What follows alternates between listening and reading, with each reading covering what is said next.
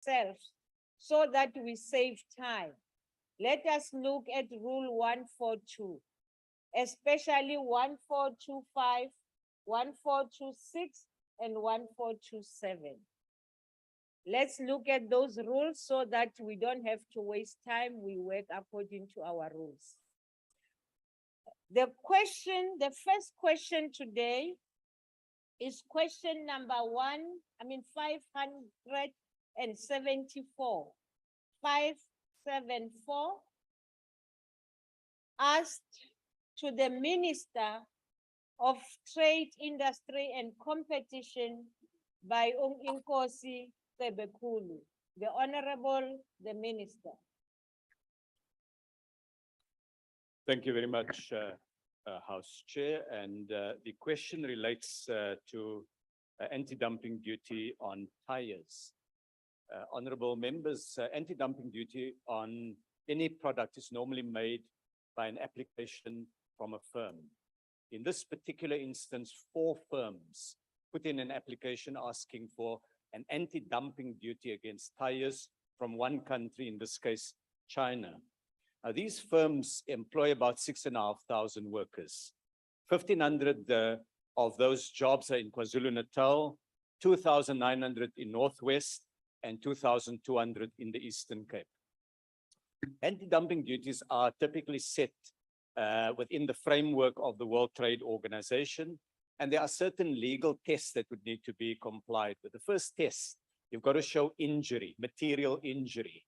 The second test is you've got to be able to show that that injury is as a result of the dumping. And dumping is defined. Dumping is when a country or a firm sells a product in another market below the normal price of that product. So that's really the background to this. Honorable member, Honorable Sebekulu asked the question whether I found merit in imposing the levy at this juncture.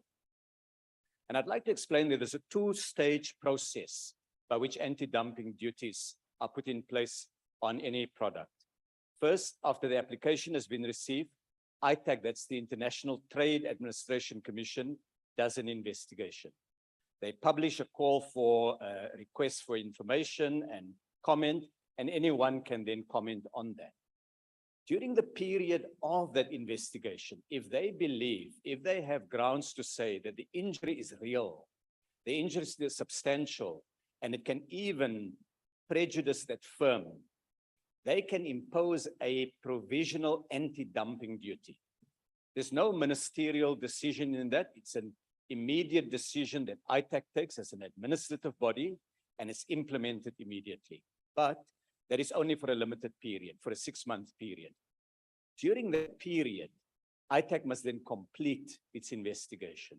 Once they've completed the investigation, they make a recommendation. That recommendation comes to the ministry, and we then apply ourselves. I have to apply myself to the facts before me, to the law, to the recommendation of ITAC, and then make a decision. So in this case, the first phase is where we are. ITAC has made a decision for an interim duty or interim anti-dumping duty that is in place. As soon as the investigation is completed, they will send the file to me with a recommendation.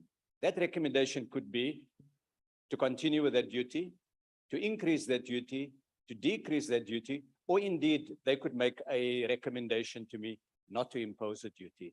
That's the point at which I then apply my mind on the matter. Thank you very much. Thank you. Mhlonishwa Inkosi Sebekulu. Thank you, Honorable House Chair. I will take the question. Thank you, Ma. Thank you, Honorable Minister. Whether the department has had any communication with the Minister of Transport and Agriculture on how the levy will affect South African consumers following reports that transportation costs will increase and truck-reliant industries will be affected. If not, why not? If so, please provide details. Thank you, Chair. Thank you. The Honorable the Minister. Thank you very much for the follow-up question. So I've had no communication with any of the ministers because at this stage, I have not yet been required to apply my mind to the matter. Typically with an application like this, there is a request by ITAC for any interested party to make representations. That is ordinarily where the information is provided. ITAC then weighs all of that up. It will get comments from a range of different institutions in the private sector, in the public sector. It weighs all of that up and it makes a recommendation. So we haven't got to the point where I need to apply myself to a recommendation from ITAC. I thank you. Thank you. The next follow-up question will be asked by Honorable Malimacho. No, thank you, House Chair.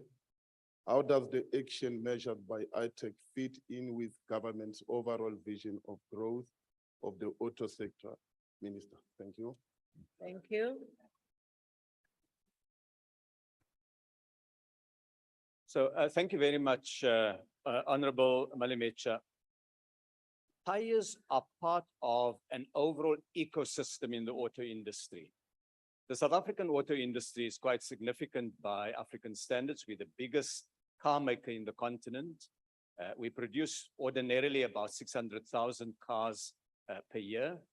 And here's the reality, whilst Africa, the continent, accounts for 17% of the world's population, we produce as a continent fewer than 1% of global cars, less than 1% of global steel output. And this is the challenge that we're grappling with, how to industrialize more of our own continent and our own country, indeed. So where we focus on in the car making industry is not just the big assembly plants, your Toyotas and BMWs and Mercedes-Benz, but it's trying to get more component manufacturing because that's really where the jobs are. There's at least a 2-to-1 ratio, probably a bit higher. For each one job in the assembly, more than 2 jobs are created in component manufacturing. Tires are clearly a critical part of it. Government has put forward a proposal to the industry. They've accepted it to deepen the level of localization of components that go into every car. That it's not only the assembly of the car, but also critically each of the components.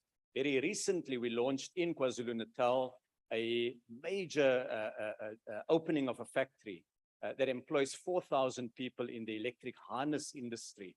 And that shows the kind of potential and opportunity there is for South Africa to really drive jobs and development through this program. Thank you. Thank you. Moruti Mishwe.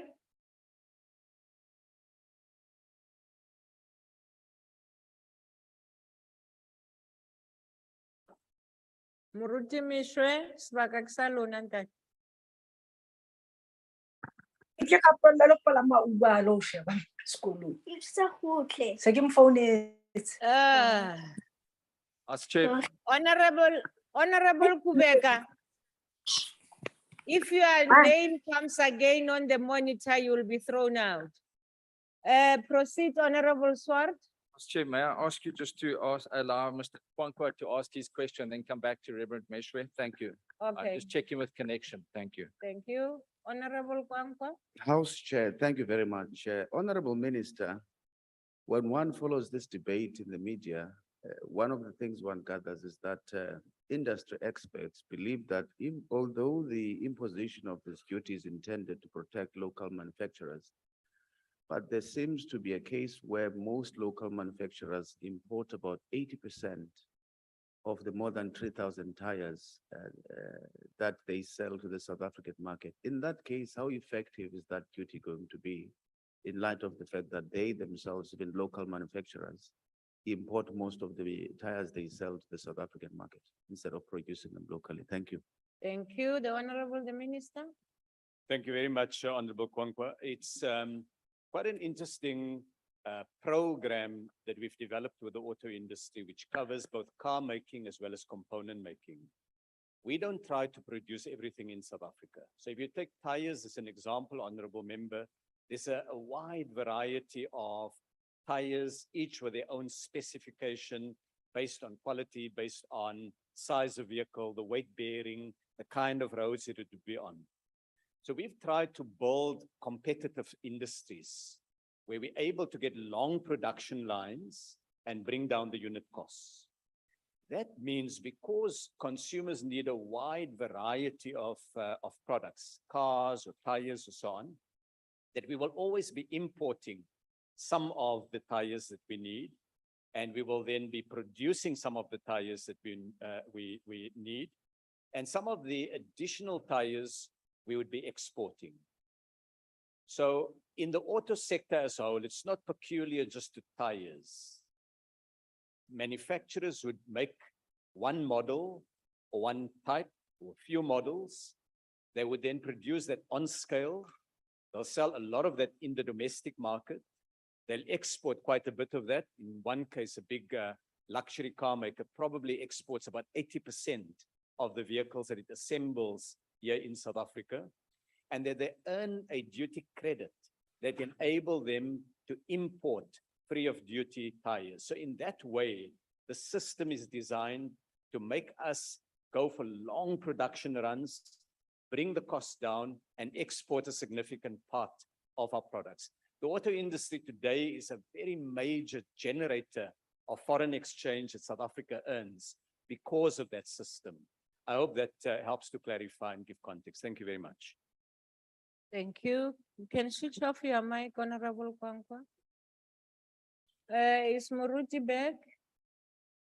You may proceed and ask the question on his behalf. Thank you, House Chair. House Chair, and thank you, Honourable Minister. Honourable Minister, one of the concerns obviously relates to safety and the tyre specifications when one looks at imported tyres and local tyres, given the earlier debate that we had about road safety and the higher number of deaths on our roads. To what degree are those specifications in order?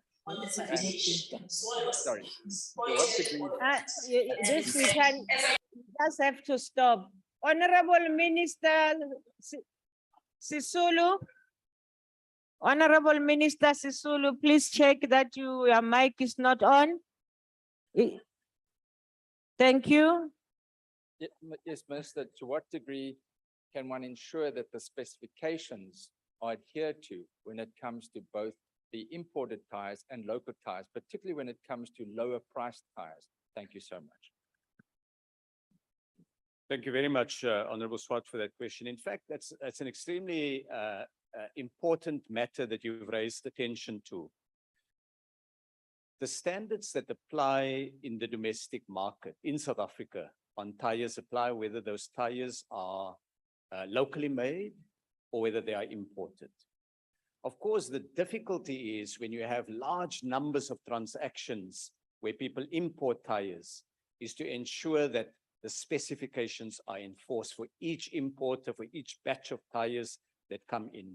And therein sometimes lies a challenge that we need to be alert to. In addition to that, there's a difference very often between new tires, retreaded tires, and second-hand tires. Of course, in our case, the trading arrangement permits the importation of new tires and retreaded tires.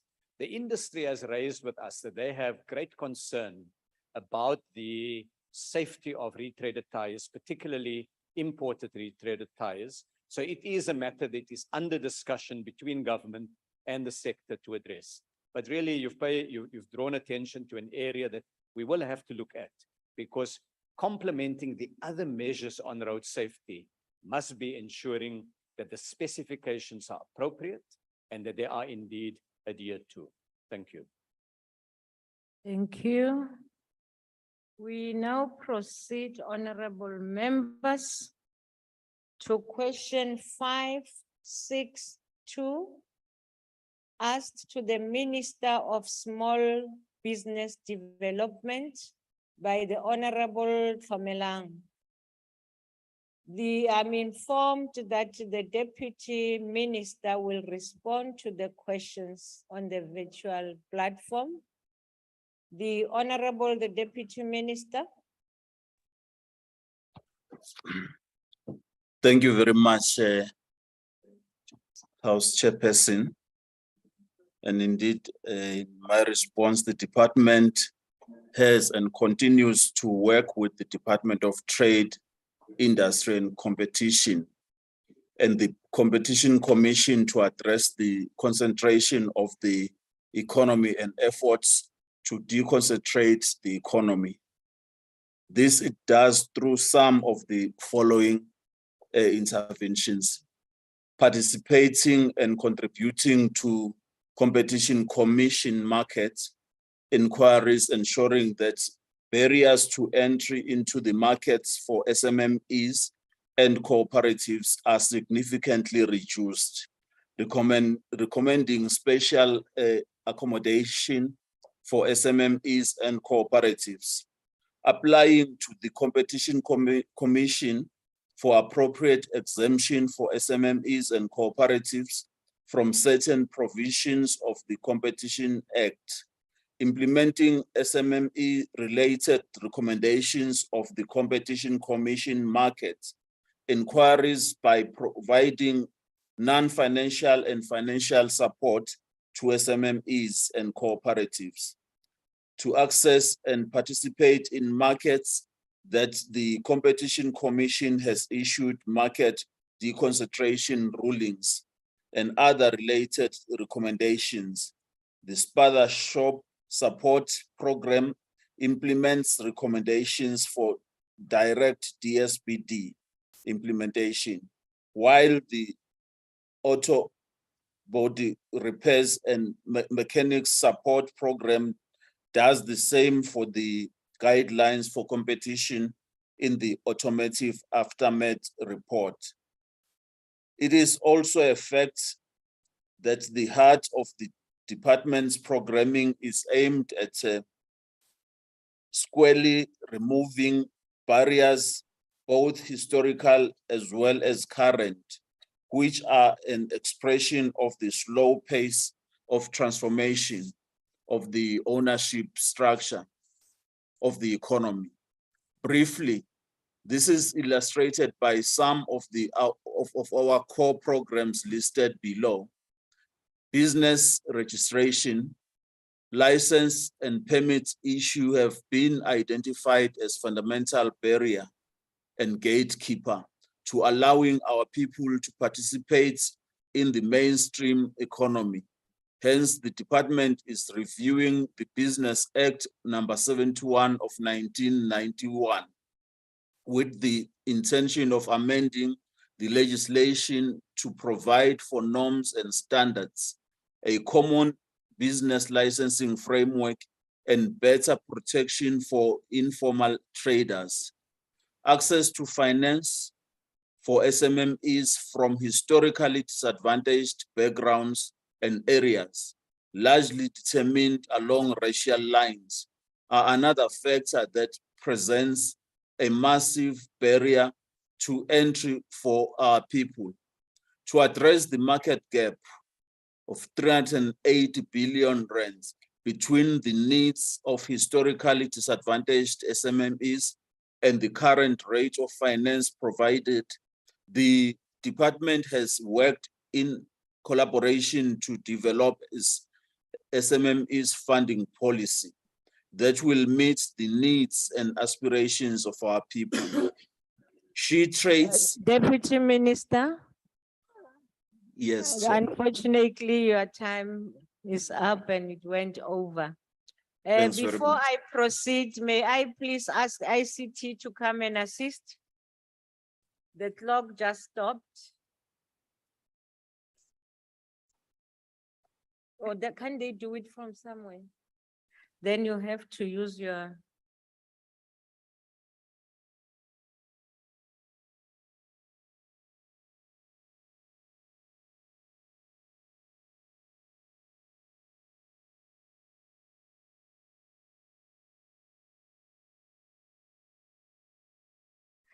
Notice, thank you. Sorry for that, honorable members. These things happen. Maybe it was affected by the load shedding outside. I'm not sure why. It just, everything went off here. We proceed now and ask the Honorable Chomelang with the supplementary question. Thank you, House Chair. House Chair, the Deputy Minister, department develop a program and a plan to reduce barriers of entry and red tape to ensure Honorable the Chomelang. development of Honorable Chomelang. Honorable Chomelang, please allow me. Honorable Chomelang, townships. please allow me. Support Honorable and Chomelang, market and the local Problem alithandi employment. ngibhekene nebulungu. Thank Honorable you, Chair. Chomelang, Anti. we couldn't hear your question. I think it's your network. Please allow me to give your question to the honorable member Faiz in the house. Honorable Jacobs. Thank you, Chair. Will the department develop a program and House plan Chair. barriers of entry and red tape to ensure that the development of small business, House Chair. especially townships, which of Okay, course, just wait, Mam Chomelang, Tlogela, refilling Tate Jacobs, your network is very bad. We can't hear you. Tate Jacobs, please start from the beginning so that the minister is able to respond. Your network is bad, sis. I'm sorry. Proceed, Honorable Jacobs. thank you, Chair. DM, will the department develop plans and programs to reduce barriers to entry and red tape reduction for small business, especially for our township Allowed. businesses, and afford markets and also local employment? Thank you, Chair. Thank you very much. Members on the platform, please switch off your mics. I know it's a problem of people who come late, they try to log and they don't check if their mics are on or off. Check them now as we proceed. Honorable Deputy Minister. Thanks, Chair. As it is evident from the information given above, the department's programs targets SMEs, cooperatives, and the informal sector. This is supplemented by the department's red tape reduction awareness program that fosters red tape awareness amongst municipalities with respect to the following good practices. The importance of improving administrative system like license and permit issues, the importance of issuing timeless building plans, approval and construction permits, the importance of expenditure management, 30-day payment and targeted procurement in supply chain and financial management functions at local municipalities. The importance of managing and timelessly addressing customer complaints, the importance of regular capacity building and upgrading skills of municipal officials. The important management resources constraints and addressing high levels of corruption and agency in municipalities. Thank you, Chair. Thank you. The next follow-up will be asked by the Honorable De Villiers. Deputy Minister, one of the biggest barriers to entry for small business is the current racially motivated BEE rules that only serve to create tenderpreneurs that win tenders based on these BEE racial rules. These tenderpreneurs typically are family members, cadres, or connections of state officials and charge massively overinflated prices, can rarely do the actual work, and then either fail in delivering on these tenders or just subcontract the actual work to small businesses that can do the work but cannot comply with the current BEE rules. Will the minister consider supporting the DA's social impact private bill that proposes to scrap all BEE requirements by repealing the broad-based Black Economic Empowerment Act and instead implement the internationally accepted Sustainable Development Goals as framework for the implementation of procurement policy, so small businesses can grow, create jobs, and stimulate the economy, resulting in better service delivery for residents and responsible use of taxpayer money? The Honorable, the Deputy Minister. Thank you, Chair. Access to finance for SMMEs from historically disadvantaged backgrounds and areas largely determined along racial lines are another factor that presents a massive barrier to entry for our people. To address this, the market gap between the needs of historically disadvantaged SMEs and the current rate of finance provided, the department has worked in collaboration to develop SMEs funding policy that will meet the needs and aspirations of our people. Thank you. Thank you. The next, yes, Honorable Macpherson. Chair, the member put a specific question to the Deputy Minister. In response, he just read the rest of his speech. Honorable member, so how the- would I know? Well, you could see it on the No, screen. how would I know So he whether he's asked a reading or specific not? Question, will he support scrapping BE? And then he just read the rest of his speech. That's not the question session. They taken. He is listening. I think they will proceed in the committee room to answer each other. Honorable members, the question by Honorable Hendricks of Al-Jama will be read by Honorable Jafta of the AIC. Honorable Jafta. Thank you, Honorable Chair. Deputy Minister, the informal economy plays a huge role as a means of survival for millions of South Africans without access to formal employment. Their desperate need to put food on the table, resulting into finding themselves in vulnerable situations, and their plight is stark reminder that the government cannot afford to ignore the need for formal support of the informal sector.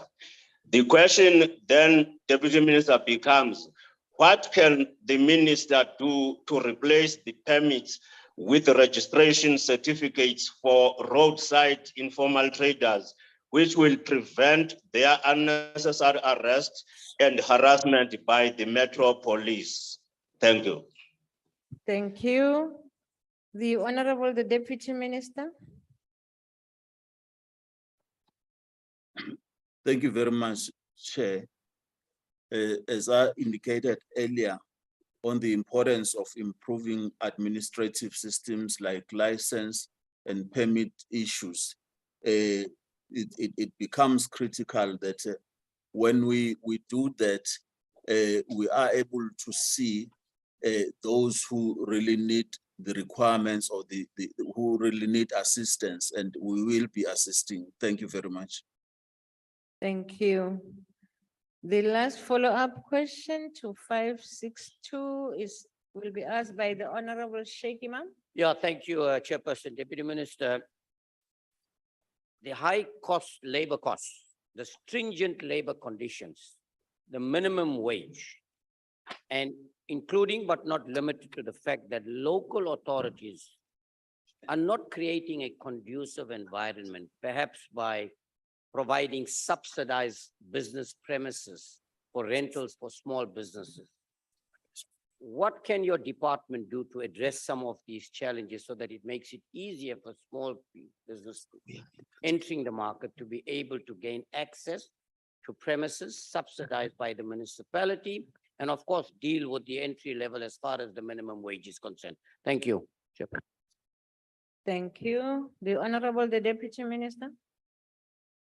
The ministry has not engaged the small business in the small business sector about bargaining councils direct, but it is participating in engagements at NEDLEC that are led by the Department of Employment and Labor, which seeks to amend certain provisions of the Labor Relations Act. I would want to end here, Chair. Thank you. Honorable members, we now proceed to question 595, asked to the Minister of Public Enterprises, by the Honorable Kachalia. The Honorable, the Minister. Thank you, Chairperson. The answer to Honorable Kachalia is that certainly these tariff increases will have an impact on various parties, but in very different ways, depending on whether residents or businesses are supplied directly by Eskim or by municipalities. Secondly, there are some elasticity studies that How have been come done. this guy is still a minister?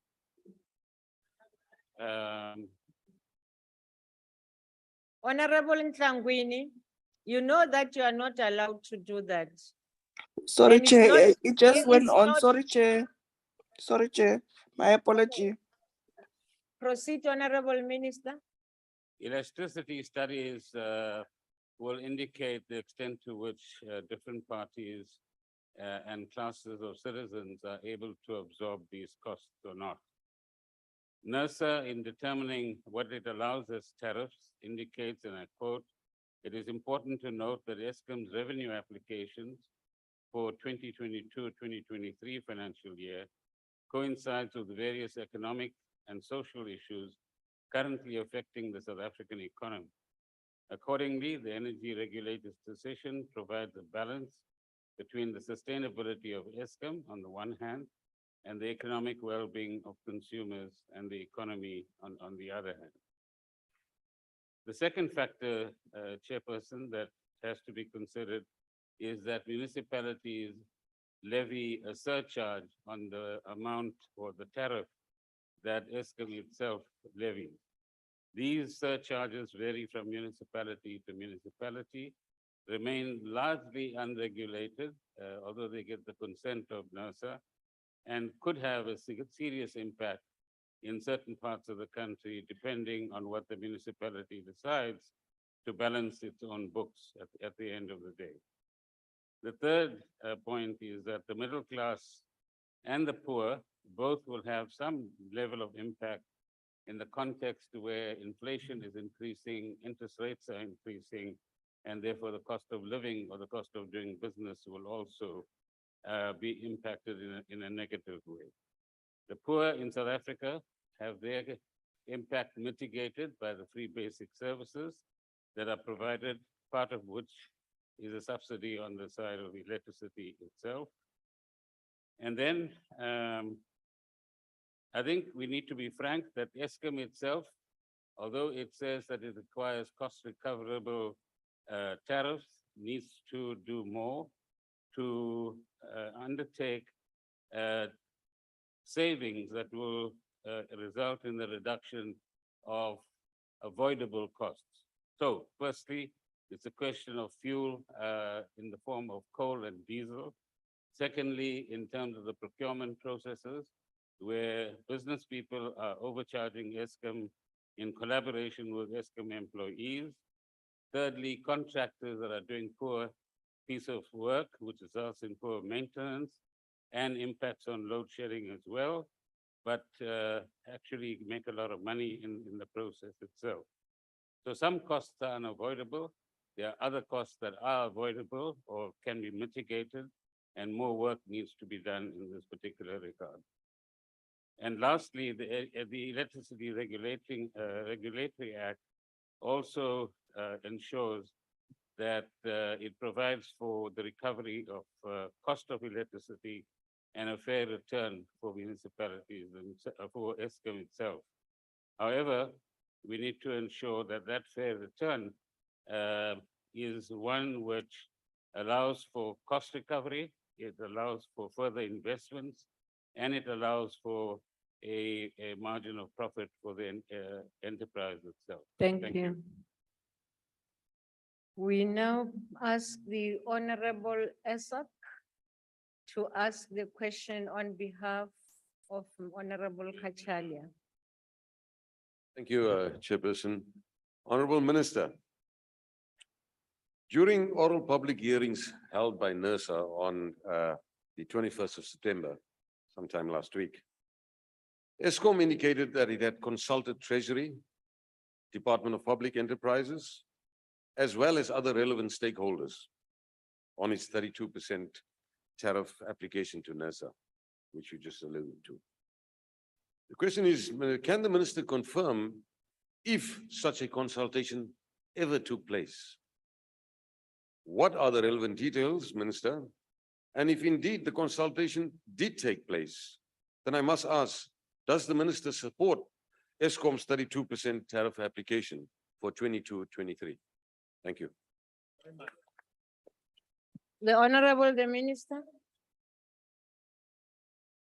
I think what's important, Honorable Isaac, is to distinguish between, let's call it the core tariff on the one hand, and the amounts that NERSA has not allowed in the past in terms of the regulatory asset account and recovery.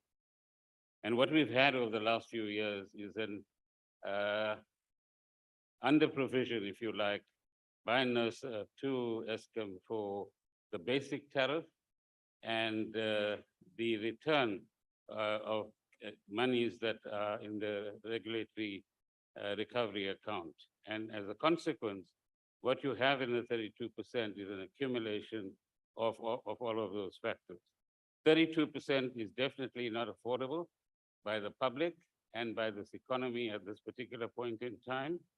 And we did this last year where we mediated, if you like, between NERSA and Eskim and found an amount less than 10% in terms of the increase at that particular point in time. But I think what is also important, Honorable Isaac, is that the kind of behavior that we've just seen by a senior councillor in the city of Cape Town, where he has had to step down from his position in the mayoral committee because of an alleged tampering with an electricity meter on his own property.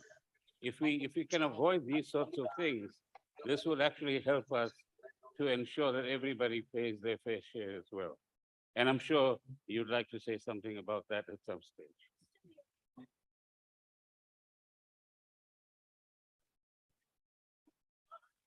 Order, honorable members. Order. Honorable members, in the rules, we talk of gestures. The gestures that I see are not parliamentary, please. Let's proceed to Ndabezitha. Wow. Thank you very much, House Chair. Mr. Minister, I intended to, in fact, the question I wanted to ask you had to do with free electricity allowance, especially for the poor. And maybe to appeal to you and government that there needs to be standardization of this. I mean, developed countries standardize the free electricity allowance for the poor. They don't leave it up to the discretionary authority of each municipality, simply because they want to provide equal protection to the poor. Because what ends up happening is that you end up with an exceptionalism where certain municipalities give higher rates and other municipalities give no rates, very low rates to nothing. But Minister, what I want to say is that, I've been reliably informed that certain privately owned establishments around the country do not ever experience load shedding, even during load shedding, not because they're backup generators, but simply because they do not. The question is a concern to say if the allegations are true, would the minister be willing to investigate that? If it's true, would he also make sure that he holds people to account for it? I can give you a name of one of the Thank establishments you, here in Cape Town. honorable member. Chairperson, the honorable member is welcome to give me as many names as he likes, and will certainly investigate that and give you a response. And both Eskim and many municipalities are precisely investigating this area at the moment, where because of tampering, because of secret deals between city officials and big businesses, including shopping malls, you are actually having an underpayment taking place, either directly to Eskim or to municipalities. As far as the free basic services is concerned, as far as I understand it, the Treasury provides for a standard amount.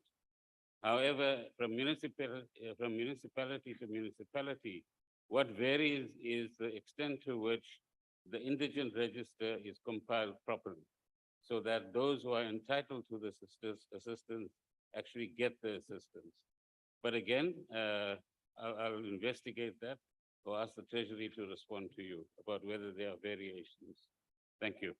Thank you. Mekomani? House Chair, I'll take the question on behalf of this. Proceed, Honorable Paulson. Minister, your response to the question so far shows how out of touch you are with the lived realities of our people. So I'm going to tell you, Minister, we had 20 days of uninterrupted load shedding, causing businesses to close and people to lose jobs and income. They are paying more for everything, and more so for the electricity than they ever had in history. In what way is any form of increase justifiable given the conditions of this country? Thank you very much, Chiefs. Thank you. The Honorable the Minister. Well, we all have different experiences of different lived realities, I suppose, and all have different ways of expressing our concerns about that. We work hard every single day with every single entity to make sure that the impact on the economy and on the people is minimized to the extent possible. Load shedding, we've exhaustively explained, is because of the history of Eskim, the malfeasance that we've seen in Eskim, and the slow rate of recovery as well. But let me give you an example, Chairperson, of work done in the last week, where both with the Department of Health and Eskim and DPE, extraordinary measures were taken to disconnect certain hospitals from the normal municipal grid so that when load shedding happens in a particular area, those hospitals are no longer load shed. So most of the hospitals that they've attended to so far, that has been possible. There's been one or two exceptions where it's not possible to disconnect them from the grid. In regard to paying more for everything, I think if all of us, wherever we find ourselves as public office bearers, whether it's in municipalities or elsewhere, whichever political party we come from, are diligent about how public funds are spent, where they are spent, and how tendering actually occurs, and what share of the tenders we get for our own pockets, we will actually have a lot of cost savings in that regard. Thank you. The last on this question will come from Honorable Groenewald. Thank you, Honorable Chair. Honorable Minister, public enterprises is usually created to bring tax relief to a country. Eskom, however, just can't seem to be run economical viable, even with bailouts to the tune of billions of taxpayers' money due to poor management, corruption, and BEE. And as you confirmed in your original answer as well, this new price structure of Eskom can be seen as the citizens of this country that now have to subsidize the ANC failure. Therefore, will the new price structure, as proposed, ensure that there will be no more load shedding and specifically no more bailouts to Eskom? Thank you, Chair. Thank you. The Honorable the Minister. There will be eventually no more load shedding once we have more megawatts connected to the system. It's not going to happen overnight, but it might also interest the honorable member and many others as well, that in 1983, under a very different government, you had load shedding in South Africa, and that load shedding led to a decision at that time to build several power stations, amongst them Majuba, Matla, and so on, which eventually were completed in the early 1990s. And those are some of the power stations that have some difficulty even today as well. So not everything is the fault of the ANC. And the bailouts that you're actually speaking about is as a result of the malfeasance that took place during the state capture period. And as we recover from that, and as we improve the performance of the plants, we will see more megawatts coming onto the system. So to be frank with the South African public, as government has said repeatedly, we could still have load shedding for another 9 to 12 months. We want to limit it to stage 2 load shedding if at all possible. And the Eskom management at a power station level needs to do more to ensure that those plants are maintained properly they run efficiently, and they minimize the discomfort and the cost for citizens and for businesses as well. And for anybody who thinks that there are instantaneous answers, like the honorable member at the back, I'm afraid there isn't one. Thank you. Thank you. Honorable members, we proceed now to question 563 asked to the Minister of Transport by the Honorable Manu. The Minister. PRASA has committed to rebuild and return to service 10 priority corridors this year. 6 of these corridors have been returned to service with varying degrees of progress in the rehabilitation of infrastructure. While the new trains have been deployed in some of the corridors, others are operating a limited service due to ongoing works in relation to signaling, overheads, electrical traction, station renovations, and track rehabilitation. New trains are operational in Mabopane to Pretoria, Salisbury to Pretoria, Cape Town to Simonstown, Cape Town to Retreat via Aflo. In some of the corridors in the Gauteng region, stations were severely vandalized, and these are still under construction to provide full operational readiness. We are on track with the commitment to return all the 10 priority corridors this year. The following lines are on track to resume services within the planned timelines. Pienaarspor to Pretoria corridor is scheduled to return to service from October. And on Monday, I will be there to oversee the starting of this line. Pretoria to Elandsfontein, the Ralla to Johannesburg, Johannesburg to Naledi are all envisaged to return to service in November 2022. Cape Town to Chris Hani, Captain's Cliff, and Umlazi, Durban. KwaMashu Bridge City are still being rehabilitated and are at various stages of completion. In KwaZulu-Natal, PRASA is recovering from the severe floods and are operating 2 corridors, KwaMashu to Dal Bridge and Tonga to Durban, under diesel traction, and 1 corridor, Ispingo to Durban, under electric traction.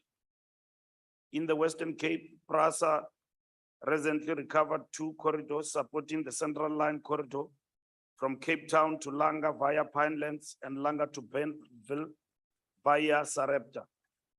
These are delays, there are delays experienced on the portion of the corridor from Langa to Nyanga. Other corridors have been prioritized for rehabilitation and recovery in the next financial year. These are Davidton, Port Germiston, Cape Town Strand, Umkomazi to Durban, Vereeniging to George Koch, Kwesine to Germiston, Springs to Johannesburg, Randfontein to Johannesburg, Catorish to Durban, and Crossmore to Durban. PRASA initiated its phase 1 security deployments to additional corridors on the 1st of June, 2022. This has allowed an additional deployment of 1,650 armed and unarmed guards in 16 corridors in Gauteng, Eastern Cape and KwaZulu-Natal as well. Phase 2 of the plan commenced on the 1st September 2022. The 2 phases have been implemented successfully, and phase 3 will commence on the 1st of November 2022.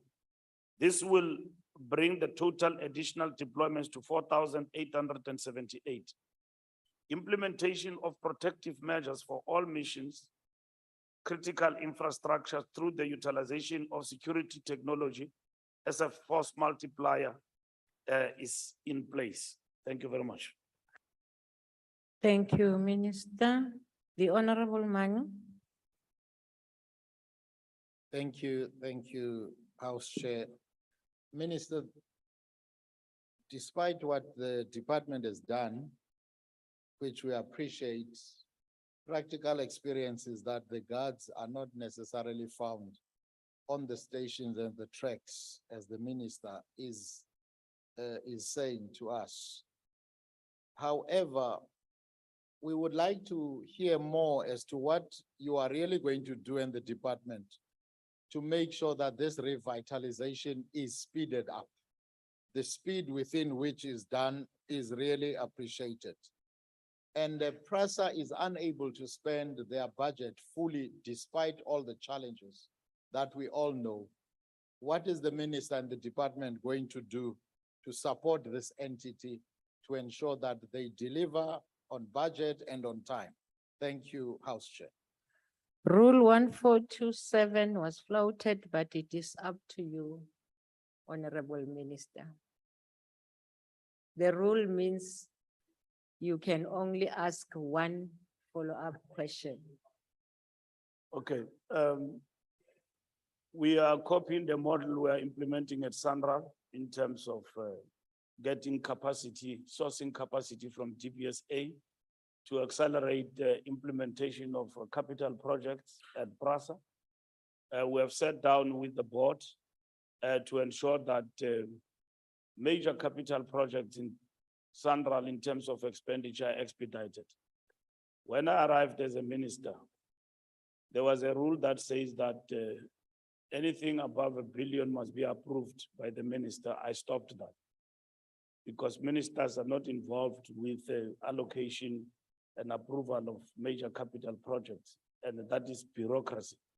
So I pushed it back to the board.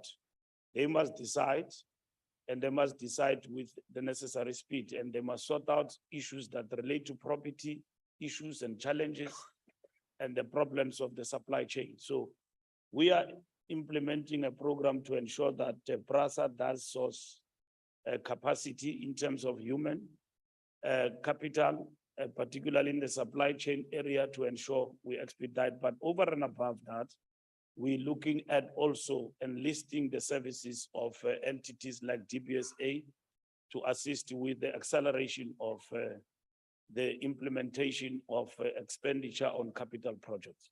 Thank you very much. Thank you, Minister.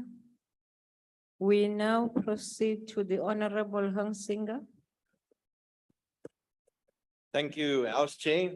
Listening to your response, Minister, your repeated admission for being responsible for exposing our infrastructure to theft and vandalism by allowing security and protection contracts to expire, and by acknowledging that you are unable to restore the railway transportation system to what we had in 2019. Could you please explain why you are considering devolving rail services, and what advantages might this have for commuters and freight lines in the near future? Thank you. Honorable Minister. In the rail policy, we are addressing the question of the devolution, which has been propagated and led by the DA in the Western Cape. And then in the rail policy, we are saying that for us to implement that, we need a rail strategy. So we are not bogged down on the debate about whether or not we shouldn't. So we are agreed it will happen, but it will be informed by the strategy, because some of the municipalities have got to answer the question of whether they have the capacity to sustain that. If a municipality informed by the devolution strategy can demonstrate that we can run trains effectively and all of that, I think we have moved away from just being married to concepts for no reason. Devolution will then kick in. And we are working on that, and we have placed that even to the country and everybody to understand that we're working on the devolution strategy for South Africa. Thank you. Thank you. The Honorable Nolshungu.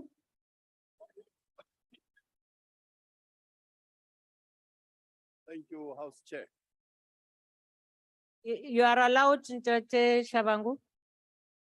Thank you, House Chair, Minister, Chair of the Portfolio Committee in absentia.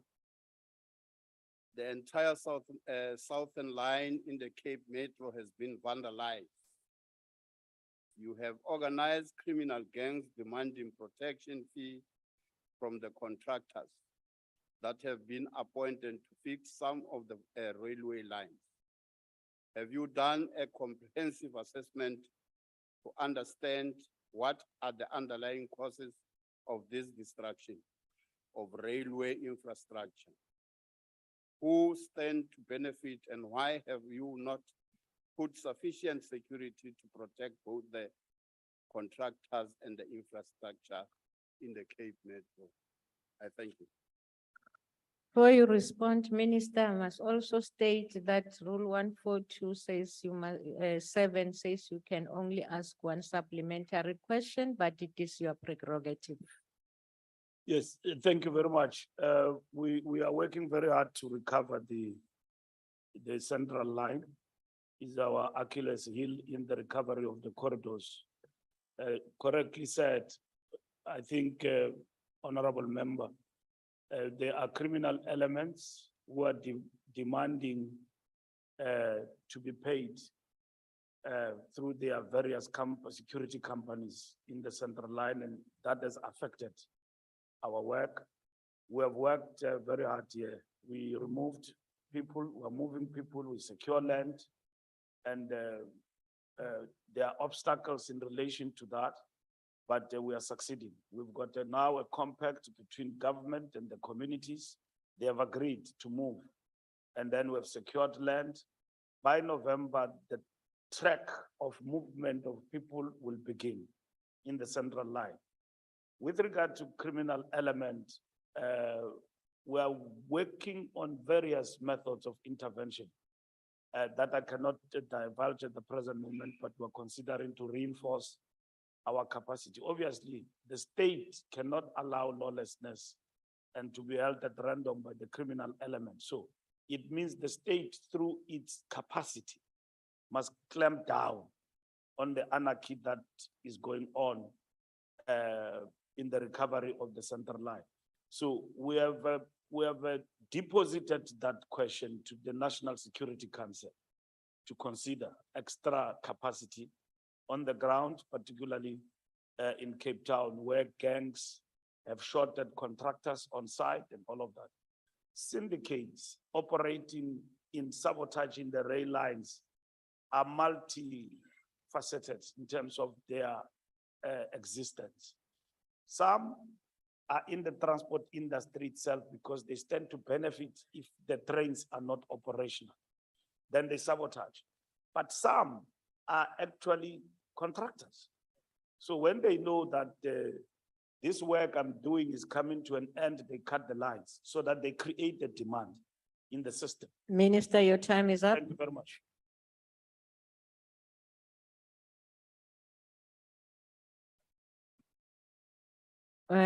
We proceed to the Honorable Heron.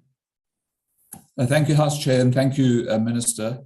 I also want to ask some questions around the central line, which at one point in South Africa was the busiest line or corridor for commuter rail, and certainly regarded as one of the most important, and it has been out of operation for 3 years since 2019.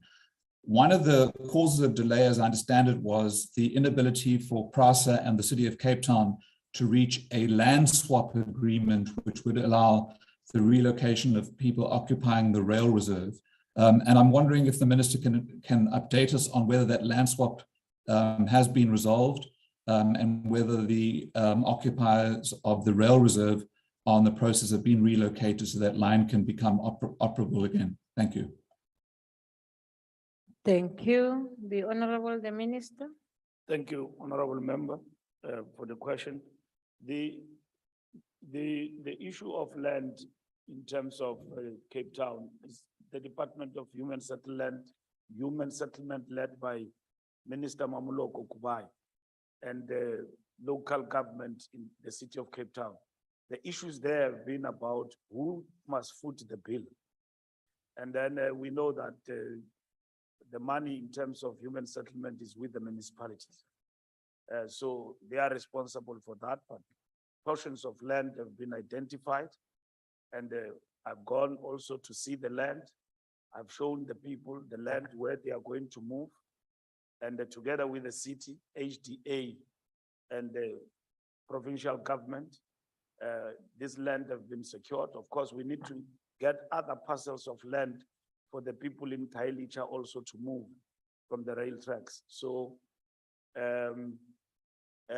we have an interministerial sort of committee that also involve local government in the city of Cape Town that oversee the implementation of moving the people from the rail tracks. Up until now, we are succeeding. We are running a service in the central line, but it doesn't go over up until Khayelitsha. We envisage that they will run a full service, 360-degree within the central line come December this year, but there have been delays in terms of land and moving people. We can't move these people because they've sort of used this thing of occupying the tracks successfully and as a bargain with government to get them where they must go before they can actually move. So we negotiate, use everything, but at the end of the day, it looks like we will succeed once the other portion of land are found and they've agreed to move from the tracks. I've been there personally talking to the people on the ground and engaging in different committees with them and getting them to agree to move. So in that direction, we are succeeding. And I'm hopeful that within a very short space of time, the full central line in Cape Town will be operational. We've got no choice. It has got to be operational. Thank you. Thank you. As we proceed, we go to question 610, asked by the Honorable Heron to the Minister of Public Enterprises. The Honorable, the Minister. Chairperson, South Africa has committed to addressing the issue of climate change in a very dedicated way. And similarly at COP26, it presented a very ambitious nationally determined contribution in terms of reduction of carbon emissions. So there are two processes that flow from this commitment. The first is the decommissioning of coal power stations over the next 30 years. And the second is to ensure that this process follows a just path, meaning justice and fairness for communities, for workers at power stations, and workers at coal mines. The just transition process is one which must ensure that nobody is worse off than before. But secondly, must also ensure that current workers, for example, at power stations, must undergo reskilling, and new entrants into the workforce must be trained for what is going to grow in our economy as a percentage of the economy, which is the green economy. Similarly, there will be new industries that will be developing, as my colleague Minister Patel will tell us. Those new industries could be green hydrogen, manufacturing of wind turbines, manufacturing of PV panels, and so on. And a new workforce with new sets of skills and new sciences need to be introduced into the South African economy. All of this requires that training becomes a centerpiece of what Eskim does and the country does as part of the just energy transition. And the partnership with the Cape Peninsula University of Technology and Eskim is one example of what needs to be done. The second is to revitalize the Eskim Academy, which has fallen into disuse. And thirdly, a special facility that is being created at the Komati Power Station, which will be decommissioned shortly, which will also train workers and the local community on site, so to speak, at Komati itself. So training and these sorts of examples will become even more common and wider as an important part of the just energy transition. Thank you. Thank you, the Honorable Heron. Thank you, House Chair, and thank you, Minister, for the detailed reply. Obviously, the most pressing priority for South Africans right now is a stable electricity supply, and as soon as possible. And the partnership between Eskim and Cape Peninsula University of Technology is, I would say, I imagine, part of the longer term vision of ensuring that the reskilling of workers takes place as power stations are decommissioned.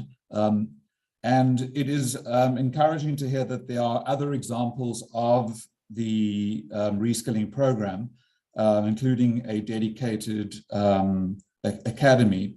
So I think the question that wasn't properly or clearly answered was whether Eskim is now fully engaged in preparing its employees and those involved in the generation of power for the transition to renewables and other forms of energy or energy generation as we start the decommissioning of power plants, so as not to allow this to be a transition that happens without justice. Thank you. Thank you. Honorable Minister. Chairperson, the answer to Honorable Heron is yes. Eskim is already doing that, and it's happening on a much wider basis as well. And we certainly agree that everything must be done to ensure a stable supply, but even more importantly, energy security in South Africa. The CPUT partnership and the academy and the training that is happening and will be happening shortly at Komati are all parts of two processes. One, the just energy transition process and preparation for that. But the second is also upskilling current operators within power stations to provide them with coaches, to provide them with mentors, but at the operating level to make sure that as rapidly as possible, the previously experienced people and people who worked at the academy are reinstated, and that the courses that used to be operated at the academy are reintroduced sooner rather than later in order to upgrade the skills of current operators within the power stations so that we can get more in terms of the available energy from the current plant. Thank you. Thank you. The next follow-up will come from the Honorable Malinga. Thank you so much, Honorable House Chair. Minister, good afternoon. Seeing that labor unions had indicated their opposition to the just energy transition and the unbundling of Eskom as precursors to full job losses, how will the initiative to retrain and reskill workers save and provide better jobs at Eskom? And what will be the impact of such retraining initiatives on the jobs that exist today in the mining industry? Thank you, House Chair. Thank you. The Honorable Minister. Honorable Malinga and Chairperson, the unions are both in favor of, and some are opposed to, what we call the unbundling and the just energy transition. But at a plant level, there is intensive consultation going on, both in terms of the unbundling process, but also in terms of preparations for the just transition process itself. I think it's important for the country to realize that will include the unions and the public at large and the communities around power stations, that we are living in a fast-changing world, although it has its hiccups as a result of the war in Europe, that climate change is a reality. We've seen it in KwaZulu-Natal, we are seeing it in other parts of the country, and indeed in other parts of the world, that changes in the energy terrain are going to become increasingly important for South Africa to adapt to. And South Africa is totally committed to the just energy transition process itself. And that involves creating more jobs in new sectors like the green economy, the reskilling that I've just mentioned earlier on, and to ensure that there's a continuation of employment in one form or another for current workers both at power stations, but also in the mining industry itself. The new green industries that are going to develop and grow, as I indicated earlier on, are going to be an important part of introducing a new growth dynamic in our economy and will change the character of our economy over the next 10 to 15 years. And we've got to prepare for that reality in terms of new jobs, new investments, and a new way of doing business in South Africa. So the private sector, let alone Eskim and government, Honorable must the also Minister. play its part in this regard. Thank you, Chair. Thank you. We proceed and invite the Honorable Maute for the next follow-up question. Chairperson, I'll be taking it on behalf of the Honorable Mayor. Minister, you speak about what we're going to do sometime in the future.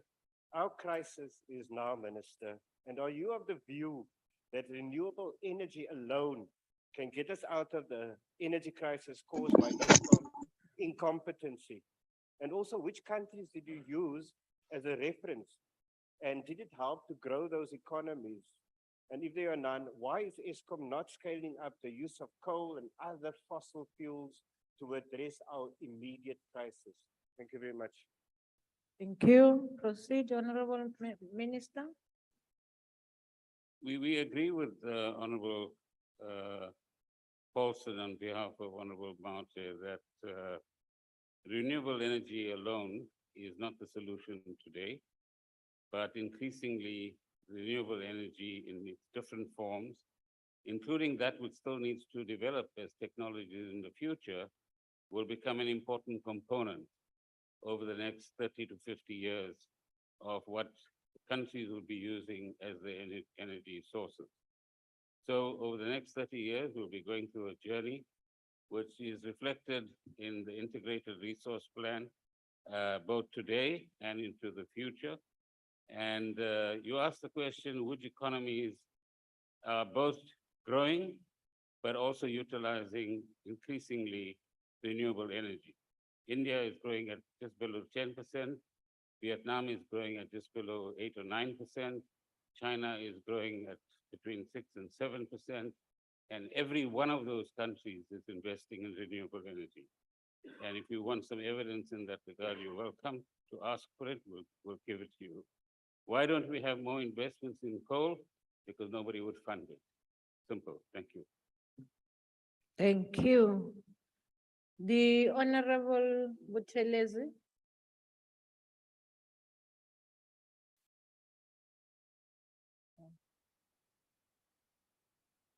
I missed the initials. I don't know. There are two Buthelezis. It goes Buthelezi. Thank you, Honorable Chairperson. I think they have a challenge on network.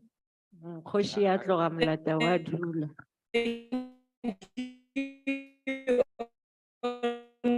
Wena mang, who's that? I will tell it. Majozi, ima kancane, asikuzwa nakancane sis. Asikuzwa. It's EM. It's EM, yes. Yes, but you have a network problem. Can you allow Ubabu Stole in the house to take the supplementary question? As I you have, started- Honorable Chair. Yes, I have. Okay, you can proceed now. I can hear you. Proceed. Mama Josie. Can you hear me now? Can you hear me now, Chairperson? Aye. Kiala sis, kiala. Puma Can lapho Ubabu the Honorable Sitole take the question, please, in the house? That's what I was suggesting to you. Honorable Stole, job is cut up. Thank you, Honorable Chairperson. Honorable Minister, considering that transitionally to renewable energy is a national aim, why did this department not initially roll out a national or blanket program to upscale and capacitate the generating unity of any already suffering Eskom and simultaneously attend to the severe skills deficit that enterprise is experiencing. Thank you. Thank you. The Honorable, the Minister. Honorable Secretary, I've just outlined a number of measures, including partnerships with universities, the revitalization of the Eskim Academy, and programs at Komati itself. And I'm sure there are many tertiary institutions that are also training a new brand of- Honorable Minister, please don't take it that you are talking to him, he's closer to you. We want to hear you. Yeah, we both come from KwaZulu Natal. you see, so- Okay, So let me repeat, Chairperson, that I've already indicated that there are partnerships with tertiary institutions, the revitalization of the Eskim Academy, the training center at Komati, and there are many other institutions that are providing similar training as industry is itself. So as the sector grows, innovatively, this program that you speak of will grow, and it will certainly become an important part of upskilling our younger people, but also older workers in a new set of skills that will enable them to keep their jobs into the future, which is what we all want. Thank you. thank you. We now on question number 555. Asked to the Minister of Public Works by the Honorable Ntobongwana. The Honorable, the Minister.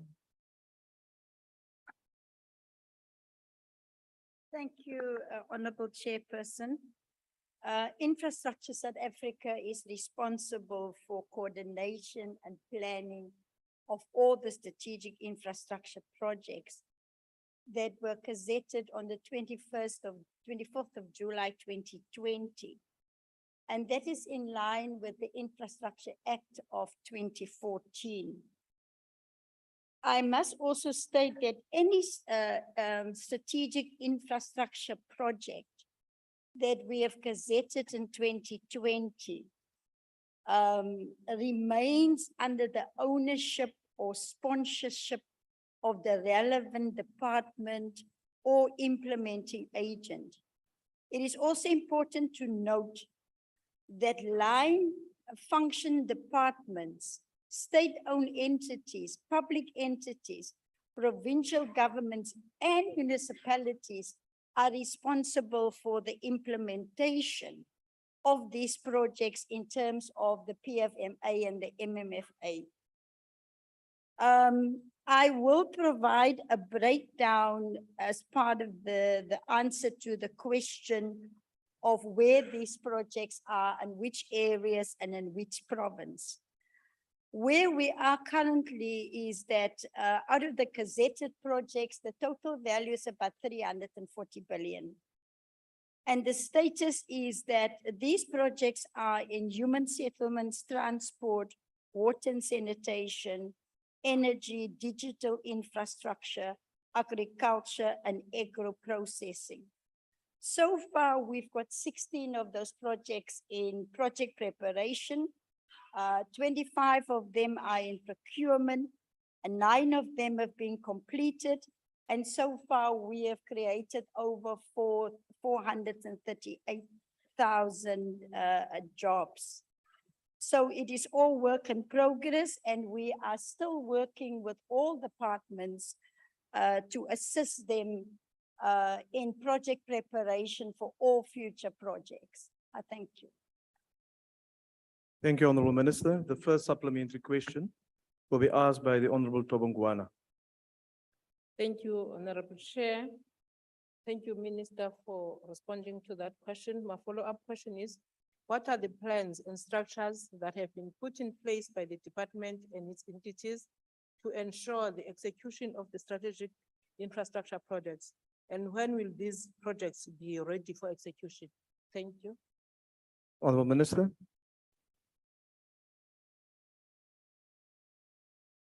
Thank you, Honourable House Chair. Like I've said, they are all in various stages of implementation. Some of them are in procurement, some of them are in project preparation, some of them are completed.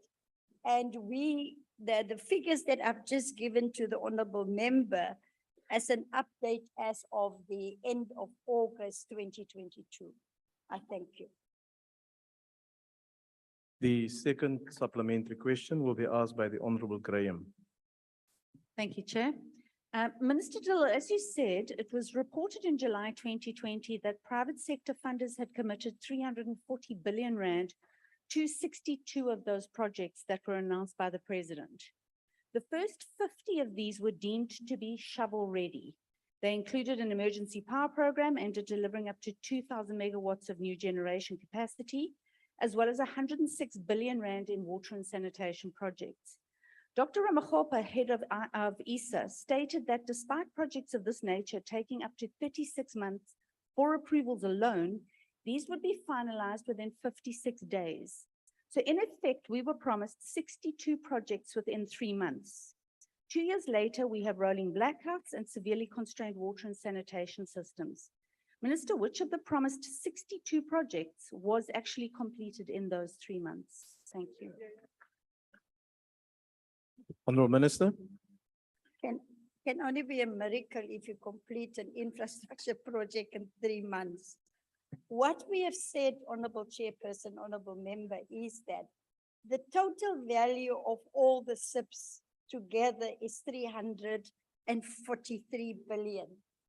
What we are reporting on today is that out of the 340 billion, so far we've been able to raise funding to the value of 238 billion. So I think it's just a misunderstanding, but the total value of all the SIPs together is 340 billion. I thank you. The next supplementary question is to be asked by the Honorable Sowisa. Thank you, House Chair. Minister, in May this year, it was reported that almost a quarter of South Africa's 340 billion worth of strategic infrastructure projects have been delayed or put on hold because of load shedding. How much of the projects allocated to ISA have been delayed or abandoned because of load shedding?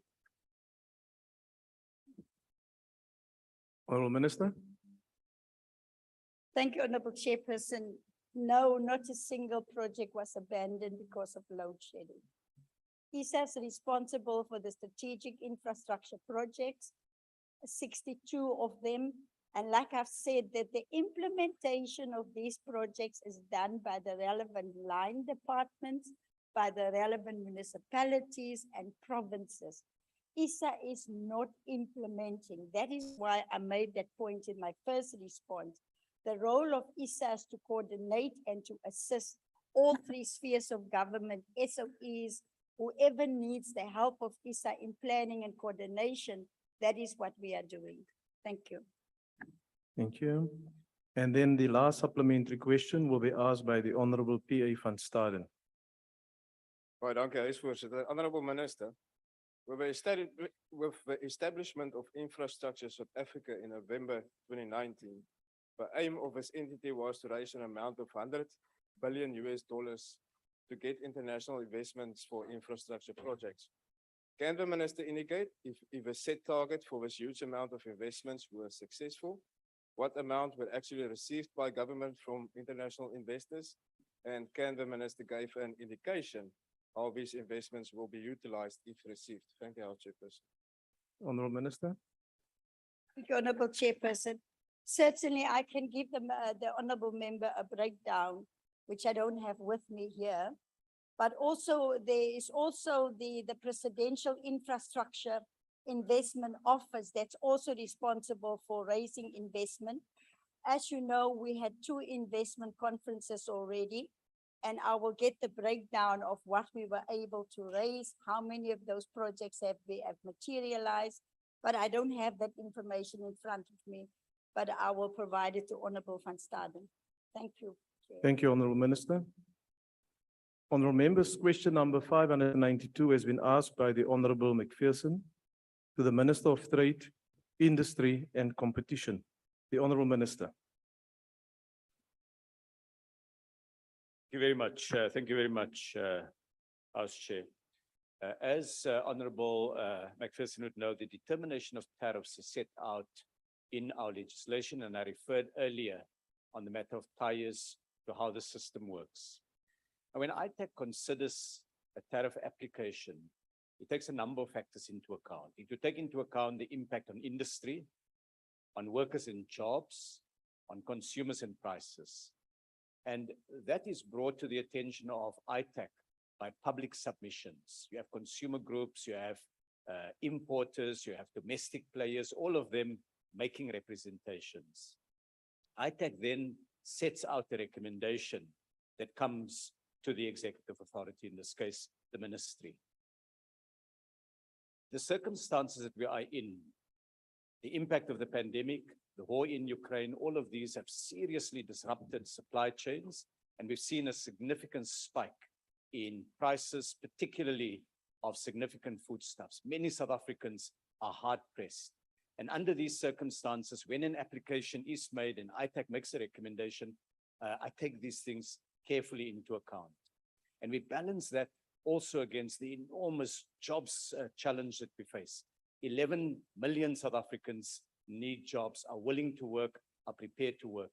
And we've got to be able to do everything possible to retain those jobs. Tariffs play a role in protecting those jobs. Just in the food sector alone, if you take the food value chain, significantly more than 1 million South Africans are directly employed in agriculture, in food production. In addition to that, I should point out the importance of food security. Countries generally take permissible measures in terms of the global rules set by the WTO, as well as the domestic rules, to ensure that countries have a domestic supply of food.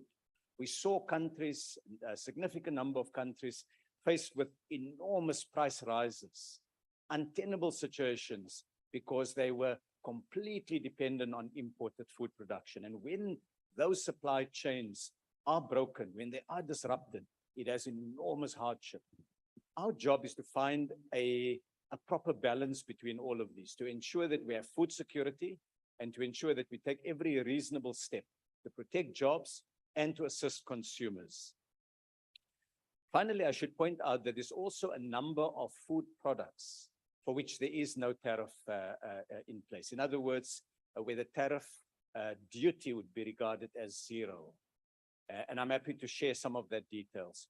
So if we take all of this into account, what the job of governance entails, which is to balance carefully all of these considerations to make sure that we don't put many, many more jobs at risk and that we have food production in South Africa, we've tried to take that balanced position. I've had applications come through with recommendations from ITAC. I've had to carefully consider those. In one instance, I've had to postpone the implementation date in order to take into account the challenges that ordinary South Africans face. Thank you. The first follow-up question will be asked by the Honorable McPherson. Thanks, Chair. Minister, in April of this year, the DA called on you to suspend tariffs on poultry as the cost of living crisis starts to take hold. Because we know that chicken is the cheapest form of protein for millions of people in this country. On the 21st of May, in this house, seated where you are, I again asked you if you would suspend tariffs on poultry to assist people who were struggling to put food on the table. You responded by saying this would be, and I quote, an extreme move, and your approach, and I quote, was more balanced and more mature. 9 weeks later, you tore up your talking points and did what you said you wouldn't do. You suspended poultry tariffs for 12 months.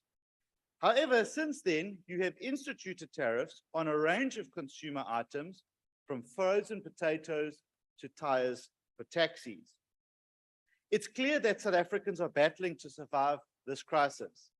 Will the minister commit to review all tariffs on food and consumer items with a view to possibly suspend those tariffs for 12 months, like he did with poultry this year? And if not, why does he believe consumers should continue to pay more because of his protectionist policies? Thank you. The Honourable Minister. Thank you, Chairperson. Let me perhaps start with a basic lesson in education. Let's try to educate Honourable Macpherson in how the world really works and how our law works.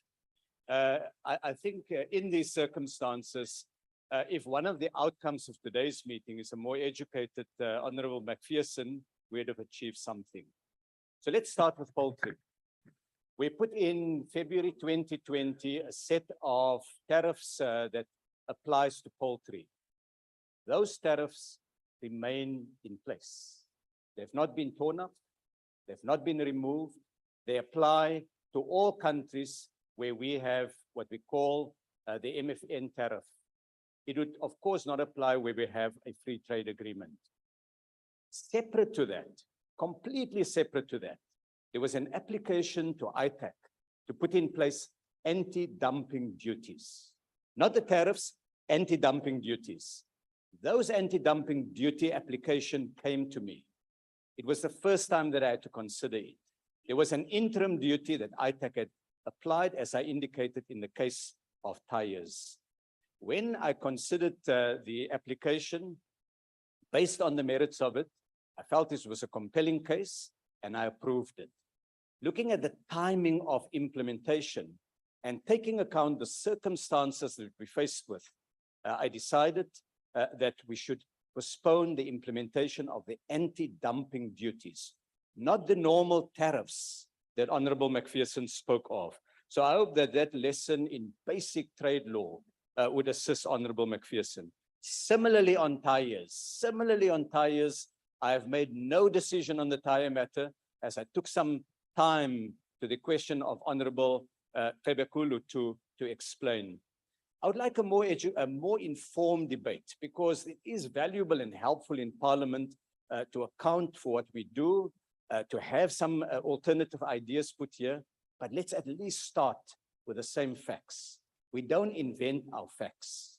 We can have the liberty of drawing our own opinions, but we can't invent our own facts. Thank you very much.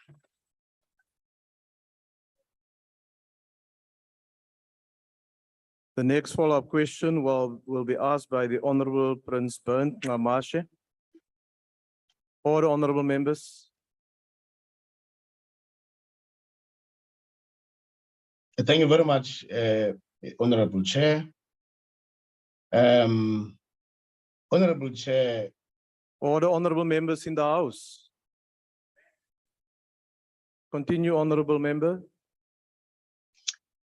Thomas Sankara once retorted, Honourable Chair, he who feeds you controls you. The effects of COVID-19 and the impact of the conflict between Ukraine and Russia has had a negative impact on the price of goods. And this has shown how important it is for nations to be self-sustainable and not dependent on imports. Now, the question I have to the Honourable Minister, what measures are in place to protect local industries, particularly those in the food production sector, so as to ensure preservation of jobs and ensure the self-sufficiency, as well as protecting the sovereignty of the country? Thank you, Chair. Thank you, the Honourable Minister. Well, thank you very much, Honourable Burns Ngamashi, for the question.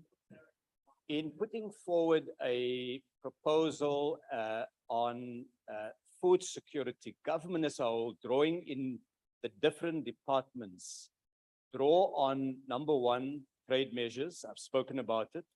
And trade measures can do one of two things. We can increase tariffs that can provide some support. We can decrease tariffs, which can enable prices to stabilize. And it's getting that balance right. The second part of what we do is to provide industrial funding to small scale food producers. They achieve, we hope, the kind of competitiveness that can give us the food security we need. The Industrial Development Corporation has those programs. The National Empowerment Fund has those programs. The third leg of what we do as government is to try to access additional markets. South Africa would never be 100% self-sufficient in every product. These are functions of climate, they're functions of economies of scale. There are many different factors that determine this. But we want to be able to be a significant and serious food producer. So in the Southern African area, for example, about my team has done a calculation and they tell me it's about 99% of tariff lines have no tariffs in place for trade between fellow African countries. And that would be the 15 other countries in SADC, in the Southern African Development Community. We have a free trade agreement with the European Union, which also covers a significant number of products that are duty-free.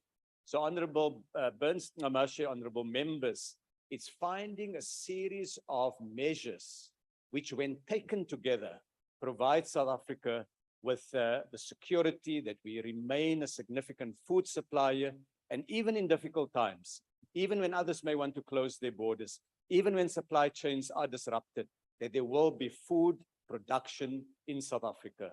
Thank you very much. The next follow-up question will be asked by the Honorable Chwaku. Thank you, Chair. I'll take it on behalf of Honorable Chwaku. Minister, our question is quite the opposite of what the DA asks, really.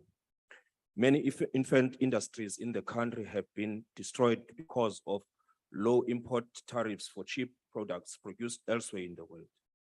The dairy industry, the chicken industry, and the textile industry are typical examples of how lack of protection for our own industries lead to their destruction and loss of jobs. In light of the immense pressure on our economy at the moment, have you considered increasing the tariffs to protect some of our infant industry? If so, what are the relevant details? The Honorable Minister. Thank you very much, Honorable Chwaku. I think you point correctly to a big challenge that countries have, and that is around food security. And I would say, in fact, that there's a range of other products like healthcare. In the middle of the pandemic, we found that it was difficult to access face masks, hand sanitizer, ventilators, and so on. And South Africa needed to repurpose its own industrial capacity to be able to manufacture that. Now, tariffs play a role. But if we simply increase tariffs to the highest that is possible, we also remove the opportunity and the incentive for companies to innovate, to become more competitive, to offer products to the South African consumer at prices that are reasonable. So I think the point that Honorable McPherson made earlier about the negative impact of tariffs, if taken too far, his point would be right.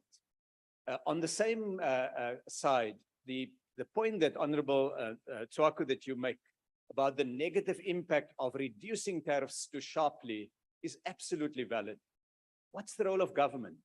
It's to find that balance between all of these, to look at the facts, to look at the detail, to see the number of jobs that are involved, to see how critical that product is in feeding the nation or providing health to the nation, and then based on the evidence and the law to make those decisions. That's what we do. So we don't favor that we simply become absolutely protectionist on everything. It's that careful balancing act that represents what we do. But it's within a strategy that must drive industrialization and must wean ourselves away and shift Africa's course, where Africa is an exporter of raw material and an importer of consumer goods. That needs to change. That's a neocolonial legacy. That's what we must break. And that's what our industrial and our trade policies are designed to do. Thank you very much. The last supplementary question will be asked by the Honorable Sheikh Imam. Thank you, Chairperson. Minister, good point. During the days of apartheid, we manufactured everything to beat sanctions. Today, we have the entire country, but we're importing almost everything. To such an extent, most of the industries are shutting down. Look at the confectionery industry, how they are affected by the free sugar-free duty on sugar from Eswatini and others. What measures can your department put to ensure that we become more productive and self-sufficient in this country and limit the imports into the country, particularly for goods that we can manufacture and boost economic growth and job creation in South Africa? Thank you. Honorable Minister. Thank you very much for that question, Honorable Sheikh Imam.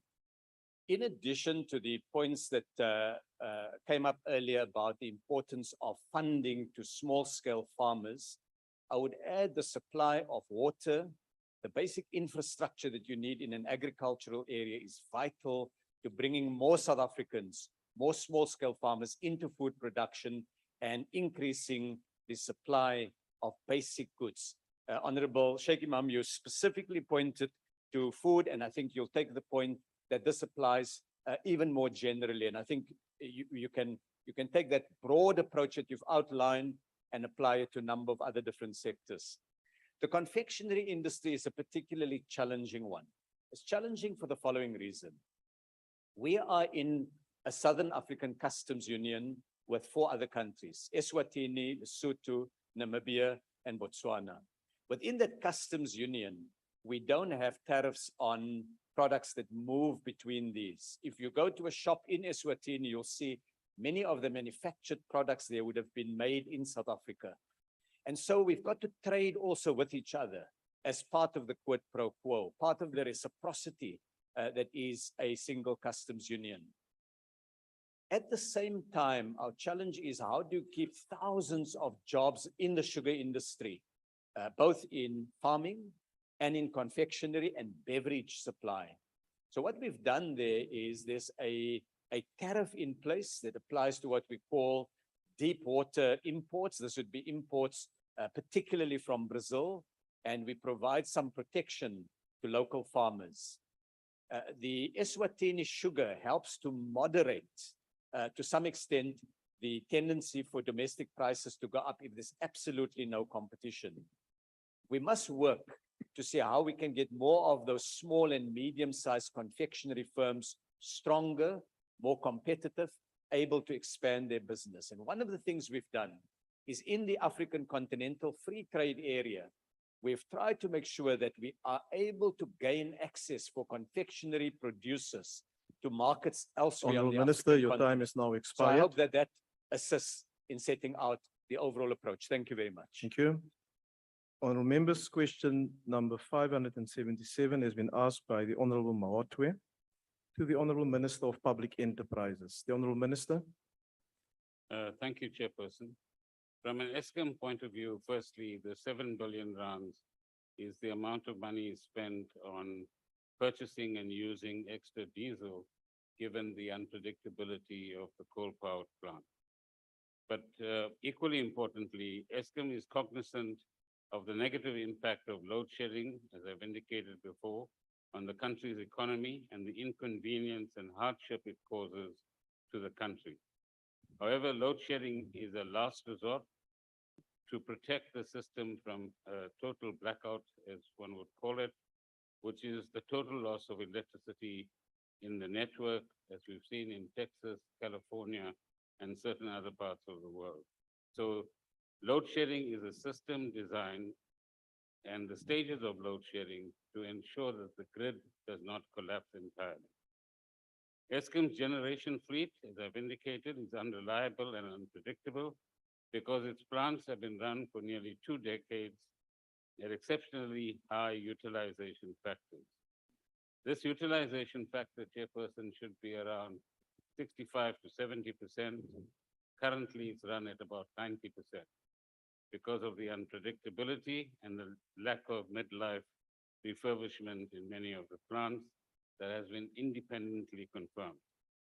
There's also been insufficient investment in maintenance and, as I said, midlife refurbishment because of inadequate capacity and years of tariffs that were not reflective of prudent and efficient costs, and of course the malfeasance that we've seen in the recent past. The delay in completion of Medupi and Kusile and the poor performance at Medupi and Kusile have also been negatively impactful on Eskim's generation capacity. Together with inadequate capacity in the system, the unreliability and unpredictability have led to load shedding, and it means that the risk of load shedding remains if there are more breakdowns than predicted in the base planning scenarios. And as I indicated, the 7 billion rand was spent on procuring diesel for the open cycle gas turbines or the OCGTs. Without the use of these, the stages of load shedding would have been more severe. Despite Eskim's plans to improve performance, the factors mentioned above mean that a sustained end to load shedding cannot be achieved overnight, as I indicated earlier as well. This requires both an improvement in the reliability and predictability of Eskim's fleet, but above all, as has been said in the year 2000, an additional 4,000 to 6,000 megawatts is necessary to give it the space to do the necessary maintenance. An improvement in the reliability and predictability of the fleet requires adequate financial resources, some of which, Chairperson, we must be frank, can be reclaimed from the losses, the theft, and the overpricing that currently occurs between Eskom and its various suppliers. To achieve this, Eskom is driving a generation turnaround program that focuses on strategic initiatives. I mentioned training earlier on, competency development, technical excellence, and better management of supply. Finally, due to the high level of load shedding experience, the President announced the establishment of the National Energy Crisis Committee, or NECOM, on the 25th of July this year to oversee the implementation of an integrated action plan to end load shedding and achieve energy security. This committee and its technical arm is hard at work to ensure that we more speedily attend to, on the one hand, the load shedding and better performance of Eskom, and on the other hand, the addition of additional megawatts into the system through renewables and other sources. Thank you. Thank you, Honorable Minister. The first supplementary question will be asked by the Honorable Mawatwe. Thank you, Chair. I'll take it on behalf of Honorable Maute. Minister, from your response and what is currently happening, we doubt that load shedding is the last resort, as clearly yours is to privatize all state assets. Mr. Jamlandas, your guy, the Reite, has been at Eskom for almost 30 months. And during this period, we have seen the worst load shedding ever in this country. He has on various occasions referred to Eskom as a dead horse and made public pronouncements that seems to promote independent power producers and not really concerned to address the challenges that are faced by Eskom. Minister, what logical explanation can you provide for continuing to support and protect this seemingly incompetent CEO? And why do you think he's the right person to turn around Eskom despite his public pronouncements on independent power producers? Thank you. The Honorable Minister. Thank you, Chairperson. You know, Chairperson, there comes a time when one hopes that members who are supposed to be called honorable operate with some dignity and with some respect to each other. And what one hears constantly from certain people in the House is insult and all sorts of remarks that have no place here. Having said that, there is a continued... Honorable Minister, why do you want to be recognized, Honorable Member? Chair, the minister was asked a question, instead he wants to come and dictate to us how we must. No, Honorable Member, that's not a point of order. Take your seat. Continue, Honorable Minister. I am responding to the question, Chairperson. There is also a repeated narrative put out there, which is a false narrative. To put it more simply, it's a lie. To put it even more simply, it's misleading to the South African public. And to put it even more simply, it's just political gymnastics at this point in time. There is no intent to privatize anything in Eskom. There is every intention to ensure that where it is appropriate, the private sector will get involved, such as investing in the generation arm, so that we have more megawatts on the system. We will soon announce, as we've said a few days ago, a new board. That board will review the entire management system and the management of Eskom. It will also review the current operations of Eskom and make the necessary recommendations in respect of any changes that need to be made.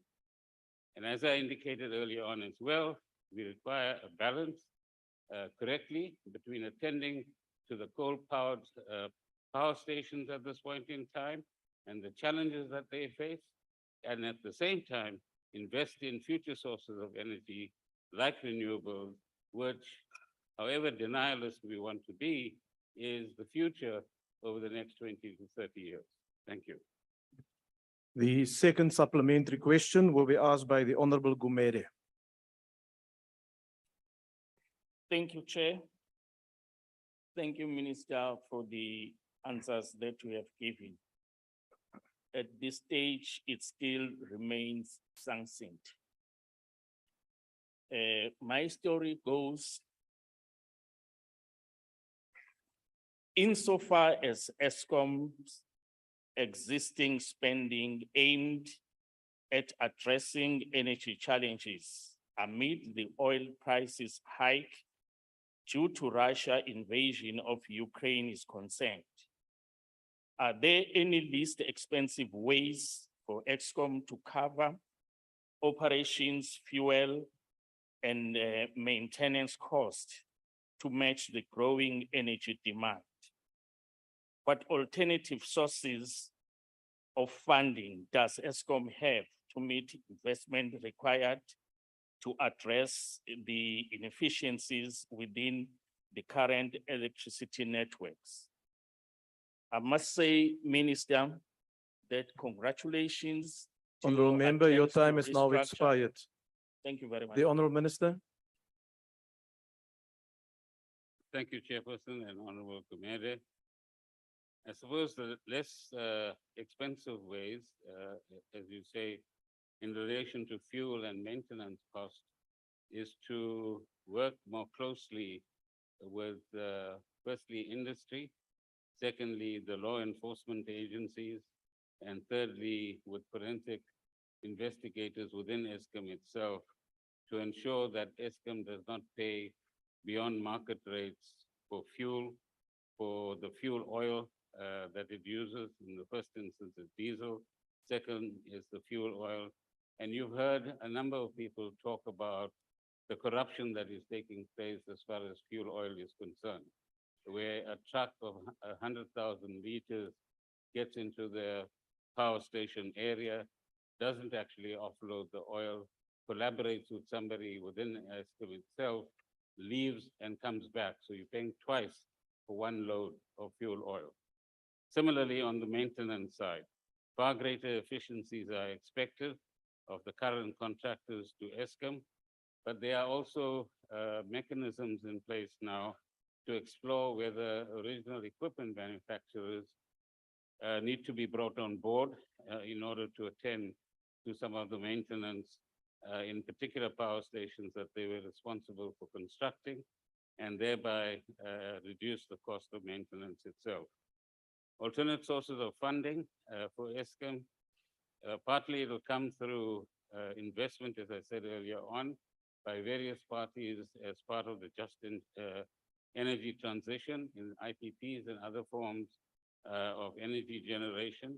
Secondly, it'll come through grants and concessional funding from international sources as we undertake the energy transition in South Africa. And that would reduce the cost of funding ultimately. But currently the debate with the international community, in particular the developed countries, is that they are the major polluters over the last 100 years. As far as carbon dioxide is concerned, they need to now pay up for developing countries to undergo this particular transition. In investing in the network, that's the next big challenge, because there needs to be somewhere between 100 and 150 billion rands of investment that needs to take place to extend the transmission grid. Thank you. Thank you, Honourable Minister. The next supplementary question will be asked by the Honourable Esap. Thank you, Chairperson. Honourable Minister, with due respect to you, before I get into my follow-up, I just would like to point out to you that, in the DA, we do things and practice things differently. One based on transparency and fairness. The MACO member you referred to in the city of Cape Town has stepped down and aside and called for an open transparency investigation. Look behind you, Honourable Minister, and you will see, as well as our president, who refuses to subject himself to certain questions. Cover-ups are the order of the day within the ANC. Yes, in the DA, we do things differently. So to go on to my follow-up question, Honourable Minister, it was recently reported that Eskom has only hired 18 engineers to date to help with the maintenance program of Eskom power stations. With Eskom plants constantly breaking down at an alarming rate, it is obvious that Eskom needs Honourable more Member, experienced get your manpower. question. Your time is expiring. Honourable Chairperson, I'd like to find out why has recruitment levels of experienced engineers at Eskom remained low despite the elevated breakdown of power plants? And what role has BBE played in slowing down this recruitment process? Thank you, Chair. Before Honourable Minister reply, I want to remind members in terms of Rule 142. In terms of Rule 142, Sub-Rule 7, a supplementary question may not consist of more than one question. So you can't ask 2, 3 supplementary questions. Please respond to whichever one was asked, Honourable Minister. Thank you, Chairperson. The President, Mr. Isaac, will be in this house tomorrow. I'm sure you'll have your opportunity to raise your issues with him, and that's as transparent as you can get. Secondly, as far as the 18 persons are concerned, Eskim has just launched a what you call crowdsourcing program. You might read about it, which will ensure that anybody who's interested, and so far there's 150 or so individuals that have volunteered to assist Eskim in one way or another. They will go through a screening process, and Eskim will decide who to deploy in what capacity. And as far as stepping down is concerned, well, the DA must also explain why there's been this massive exit of Black individuals from the DA. Thank you. Honourable members, the last supplementary question will be asked by the Honourable Swart. Thank you, House Chair. Thank you, Honourable Minister. And arising from your response, the ACDP shares deep concerns about the ongoing load shedding and the devastating impact that it is having on households and businesses and the economy as a whole. We are, however, fully aware that load shedding can be attributed to a multitude of factors, ranging from state capture and corruption, internal sabotage, criminal syndicates, poor power station designs and maintenance, poor quality coal, and other management issues. We do, Honourable Minister, welcome the announcement of pending changes to the board, given the vacancies that exist and other needs. And while the company's operations are the purview of the executive management, is it envisaged that possible new directors will have greater industry knowledge and technical proficiency, possibly including electrical engineering, who understand what they refer to as power plant language, as well as other possible attributes sought from appointing new directors to conduct the review that you mentioned and which is very important? Thank you. The Honourable Minister. The answer to your last question, Honourable Swart, is yes. There will be a new set of skills brought on board. Secondly, we've had about 3 reviews in recent times by qualified engineers of where some of the problems lie. So the problems are known. It's about execution. It's about getting things done. It's about showing the necessary urgency, both at the top, but also at a plant level as well, and to have a significant change in culture within Eskom itself at a plant level.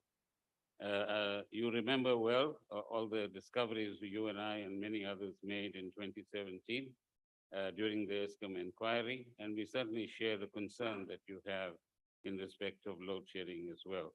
Of course, Honorable Mazoni was very much active with us at that time. I think she is absent today. Thank you, Honorable Minister. The next question, question number 552, has been asked by the Honorable S.H. Boyane to the Minister of Trade, Industry and Competition. The Honorable Minister. Thank you very much, House Chair. The question relates to the South Africa's transition from internal combustion engine technology to electric vehicles. And really, the rationale for the shift that we're seeking to do is that this is a significant industry, a significant employer of labor in the South African economy. And in the context of climate change, there are risks attached to us not making this transition and making it successfully. The question that Honorable Mbuyane asked has two additional components to it. The one relates to the matter of technology. And what we've done here is we're working on two platforms, two technology platforms. The one is obviously electric vehicles, which the question refers to. And the second one is the development of green hydrogen technologies, which would be vital for fuel cell technologies that can power vehicles and indeed many other users of energy in future. There's work being done across government. The CSIR, for example, has done work in the past. Honorable members will know it was a leader initially in the work that was done around the dual vehicle. But in addition to that, the Department of Science and Innovation is working on aspects of the hydrogen society. We also have the TIA, that's the Technology Innovation Agency, working on some of these areas. There are research entities that have done technical economic work for us, that have tried to look at what other countries have done. We've used the services of B&M Analytics and TIPS, and we've done work with Deloitte and PwC. So we've tried to draw all of that together in looking at an appropriate road path for us to electric vehicle production. The last leg of the question relates to skills development. And there, the transition to electric vehicle production will require new manufacturing capabilities. And because it's not only that the source of power in an electric vehicle changes, it's that quite significant components also change. The skills transition is going to be a vital part of it. We've put together a team, a task team made up of the 7 large auto assemblers, component manufacturers, NUMSA representing organized labor, and government to look at the skills element of that transition. Part of what we hope we can achieve is not only to make that transition successfully, but that the auto industry can help to create additional jobs in the value chain to compensate for some of the other challenges that come from a successful transition to a more climate resilient industrialization path. Thank you very much. Thank you, Honorable Minister. The first supplementary question will be asked by the Honorable Boyane. Thank you, Chair. I will take it. Minister, has the department done cost-benefit analysis as to how advantageous and beneficial it will be for the economy and ordinary South Africans, such as job creation, to transition from internal combustion engine to new energy vehicle? Thank you. Honorable Minister. Thank you very much, Honorable Marimachi. Yes, part of trying to set out the business case for the move to electric vehicles required us to see what are the costs and what are the benefits. Some of that is referred to in the green paper that was published, but critically for us, the auto industry is a very large employer of labor. Just the manufacturing component of it employs more than 100,000 people. We've broken that down into the regional concentration of industry. It's very concentrated in the Eastern Cape, in KwaZulu-Natal, and in Gauteng. And in addition to that, some of the component manufacturing also takes place in other parts of South Africa and indeed in neighboring countries. I visited Botswana recently, and we had discussions there about the electric harness manufacturing. In looking at the overall economic impact of the sector, its contribution to our GDP is very, very significant. With the economic multiplier taken into account, it accounts for about 5% of South Africa's GDP and a very large part of the foreign exchange that we earn, that we need to use to pay for the fuel and other things that we import. So when we look at that, when we look at the impact on the regions, when we look at the impact on jobs, it's clear there's a compelling case. And we've done a careful analysis looking at the advantages of not shifting, the advantages of shifting, the problems of not shifting, the problems with shifting. And based on that, we believe there's an absolutely compelling case for South Africa to make that transition to electric vehicles. Thank you. The next supplementary question will be asked by the Honorable McPherson. Thanks, Chair. Minister, basic education in investment policy will tell you that when you say something and commit to doing it, you need to do it in time so that investors know where you're headed. So in May 2021, your department released the Auto Green Paper for public comment. The paper, except for BEE, seems to be a good document and one which we might be able to support. It was expected that a white paper would be submitted. Honorable McPherson, there's a member on the virtual platform who's drawing my attention. Yes, Honorable Member. No, thank you very much, Chair. I just wanted to inform McPherson that the DA lost the No, speakership. Honorable No. No. He asks. No, Honorable Member, you are completely out of order. We are now dealing with questions, and the Honorable McPherson has been granted an opportunity to ask a question. You cannot interrupt the member with a trivial matter that has absolutely no bearing on these proceedings. Please continue, Honorable Member. Thanks, Chair. You might want to consider throwing him out. It was expected that a white paper would be submitted to Cabinet in October 2021, but has yet to be done so, nearly 12 months after your own imposed deadline. Why is your department dragging its feet on this important policy paper? And by when will this paper be submitted to Cabinet for consideration? Honorable Minister. Thank you very much, Chairperson. And Honorable McPherson, we did indeed last year publish a paper. We set out a number of proposals based on what industry had felt was the necessary elements of a transition. And then we did something important based on the public comments that came in, because that paper was a draft green paper to enable public comments to be made. Based on all of that, we commissioned research on costing the various aspects of what each of the parties required. The OEMs, those are the big automakers, the component manufacturers, each had specific requirements.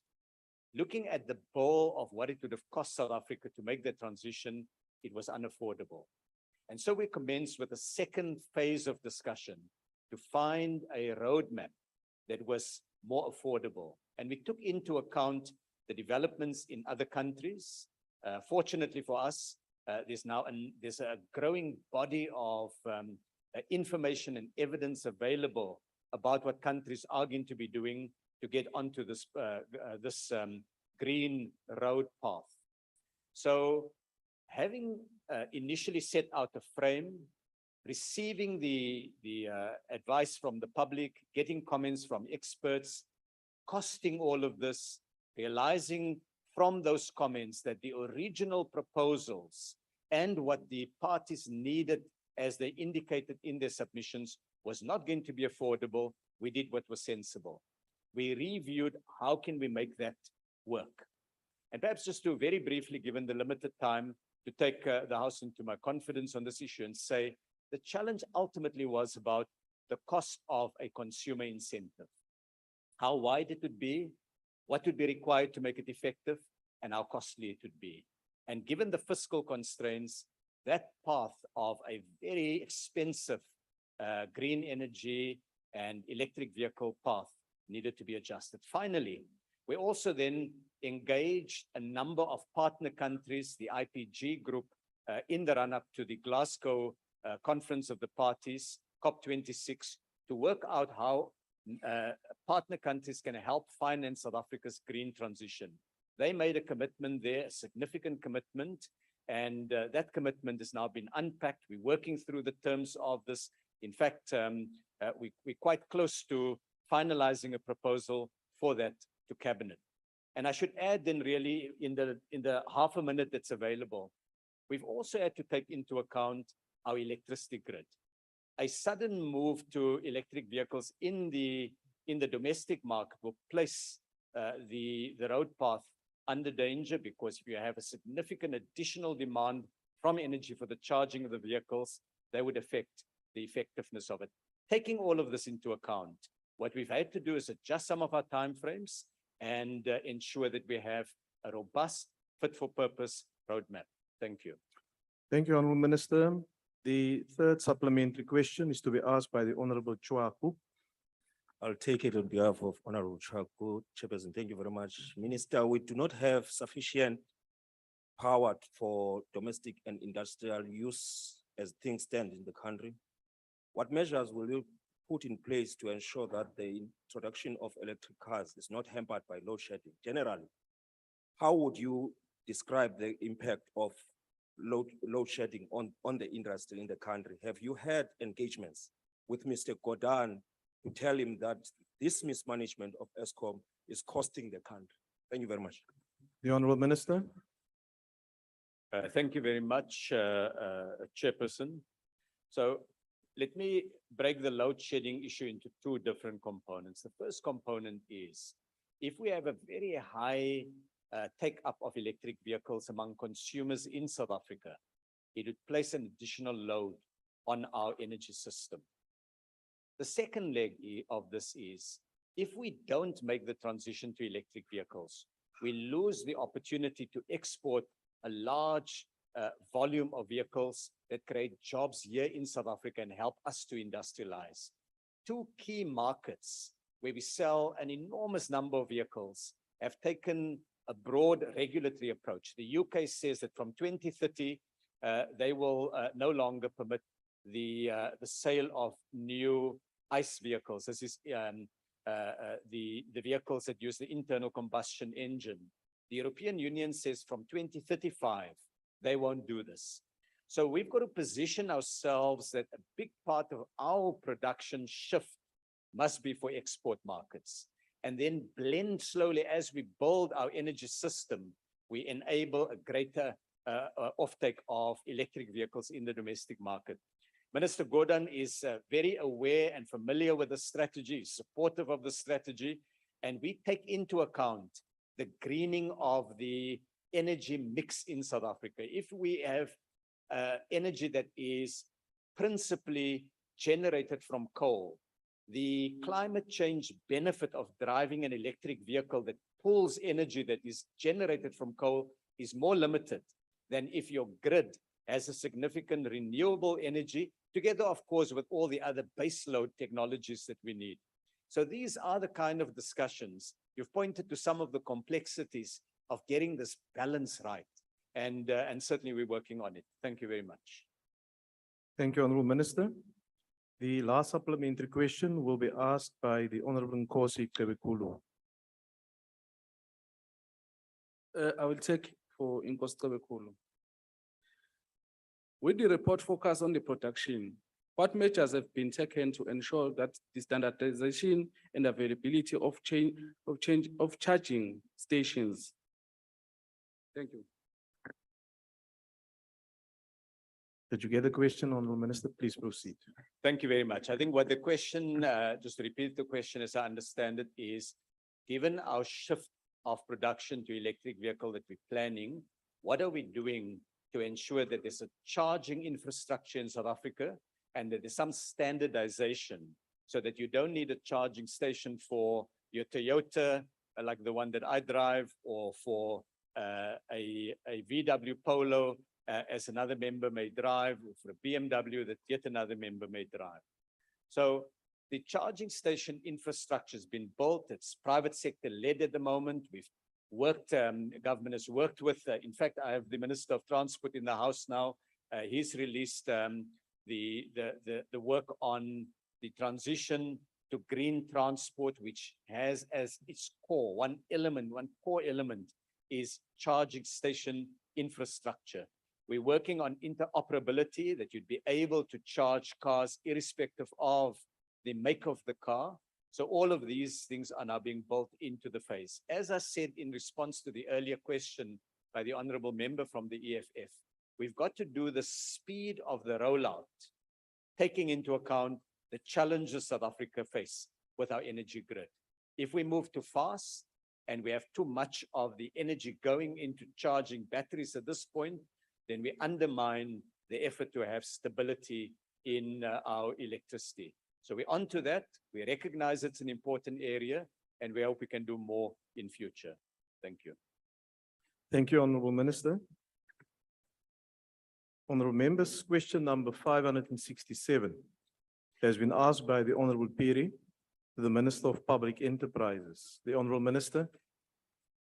Chairperson, the South African Airways strategic intent as per the South African Airways Act as it exists at the moment is firstly to promote air links with the Republic's main business, trading and tourism markets within the African continent and globally.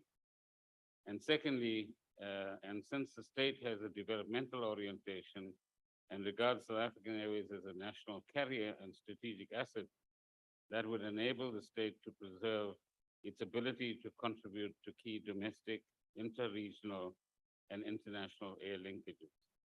To realize the above objectives for the newly restructured SAA, the government has undertaken the following steps to ensure SAA is sustainable and be a facilitator of economic growth. Firstly, the conclusion and implementation of the Business Rescue Plan. This results in SAA being able to compete on a competitive basis with free from all legacy challenges and with the introduction of a strategic equity partner. Secondly, the conclusion of the regulatory processes to enable the disposal of 51% of the shares to a consortium. Thirdly, the injection of operating capital by the Takatso Consortium to enable the growth of the airline. And fourthly, the appointment of a competent board and management to implement sustainable and an agile business plan. The short to medium term network strategy of the airline is rooted in deepening intercontinental or intracontinental connections. Since the start of operations or the restart of operations in September 2021, SAA flies to the following African countries: Nigeria, Ghana, Zimbabwe, DRC, and Mauritius. The promotion of the development of the tourism sector and the facilitation of intercontinental trade and economic development are at the heart of SAA's value proposition. The Single African Air Transport Market is a flagship project of the African Union, Agenda 2063, and it is to create a single unified air transport market in Africa to advance the liberalization of civil aviation on the continent and to act as an impetus to the continent's economic integration. In recognition of the importance of expediting the realization of the AFCFTA,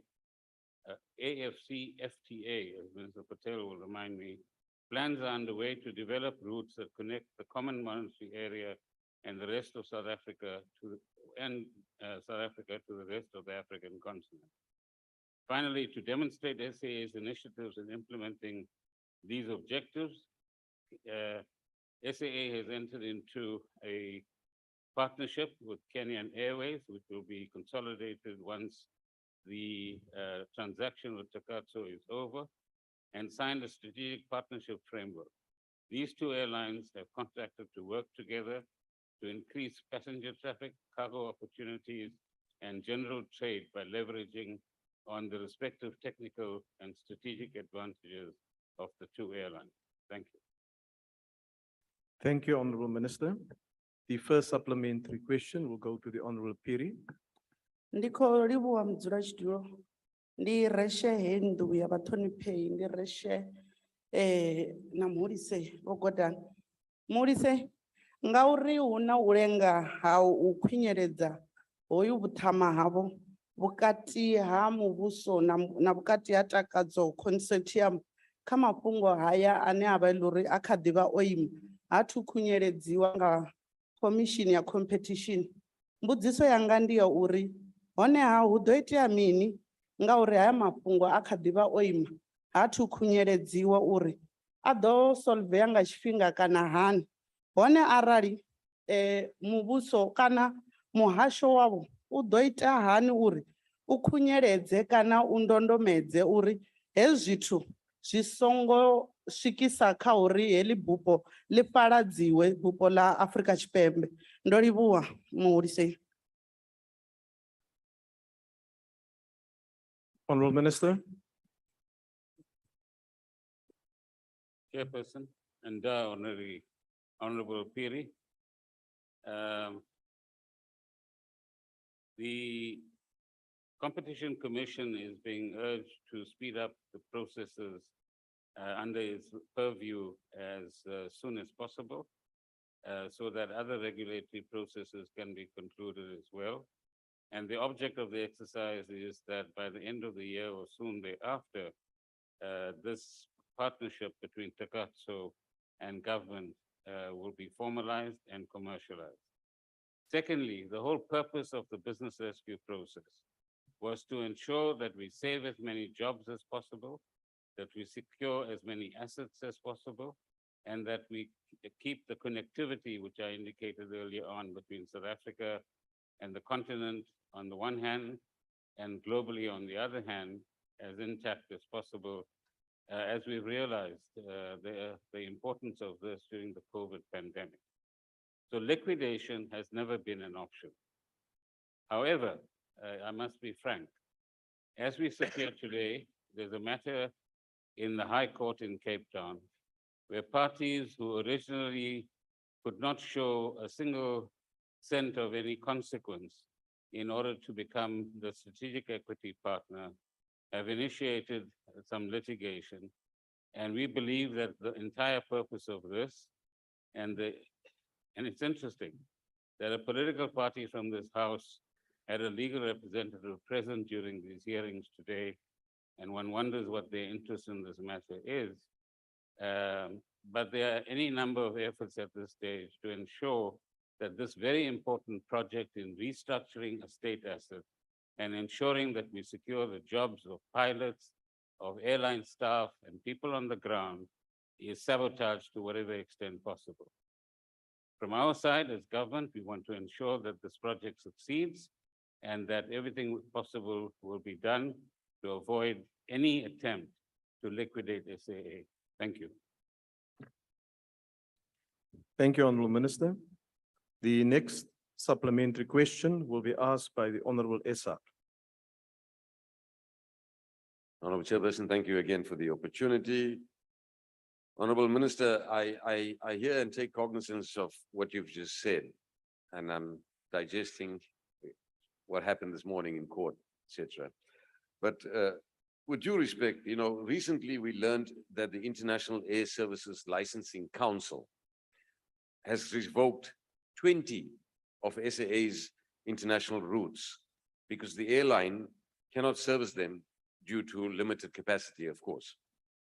Considering South Africa's overstretched public finances, of which you are well aware of, Minister, and the burden that SAA continues to place on the fiscus, why will you not consider, Honorable Minister, terminating this SAA Takatso deal and selling off the remaining assets of SAA to pay off the outstanding debts? I mean, it's just common business sense.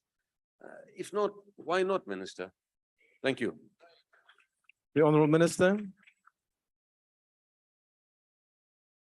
Well, I don't know, Honorable Isaac and Chairperson, whether it's common business sense or whether it's common commercial interest. And there's a difference between the two. Because there are many commercial interests that have been trying, using various means, and let me be euphemistic about that for now, both in this house and elsewhere, to undermine this project, to ensure that it does not succeed, and that indeed the assets of SAA built over a long period of time, which includes buildings, lounges, etc., put up on a fire sale, so that on a very cheap basis. Those assets are picked up by other commercial enterprises and utilized for their purposes. And we believe that the state loses even more in that way than in this particular instance. But secondly, and much more importantly, on the question of revoking licenses, the licenses can be revoked and licenses can be reapplied. This is not a granite wall, and it's a matter that we can attend to as the airline spreads its wings. But this fiction that there will be even a greater reliance on the fiscus is precisely that, it's fiction. The only cost that the state has to bear is the costs of implementing the business rescue plan. From that point onwards, there are no further calls on the fiscus at all. And there's a mistaken notion among some in the media and elsewhere that there will be an additional burden on the fiscus. The precise, if you like, deal and proposition to anybody that was interested in SAA was that the state takes the responsibility in order to clean up the past. But secondly, any new entrant or partner will pay for any operating costs that are involved into the future. And that is what we are implementing. Thank you. Thank you, Honourable Minister. The next supplementary question will be asked by the Honourable Komane.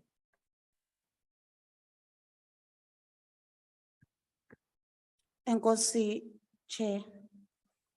Ngizawubuzwa ndimi imibuzo ka-Honourable Komane. Mr. Jamnandas, ungazosilalisa ugqaphu apha. Over the past few years, we have seen rapid decommissioning of many airlines. The most recent is that the final liquidation of South African Express Airways, leaving travelers with very limited choices for air travel. However, the so-called sale of SAA shares to Tagato. Recently, it has been reported that the International Air Services Licensing Council has revoked 20 of the airline's routes and questioned the business model of Tagato. What is actually nature of the sale of SAA to Tagato? When will the airline be able to fly optimally again? I thank you. The Honourable Minister. So, Chairperson, must I refer to this person by her first name as well? Or the middle name that they might be the case? Because again, we are allowing in this house, where there's supposed to be a dignified respect for every member, for insults to be conveyed all the time. And it's time that these people in the red uniforms are called to order. But let me get to the point. Honourable Minister, just before you continue, no, indeed. Members must refer to each other in dignified terms. I did not pick up. Honourable Member, I'm going to put you out. Down. I'm going to put you out. Honourable Paulson, this is the last time that you do what you're doing. It's the last time. I'm going to ask you to leave the chamber. Honourable Minister, indeed, I did not pick it up because there was a delay with the translation, but that's why we have the whips here. And the whips must alert us in terms of the rules if it is not adhered to. But indeed, we expect all honourable members to be engaging in a respectful manner. It's only courteous to do so and polite to do so. Please continue, Honourable Minister. Chairperson, that people like us survived the apartheid security branch. We have no problems in surviving this at all. Honourable Minister. Let me make that clear. Honourable Minister, will you continue? Let me make that very clear. Honourable Minister. Honourable Paulson. Honourable Paulson. So let me get to the question. I have cautioned you. Can you leave the chamber now, please? Thank you.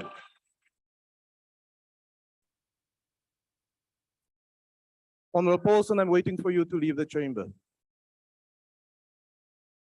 Honourable Minister, will you also address the chairperson, please, so that we can get through this question session? Thank you. On the question of SA Express, Chair, SA Express was brought to its knees because of theft and corruption.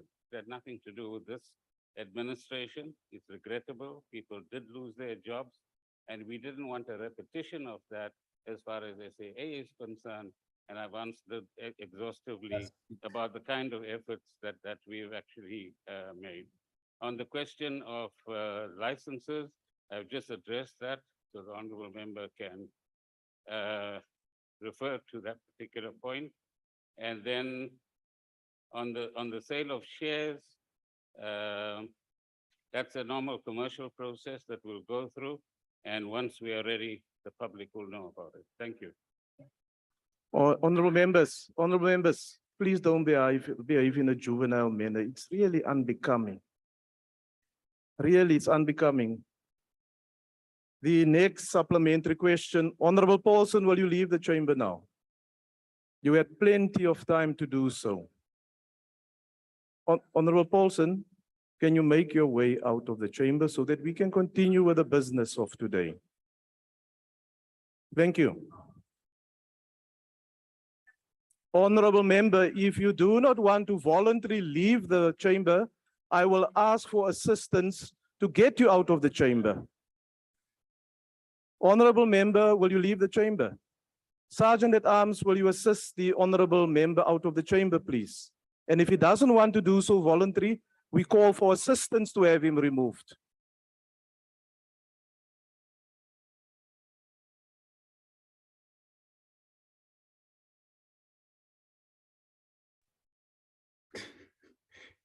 Sergeant at Arms, can you call for assistance to remove the member? Thank you.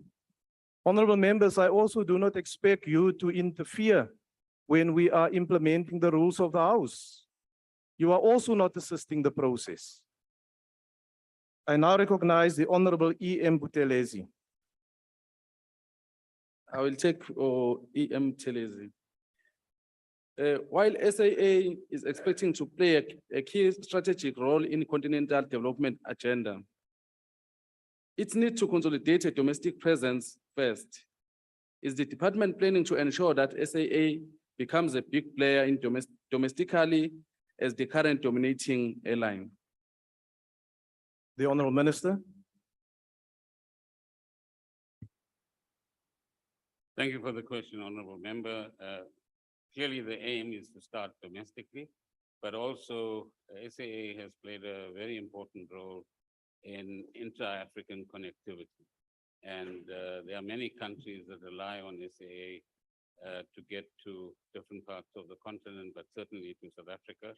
And that helps as far as commerce is concerned, investment is concerned, and tourism is concerned as well. So it's got very few planes, as you know, at the moment. And once the transaction takes place, there'll be an injection of capital, there'll be more planes that will be leased, and there'll be a wider network that will actually operate both within South Africa, but beyond that as well. Thank you. Thank you, Honorable Minister. Honorable members, we will now proceed to the next question. And question number 558 has been asked by the Honorable F. Jacobs to the Honorable Minister of Small Business and Development. I will now recognize the Honorable Deputy Minister who will respond on the virtual platform. The Honorable Deputy Minister. Thank you very much, Chair.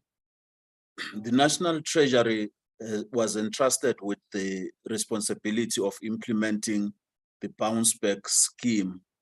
The bounce back scheme comprises of two mechanisms. The first mechanism is a loan guarantee by government to eligible businesses. The loans will assist eligible businesses in recovering from constraints in accessing finance due to COVID-19 lockdowns, the July 2021 civil unrest, as disasters like floods affecting KZN. This scheme will also support economic growth and foster job creation in South Africa. The Department of Small Business has requested the National Treasury to allow non-banking financial institutions such as Small Enterprise Finance Agency, SIFA, to access the balance or to access the the bank scheme directly, since this is aligned to their mandate and they have requisite systems and expertise to roll out the scheme of the nation. Thank you very much. The first supplementary question will be asked by the Honorable Jacobs. Thank you, House Chair. Access to affordable finance for SMMEs is the biggest problem that small business face. We had the COVID guarantee scheme of 200 billion. The banks only provided 18 billion for small business. Now we have the bank bounce back scheme. Again, only one bank subscribed to this. If our financial sector is not willing to cooperate to make low-cost finance available to support our emerging businesses, what other interventions can we bring to bear? Thanks, Chair. The Honorable Deputy Minister. Yes, I agree with you, Honorable Member. Hence, as a department, we have been implementing a credit guarantee scheme called Kula Credit Guarantee Scheme, which offers individual portfolio and supplier credit guarantees as well as hybrid of guarantees. For this scheme, we have almost all commercial banks. You can name them: Absa, FNB, Nedbank, the Ubank, Sasol, Mercantile Bank, Mr. Price Group, and others. The KCG is more successful because SMMEs who are benefiting from the credit guarantee also get the benefit of accessing business development support, which is not the case with other schemes.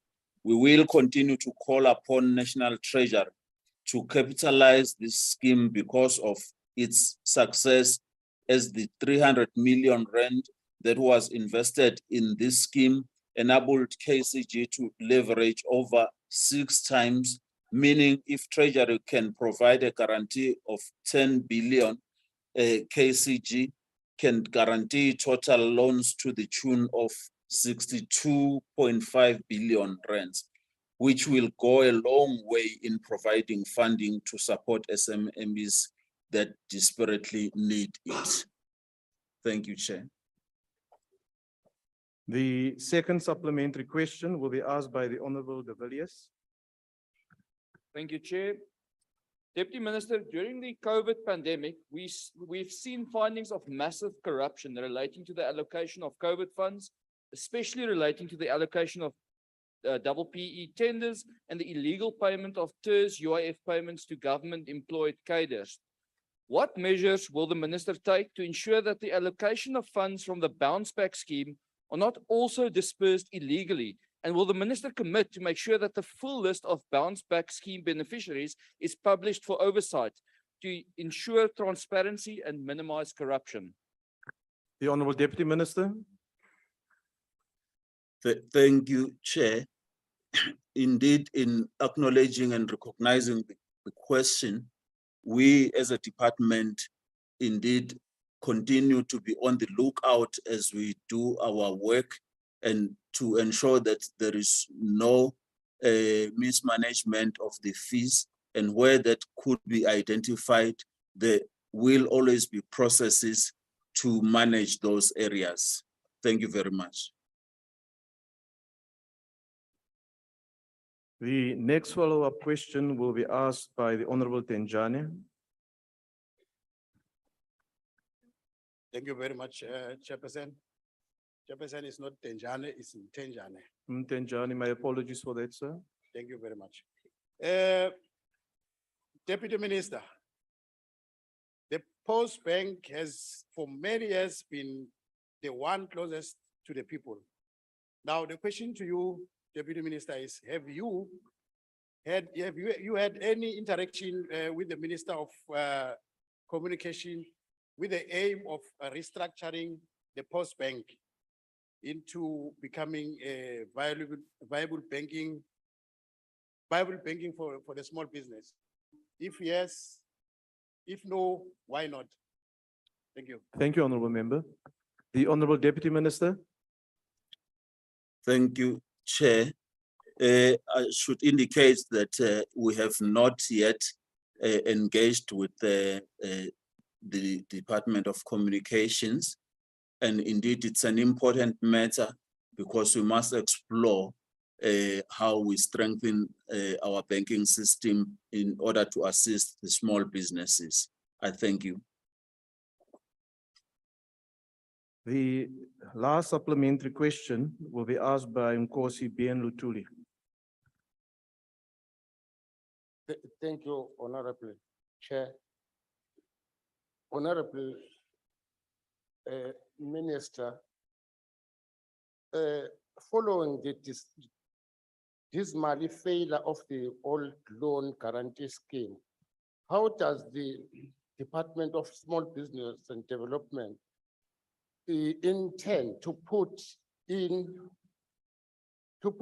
place check to reduce the risk of the fraudulent application from the SMMEs? Thank you. The Honorable Deputy Minister. Thank you very much, Chair. And I think the question is important if I understood Babul Tuli very well, because we have to, when doing banking in our work, ensure that even those who have not been able to benefit can benefit. And as a department, we have to be looking, and we do look closer to these matters of our businesses' work to ensure that there is accountability, and those who are employed report to us quite well. And indeed, I assure you, Madlanduna, uzawuhamba kahle. Thank you, Honorable Deputy Minister. Honorable members, we will now come to question number 593 that has been asked by the Honorable Esak to the Minister of Public Enterprises. May I ask the other members who are standing around to take up their seats, please? Continue, Honorable Minister. Thank you, Chairperson. Honorable Isaac, thank you for the question. The mobilization of skills has been happening over a period of time. And we've approached business organizations of all shades and types, many professional organizations as well, and have had good responses. I referred earlier on to the following, which Eskim has indicated, that they have sent out a media statement on the 16th of September, 2022, wherein a call was made for skills through a crowdsourcing initiative. Crowdsourcing is the practice of obtaining information or input into a task or project by enlisting the services of many people, either paid or unpaid, typically via the internet. South Africa has a pool of skilled persons who may be available and willing to support Eskim to resolve business challenges that have a negative impact on the country. The opportunity was prompted by multiple submissions to Eskim from experienced engineers and ex-Eskim employees offering support. An SA-Eskim crowdsourcing initiative could allow Eskim to supplement its existing skills base to help address its operational challenges. The SEC, as it is called, will leverage partnerships with statutory and non-statutory bodies such as the Engineering Council of South Africa, the Black Engineers Council of South Africa, and many others. This initiative will be piloted within the generation space with a focus on engineering-related skills. It's important to note that the crowdsourcing initiative will be driven by the needs of the business and will follow a standard governance process. A project plan has been drafted to outline the design and delivery of this initiative. The concept has the potential to be expanded to other business areas and skills in the medium term, as well as other SOEs in the long term by themselves. A crowdsourcing mailbox was launched already, and this is actively monitored. To date, as I indicated earlier, Honorable Isaac, they've received 179 responses, which are being added to the database. These submissions will undergo vetting to ensure they meet Eskim's governance standards. Additionally, Generation and IT have developed a basic database or list already with previous submissions and are using this to meet the existing needs. The platform will ensure sustainability and allow South Africans the opportunity to contribute. We're also working with various professional organizations to establish an MOU to strengthen this database and improve Eskim's engineering training program and professional registration process. The next engagement will be held on the 17th of October. Thank you. Thank you, Honorable Minister. The first supplementary question will be asked by the Honorable Isaac. Thank you, Honorable Chair. Honorable Minister. Yeah, it's a busy day at the office, isn't it today? Honorable Minister, in what has been one of the worst load shedding episodes on record, Eskom's CEO and COO have finally started to change their language to reflect the true severity of the situation, with words like catastrophe now entering their daily press conferencing vocabulary. Will the Minister inform the House if he will support the call for the dissolution of the National Energy Crisis Commission, which of course both of us now know is become top secret, and the appointment in its place of an outside industry expert to oversee the implementation of the energy response plan? If not, Minister, I must ask you, then why not, with due respect? Thank you. The Honorable Minister. Chairperson, I don't know what the applause is about. These are very ordinary questions.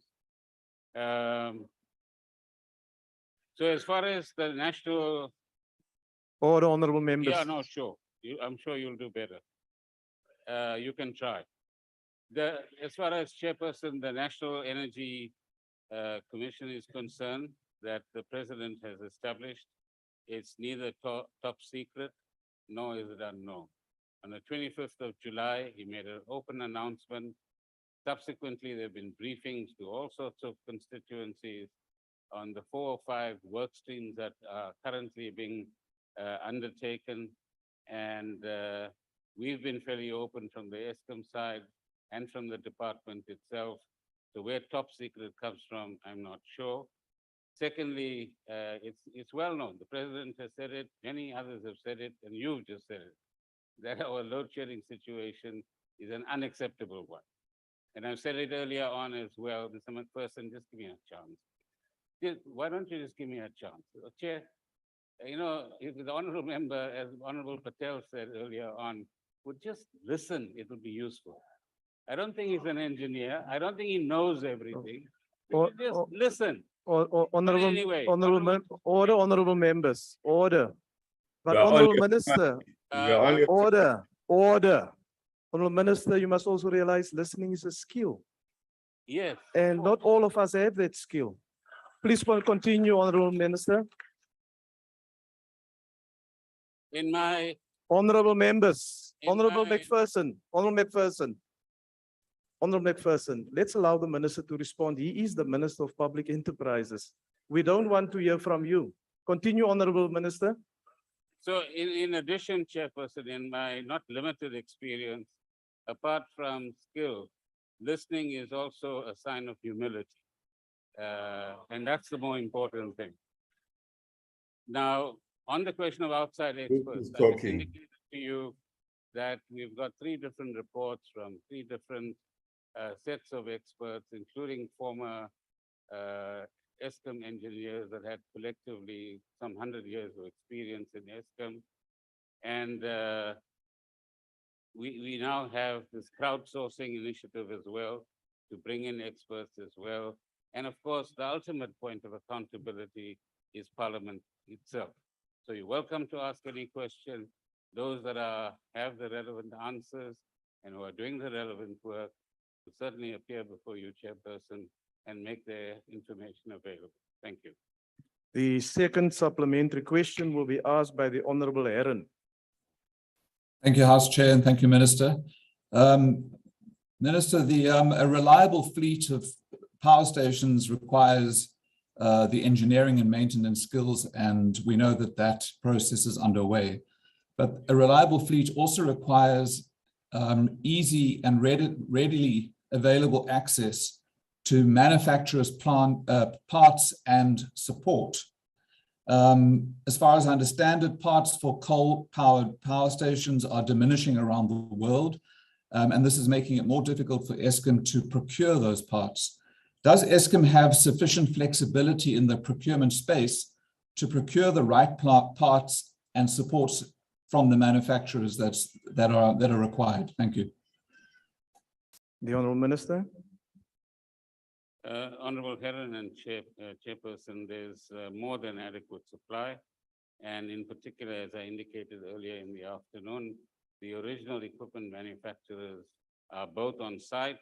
They have been given some additional responsibilities and they supply the parts. In addition, there are many South African firms that are also producing a limited set of parts of good quality that are also available to Eskim. But there's also some businesses, Chairperson, that are producing less than adequate quality of parts that need to be done away with as far as Eskim is concerned as well. So at this point in time, as far as procurement is concerned, there is no serious challenge to worry about. Thank you. Thank you, Honorable Minister. The third supplementary question will be asked by the Honorable Chabalala. Thank you so much, House Chairperson. I must say, indeed, today it's a beautiful day. We have saw the city of Johannesburg having another speaker and the removal of that Dagama. Indeed, it was a good resolve. So we urge them to continue to remove that in Phala. She must be next. Honorable Minister, since Eskom will be retaining and reskilling its workers for the renewable energy sector, has Eskom ever considered extending the same retaining and reskilling initiative to capacitate its engineers and technicians with advanced skills to manage the current fleet of coal-fired power stations instead of recalling the experienced former engineers and technicians? Does Eskom have the financial capacity to recall the experienced former engineers and technicians? Thank you so much, Minister. Thank you, Honorable Chabalala. Eskim does have the resources. Eskim is training both future engineers, but also importantly, as I indicated, there's a system of mentoring and coaching that needs to be put in place. There's the revitalization of the Eskim Academy that is currently work in progress. And the old engineers are not called upon to take the place of current managers and operators. They are called upon to stand next to them. And what is clear from all of the reports that we are getting is that having qualifications, even PhDs, is no substitute for experience. So what we need to do is they are extremely good, highly qualified people. They need to be mentored by the more experienced people in order to grow, in order to manage better, and in order to operate the plants better. And the consequence of all of that over a period of time is going to be a much better output from the coal-powered power stations than we have today. Today, the energy availability factor is below 60%. Ideally, you want it to be above 80%. And the best of the power stations, I'd rather not mention it, but there is one power station that is doing extremely well. And I'm not mentioning it because we don't want that to be sabotaged. Thank you. Thank you, Honorable Minister. The last supplementary question will be asked by the Honorable Mawatwe. Thank you very much, House Chair. I'll be taking it. Please proceed. Minister, the white engineers who were there during apartheid service only the population that the racists wanted to service. The problem with Eskom is that they did not expand their production capacity to be able to handle expanded provision of electricity to the rest of the population. There are, however, experienced Black engineers such as Mashela Koko, and many others that the router got rid of when he arrived at Eskom. Will you be looking at inviting back those Black engineers such as Koko and others? If not, why not? Thank you. The Honorable Minister. The answer on the individual that you mentioned, Honorable Member, is no. Because of the history that they enjoy within Eskom and the kind of damage that was caused, notwithstanding the Twitter claims to the contrary, that was done during that particular period, which we are still recovering from today. So you are right that on many different fronts, water, electricity, housing, land, the apartheid system did not make any of that available adequately to the majority of the population. You're also right that it is during the democratic era that there was a vast expansion of access to health, electricity, water, etc., that people didn't enjoy at that particular point in time. But that's our legacy.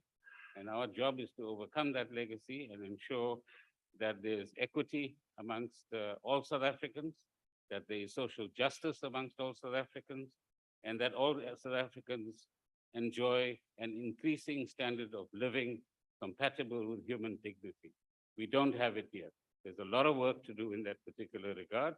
And then as far as energy and power is concerned, I've indicated during the course of the afternoon, Honorable Chair, that there are any number of initiatives at work now to minimize load shedding, and we must get there sooner rather than later. But at the end of the day, the objective must be energy security for all South Africans, both individuals and businesses as well. Thank you. Thank you, Honorable Minister. Honorable members, the time allocated for questions have expired. Outstanding replies received will be printed in Hansard. We now get to the motion on the order paper. Honorable members, the next item on the order paper is a decision of the question on the draft resolution in the name of the Chief Whip of the Opposition for the establishment of an ad hoc committee on Phala Phala. I wish to remind honorable members that this draft resolution was debated in a virtual mini plenary yesterday, but the decision thereon can only be taken in a full plenary. I now put the motion. Are there any objections to the motion being agreed to? Yes, honorable member. Thank you, Honorable Chair. We wish to object. We object the motion put by the leader of the opposition party. Thank you very much. Are there any other objections? Honorable Chief Whip. I would like to call for a division, please, House A Chair. division having been called, the bells will be rung for 5 minutes.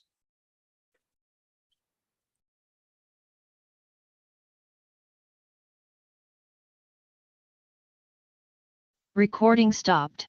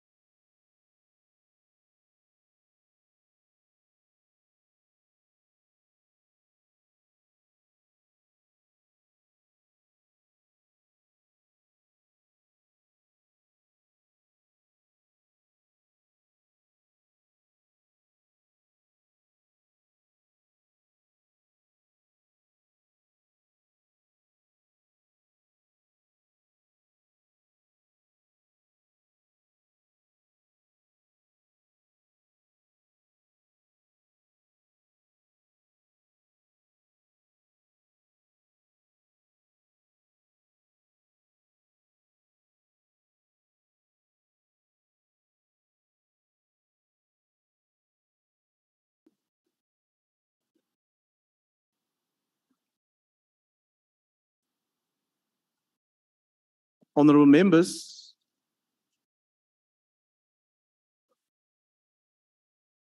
the speaker has determined that in accordance with the rules, a manual voting procedure will be used for the division. And firstly, in order to establish a quorum, I would request the table to confirm that we have the requisite number of members physically present in the House and also on the virtual platform. And party whips will then be given an opportunity to confirm the number of their members present and indicate also if they vote for or against the question. A member who wishes to abstain or vote against the party vote may do so by informing the chairperson. The table has confirmed that we do have the requisite quorum, and we will now proceed. The question before the House is that a draft resolution in the name of the Chief Whip of the Opposition be agreed to. Voting will now commence. The doors of the chamber will remain locked, and members are not allowed to enter the platform until voting is concluded. I will now recognize the party whips who will confirm the number, Honorable Kwankwa, the number, not the percentage of their members present in the chamber and on the virtual platform, and they must also indicate if they vote for or against the question. The ANC. Thank you, Honorable House Chair. The ANC vote against. At the visual platform, we are 154. In the House, here in the chamber, 41, that makes 195 voting against. Thank you very much. Thank you. The DA. House Chair, there are 53 DA members on the platform. There are 18 members in the House, 71 DA members voting in favor of accountability. The EFF. Thank you very much, House Chair. In the House, we have 13. And then on virtual, we have 18. That makes 31. And we're in favor. Thank you so much. The IFP.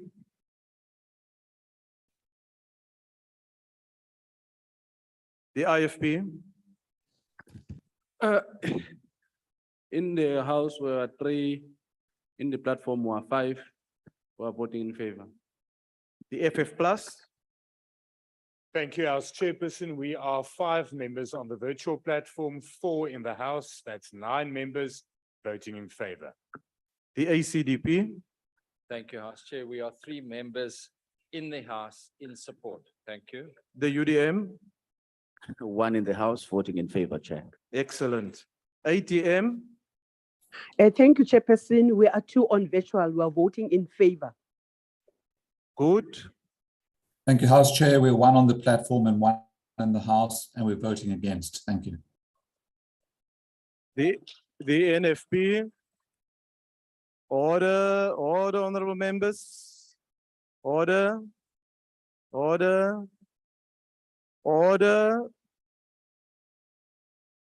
honorable members. The NFP. The AIC. COPE. The PAC. And Al-Jamaa. PAC 1 on the platform. No, wait for me, Chair. Chair. The PAC. PAC 1 on the platform and voting in favor. Al-Jamaa. Is there any member that wishes to abstain or vote differently to their party? There's none. The voting session is now closed.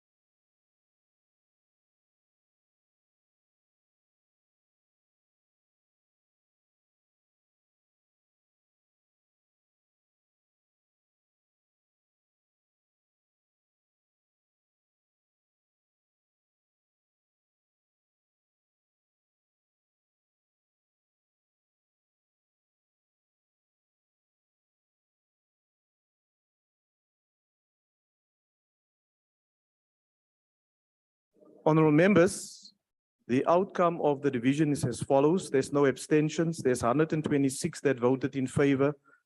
199 has voted against, and the motion is thus not agreed to.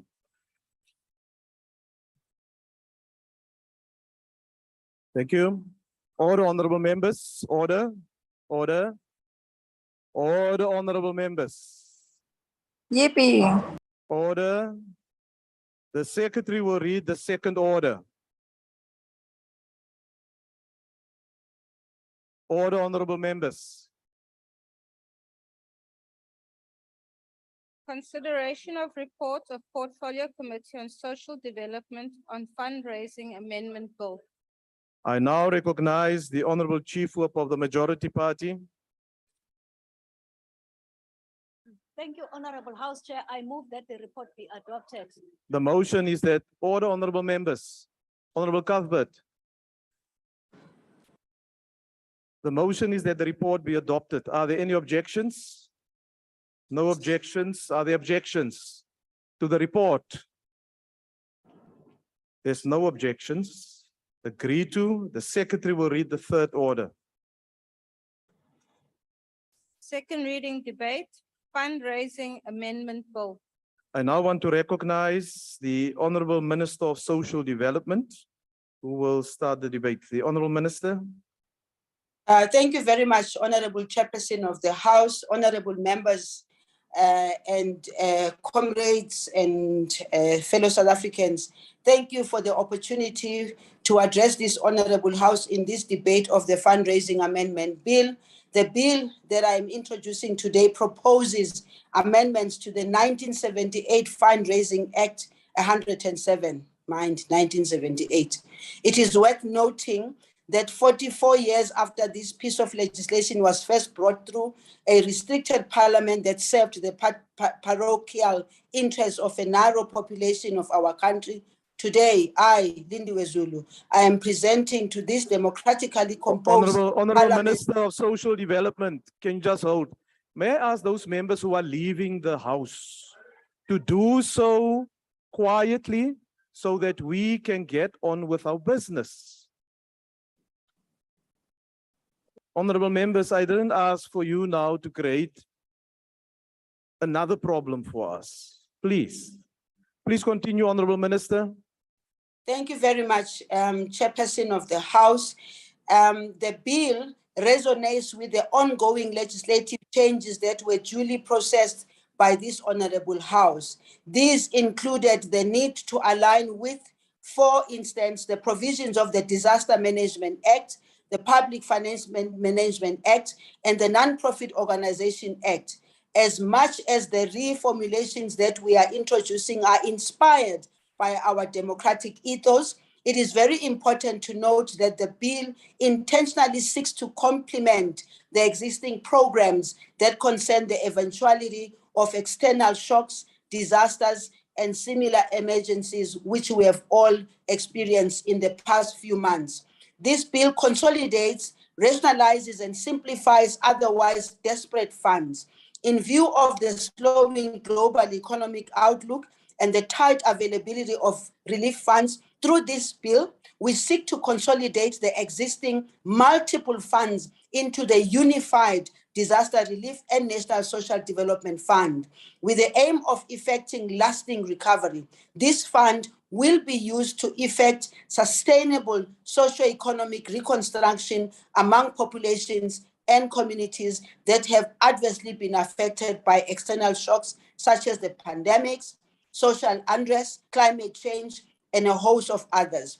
The existing provision of the Social Assistance Act and its supporting regulations will ease the intentions of the bill. In light of pressing need to attend to the felt needs of the victims of these external shocks, extra measures have been put in place to guard against fraud, corruption, and impropriety where the fund's resources are concerned. Likewise, the misappropriation and handling of public and partners' resources with impunity will be dealt with decisively, working closely with all law enforcement authorities, and adequately responds to the recurrence of external shocks that in recent years and months have been experienced by people of South Africa as economic depression, a health pandemic, social unrest, food insecurity and hunger, climate change, and a lot of others. Honorable Chairperson, as our recent history self-evidently attests, shocks, national disasters, and similar emergencies are lived realities that all South Africans know. True to their nature, not only did these unfortunate occurrences immediately disorient the lives and livelihoods of families in different communities throughout our society, they particularly impact on vulnerable sections of our constituencies adversely. The hardship that have been impressed by these external shocks will continue to be visible in our communities owing to the structural nature of poverty, inequality, and economic exclusion in our society. It is on account of this observation that the intentions that we are proposing in the bill are timeless and responsive to the people's felt needs. Yes, the recent floods that largely affected KwaZulu-Natal, Eastern Cape, and Northwest provinces imparted an indispensable lessons to our institutions. Key among these lessons is the need to optimally use weather system data as disaster intelligence. This intelligence will prove useful when, for example, one, it is assembled and activated for the purposes of saving lives and property. It is factored into planning, resourcing, establishing and managing flood responsive partnerships and reinforcing institutional capabilities. And lastly, socializing flood adaptation and resilience strategies at the family as well as community levels, where the necessary basic leadership to embrace and realize the bill's intervention resides. We wish to express our appreciation to the stakeholders who contributed their expertise towards making the bill. We also thank the Portfolio Committee on Social Development who added their in-value insights to and processed the bill for approval by the National Assembly. Honorable Chairperson and members, I support this bill as it serves to strengthen our disaster management ecosystem and also call on our people to be aware of the challenges that we face so that they themselves can assist us in planning together to make sure that they are saved in times of disasters. I thank you, Chairperson. Thank you, Honorable Minister. The next speaker is the Honorable Mvana.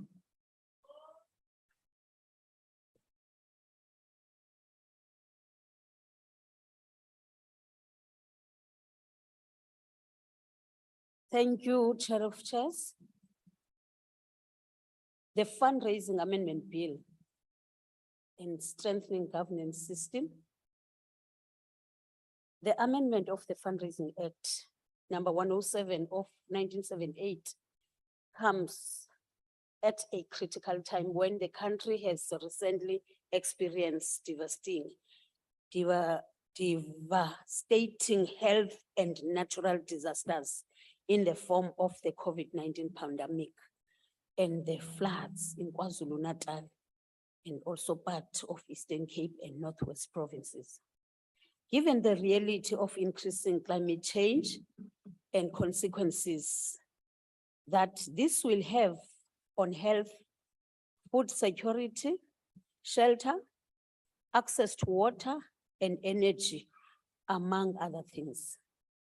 Experts have warned that countries need to strengthen their disaster management legislation such that it is responsive, risk-averse, and informed by mitigation measures as more occurrences of disasters are expected.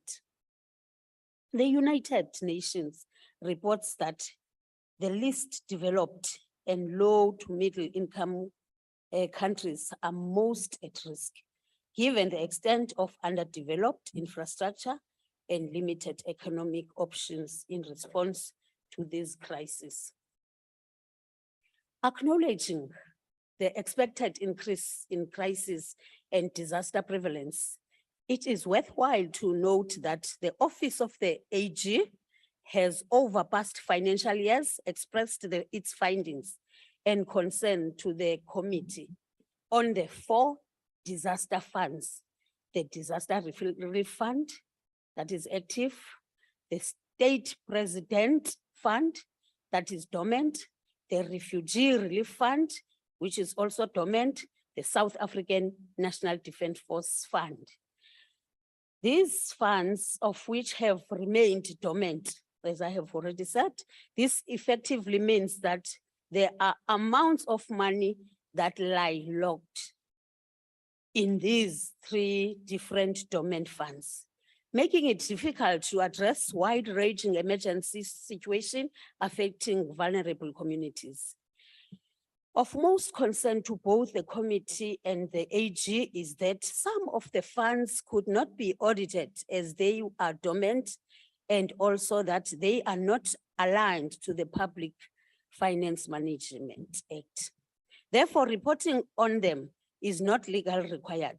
These funds are governed by various boards, and the PFMA sets legal principles of fiduciary duties of accounting officers. Alignment of the Fundraising Act to the Public Finance Management Act is therefore a critical amendment of the bill. The Minister of Social Development has advanced a portfolio approach on how the department and its entities work. Rightly so, and within the context of the bill, SASSA and the NDA provide short-term relief and community development programs that can be funded through these funds. The current Fundraising Act is outdated and not aligned with the Social Assistance Act. It is also in conflict with the Disaster Management Act of 2002, which sets out prescribed criteria for a person affected by a disaster.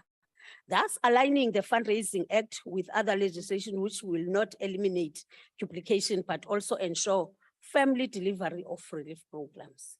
The dissolution of the dormant funds into a single fund under one board will only not unlock these monies, but will also eliminate the administrative and governance hurdles, ensuring efficient service delivery to the needy communities, especially in times of disasters. Fragmentation has largely been a serious challenge that impacts upon effective and efficient implementation of policies and programs, not just in social development sector, but across government. This has resulted in implementation gaps that have at most times opened up for fraudulent activities, wasteful use of resources, duplication of services, and a lot of frustration on the ground. It is in the interest of South Africans that government deal with fragmentation and working in circles, as they hinder seamless service delivery. As a country, we should be proud of the interconnected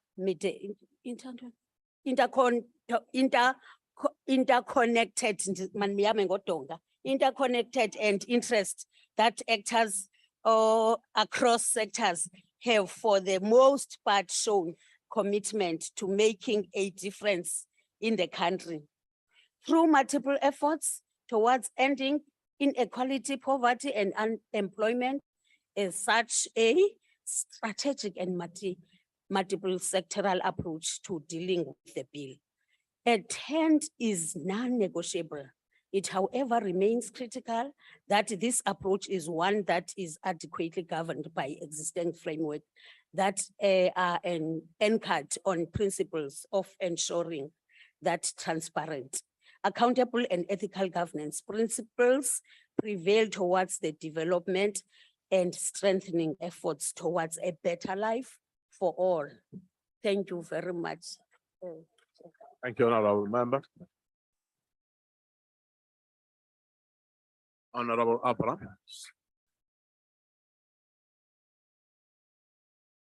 The Honorable Abrams. No, you're welcome.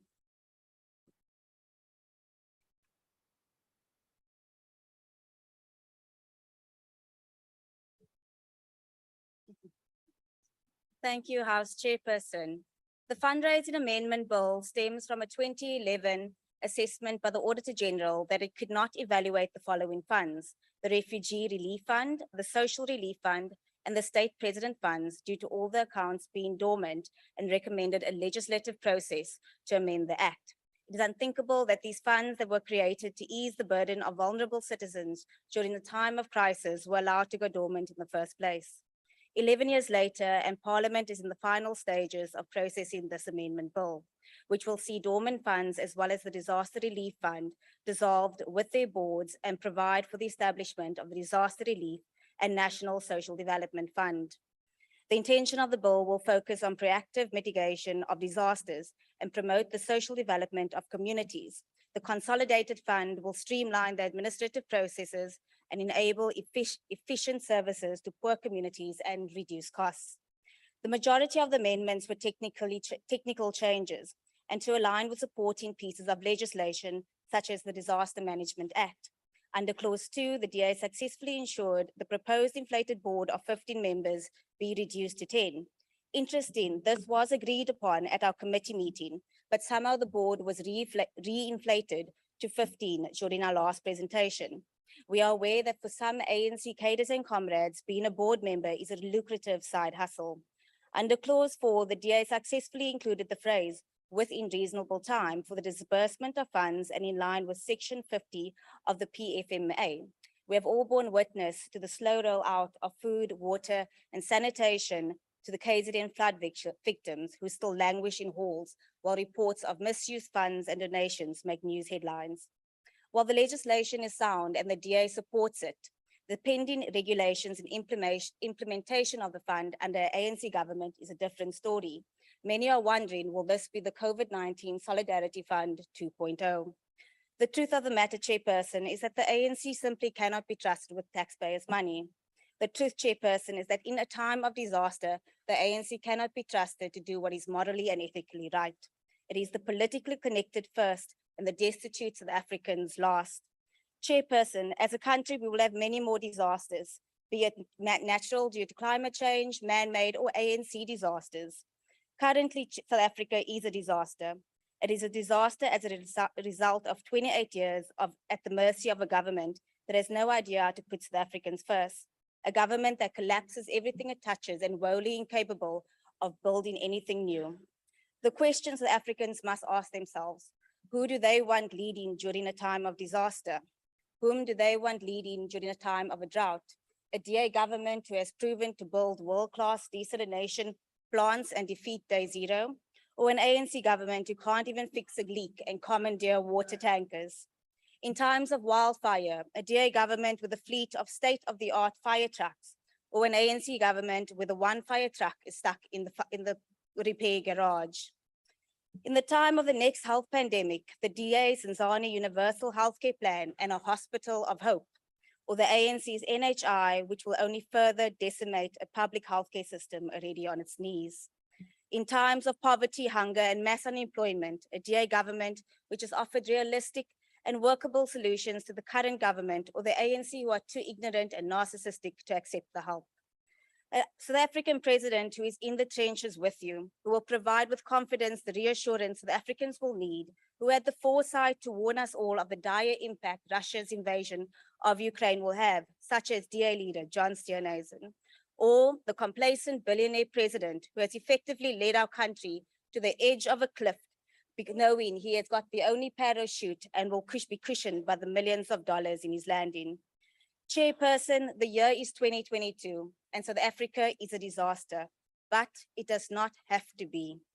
It is time to separate emotional nostalgia from the cold reality that for South Africa to strive, we must take immediate emergency action, because in truth, Chairperson, the ANC is the disaster, not South Africa and the patriotic citizens who call it home. I thank you. Thank you, Honorable Member. The Honorable Aris.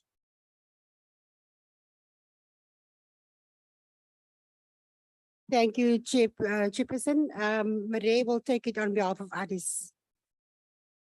Honorable Chairperson, the Economic Freedom Fighters reject the fundraising amendment bill in its current form as tabled by the Minister of Social Development and processed by the Portfolio Committee of Social Development. The bill seeks to consolidate three important relief funds that are currently administered separately. The bill seeks to consolidate the Catastrophic Disaster Relief Fund, the State President's Fund, and the Aid for Refugees Fund. All these funds exist as immediate relief for our people, in particular, the underprivileged and the victims of disaster and terrorist attack. We reject the bill because of fear that the corrupt ANC government will use these funds to loot state resources and fundraise for the 2024 elections. We are told that the bill will make it easy to streamline all funds. In reality, it is that the ANC failed to steal the money because each fund has specific intent purposes. The State President's Fund has more than 40 million non-active fund, while there are families and children that go to sleep with empty stomachs. The Social Relief Fund has more than 39 million money that can be used to fight scourge of gender-based violence in our communities. These funds have been neglected, and we know that the money will be stolen.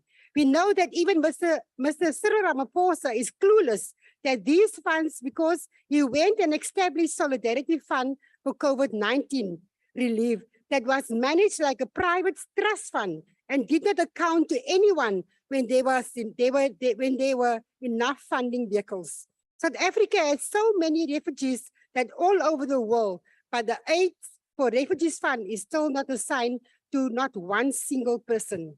Over time, the bill has But you can't just even read generated- English.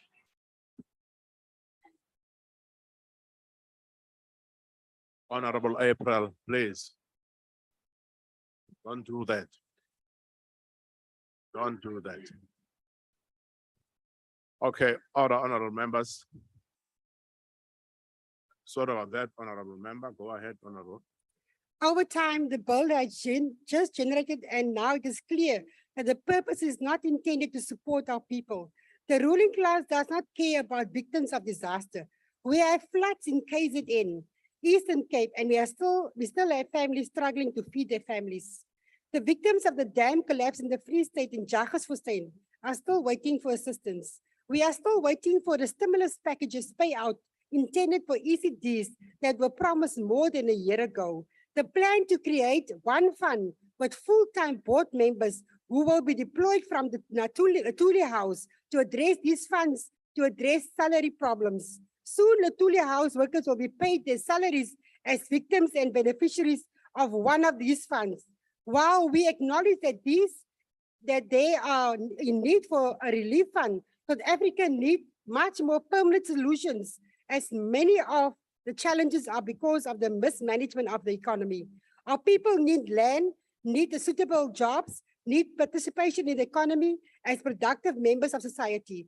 Today, our people are permanent victims of unemployment, victims of poverty, victims of landlessness. The time has come for us to do complete overhaul of the social safety legislation that is not driven by greed and corruption, nor neoliberalism policies of the National Treasury. The EFF rejects the fundraising bill. Thank you, Chair. Thank you, honorable member. The honorable Alfana Marwe. Thank you very much, Honorable House Chairperson. Honorable House Chairperson, if one is to contemplate the intended purpose of the fundraising amendment bill before us, all seems above board. The amendments seek to consolidate the Disaster Relief Fund, the Refugee Relief Fund, the Social Relief Fund, and the State President's Fund into a single Disaster Relief and National Social Development Fund. The amendments will lead to one board, centralized decision-making, and so this will cut costs. We, of course, welcome that. However, the distributing vehicle of these funds will be the ANC-led government, and that is where the real problem arises. It is a fact that our government does not have a good track record with regards to distributing funds to the poor.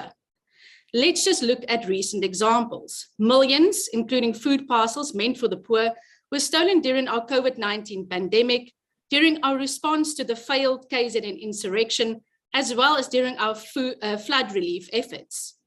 Aid meant for the most vulnerable of our citizens ended up in the pockets of unscrupulous officials and politicians. So this begs the question, will this fund suffer a similar fate? Will this be another piggy bank for the ruling elite? Also of concern is the fact that it will be the minister who gets to decide who gets funds, when, where, and how. Additional powers have been granted to that. A board must ensure the disbursement of funds or provision of assistance is done in accordance with any written directions of the minister. Let me remind all of us that millions are at stake here. Once all the funds are consolidated into this single fund, there will be just over 100 million available for distribution. And who will carry the responsibility for safeguarding this money? Well, according to the proposed amendments, the fund is subject to directions of the minister and under the control of the Director General, who is the accounting officer of the fund. It is our view that this fund should not have been administered by officials, but it should have been administered by an independent party or body. We hold this view because the 2024 elections are just around the corner. And it is our fear that the ruling party might therefore divert funds or resources towards campaign activities, as it's done before, and as it fears losing grip on power in 2024. Or there's the very real possibility that these funds might be held back and then distributed prior to the elections. Even worse, these funds might simply just disappear. Honourable Minister, as we're speaking about interventions to protect the most vulnerable today, I would like to digress just a little and make this sincere appeal to you today. Please release some of these funds urgently to address the child malnutrition crisis. It is a disaster on its own. Another disaster we face is the disaster with regards to our social workers. Please, could you come back in the fourth term and table a plan of action to Parliament to ensure that we absorb all social workers that remain unemployed? And please, can you make sure that your department solves the issue with regards to the payment or late payment or non-payment of NGOs who provide vital services on behalf of the most vulnerable in our society? Chairperson, the IFP will be keeping a close watch on these funds and how it's spent, and we will demand accountability on behalf of the most vulnerable. For it is time to stop paying lip service to the needs of the poor and marginalized by those in power. Every cent must be spent on putting vulnerable South Africans first.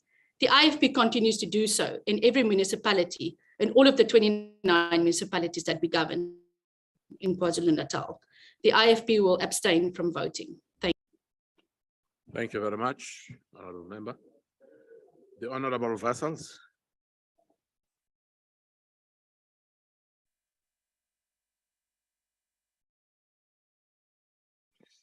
Thank you, House Chairperson. House Chair, this Fundraising Act is a dated piece of legislation from 1978. It had been largely replaced by the Non-Profit Organization Act of 1997. As much of the disaster management work of the Department of Social Development is being rendered by the NPO sector. The implementation of this act had faced challenges as some of the funds within the act have become dormant. Chairperson, furthermore, this fund was not allowing for timeliest response to disasters, as well as the funds that are dormant are largely difficult to access in cases of emergencies. The committee went out on public comment with this amendment bill, but only received a single input from the Western Cape government. Largely, the amendments are of a technical nature and set to clarify and align the bill with existing legislation. It has thus been long overdue for an amendment. All in all, these amendments are set out with the best of intentions and ideologies to improve the manner in which funds for disaster and social relief are disbursed. We should take into account the probable mismanagement, fraud, and corruption of these funds. And this is where a number of concerns arise. Clause 4 sets to amend Section 20 of the Principal Act in order to empower the minister to give directions to a board in respect of disbursement of funds and to ensure that a board acts in line with Section 50 of the Public Finance Management Act. Clause 8 seeks to amend Section 36 of the Principal Act in order to further provide for the making of regulations.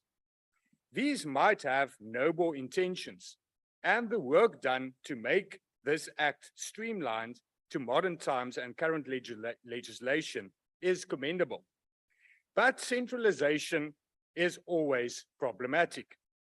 In other departments such as agriculture and labor, we see daily the dire implications when a minister is given sole power. With great power comes great responsibility, but also ultimate power corrupts ultimately. Whether the intention of the bill and what is implemented will align remains to be seen. There is no fund, Chairperson, that the ANC has touched or managed that has not been looted. Legislation can be perfect, but with a corrupt to the core, power-hungry government, the most vulnerable will continue to suffer. And the much-needed disaster management and disaster relief will still be wanted. The FF Plus will support the bill. I thank you. Thank you very much, Honourable Member. The Honourable Sukers.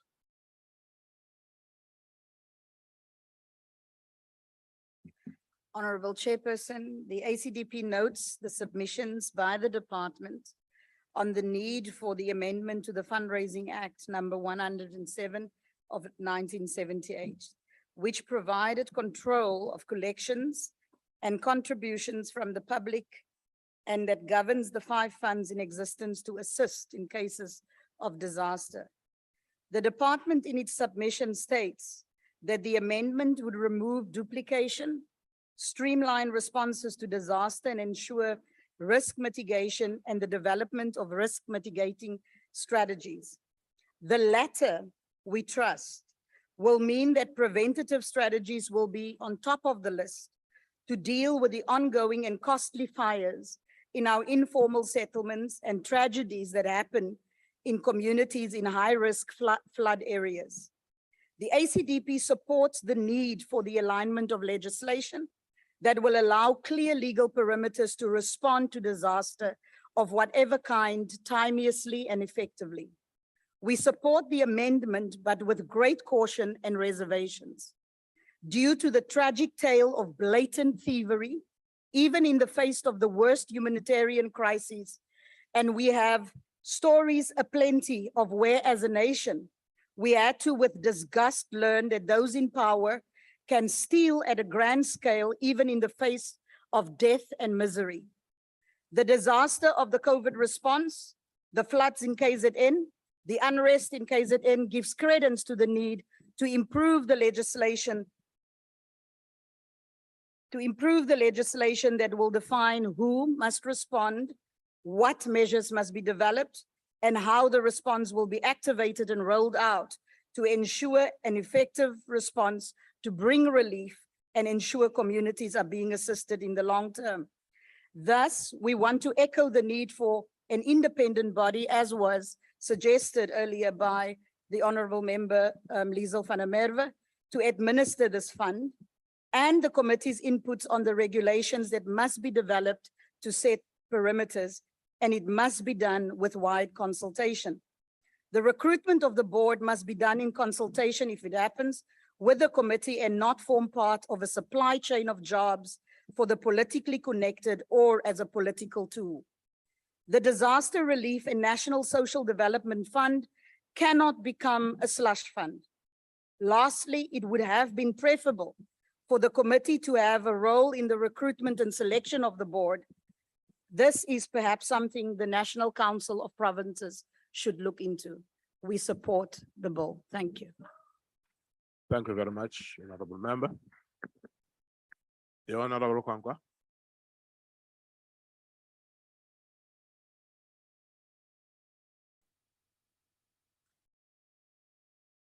ATM?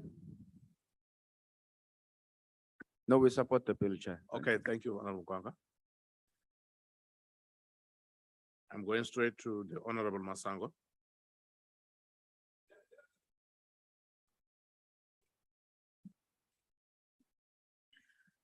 Honorable Chairperson, the objectives of this amendment bill serve to highlight the many lessons COVID-19 taught us as a country. The first of which is the existence of laws not necessarily translating into smooth implementation. We are therefore mindful of the potential of this amendment bill becoming law and still not making the situation of those it is meant to serve any better. The logic of consolidating the various funds into one to expedite channeling the resources during disasters is not in dispute, and the Democratic Alliance is in total agreement with this move. The Department of Social Development should and ought to have learned many more lessons during COVID-19, the recent floods and looting.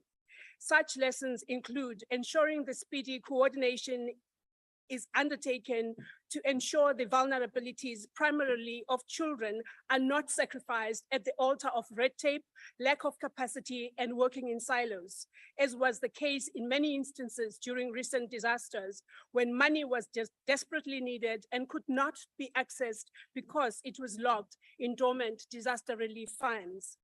The other heart-wrenching lesson learned was a critical need for DSD to work closely with and not against NPOs who have been doing this work for years. A collaborative working relationship between the department and NPOs would have prevented the painful sins of people queuing for food. The committee report on this bill aptly emphasizes this point.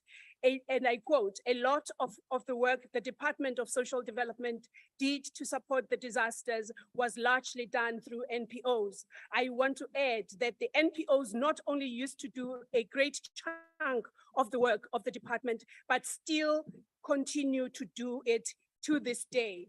We are also reminded to ensure coordination among all spheres of government to avoid the horrific reports of ill treatment or channeling of much needed resources based on political affiliation and fragmentation of processes to access food by many deserving individuals and families. We call on the minister and the department to have processes in place that expedite the fast tracking of resources to the poor and vulnerable instead of erecting barriers that block them.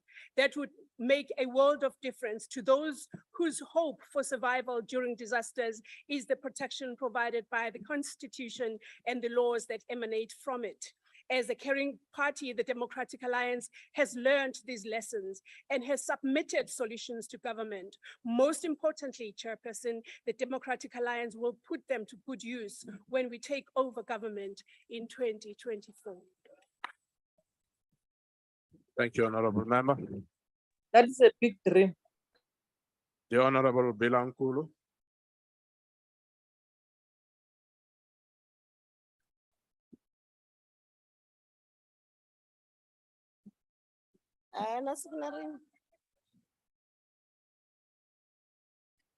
Chairperson, na ma-Afrika-Dzonga hinkwenu.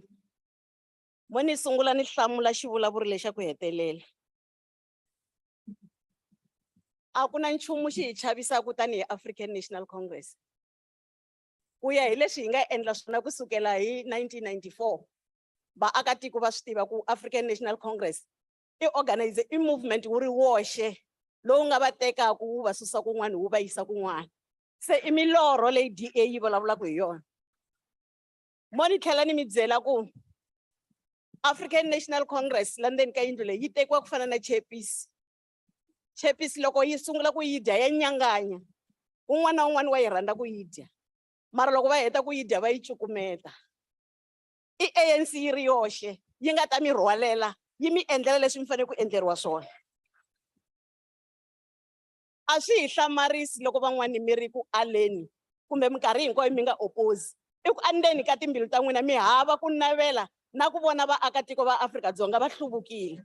Hi yo mhaka hi ri African National Congress a mi nge hi endli nchumu a mi hi chavisi. Hi ta ya mahlweni hi tirhela vaaki.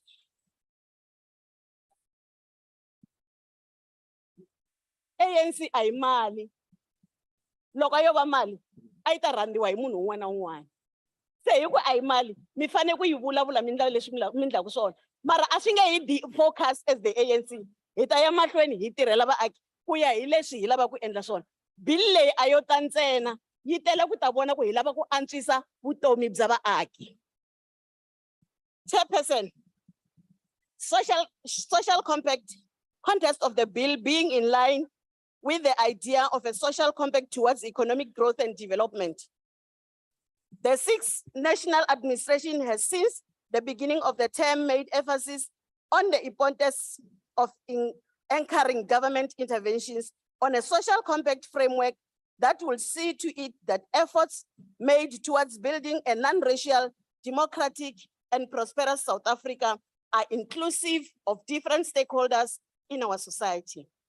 The work of the national government, as led by the President Ramaphosa, has prioritized the consolidation of social compact framework to deal with the triple challenges of inequality, poverty, and unemployment that continue to plague the nation and pose a significant challenge to the gains of the democracy. One of the main goals of the Department of Social Development is to deal with inequality, poverty, and where possible, provide opportunities through the social grants, such as the social relief of distress. We are aware of the impact that the SRD grant has had in changing the lives of many South Africans who are at the economic periphery, and notably in the current economic climate, are completely reliant on the assistance of government for their livelihood.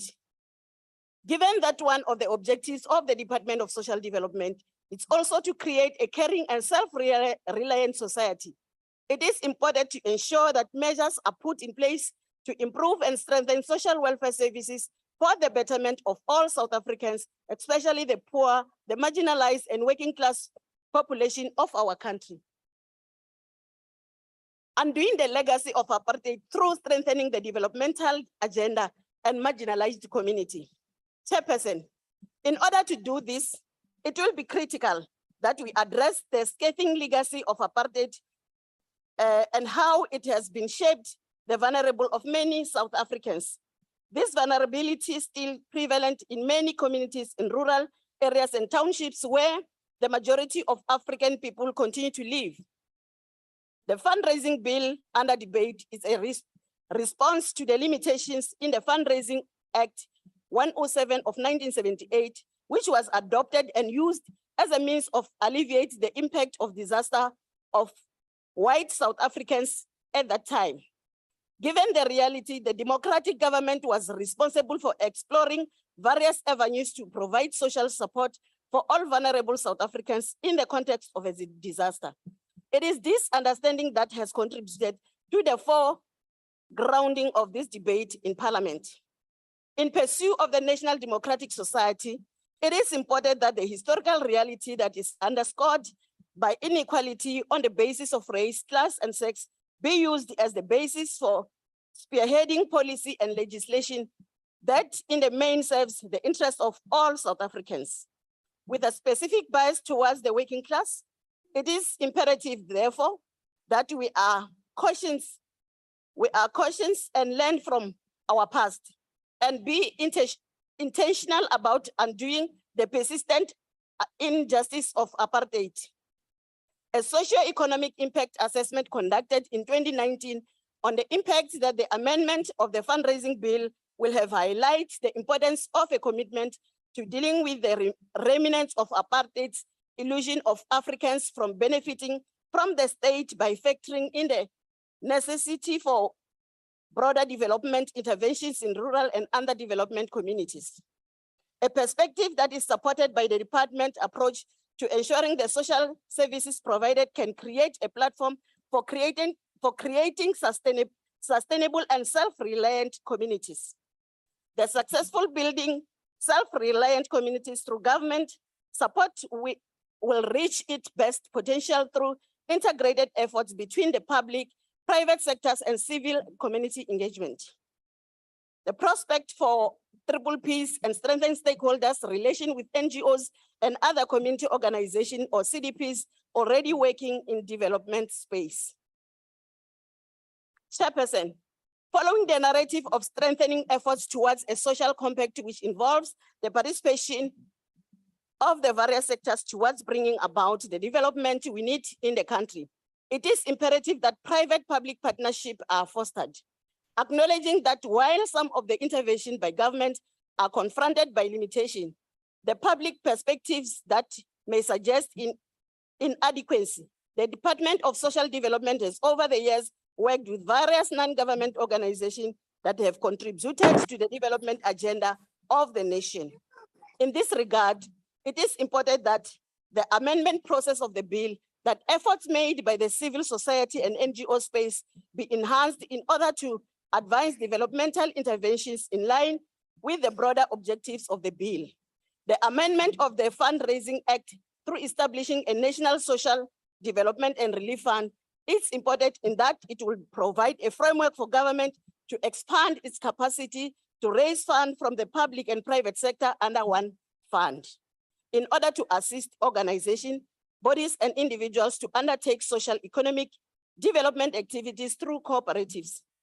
This as such create an opportunity for already existing community development practitioners to better integrate and economically benefit from government-led intervention. The importance of disaster management awareness at a community level. It is important for economic sustainability to safeguard the interest of the cadre of CDPs that exist in our communities as a way to nurture the already existing relationship between the department and communities through the various programs that addresses issues such as education and food security and nutrition as administered through departmental agencies. One of the issues that the context of COVID-19 emphasis is the fragmentation of efforts between government and the organization that work in the sector. Disaster management awareness at community level is necessary as it will provide an understanding by communities of what support government provides in disaster context, and also how community-led initiatives can also be aligned with what the Department of Social Development seeks to do. Community remains the custodian and beneficiaries of the program of government.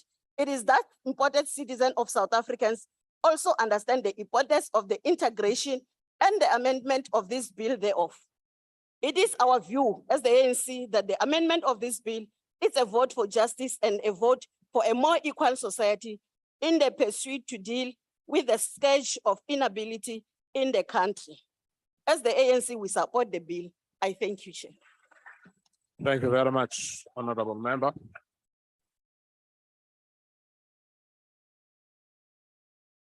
Honorable members, may I draw your attention, please? Please be aware that the taking of photos in the House is not allowed. So please refrain from doing that. It can happen in any other public place, but not in the House. Thank you very much. The Honorable the Minister of Social Development.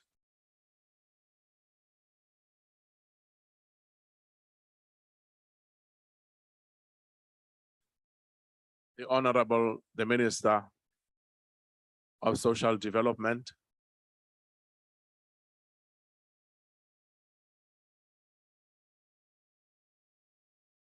She must have taken a help. We will pass the minister.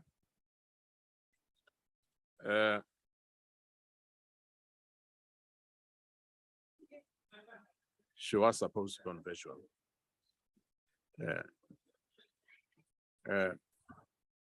I'll take the shadow minister, but I can't see him or her.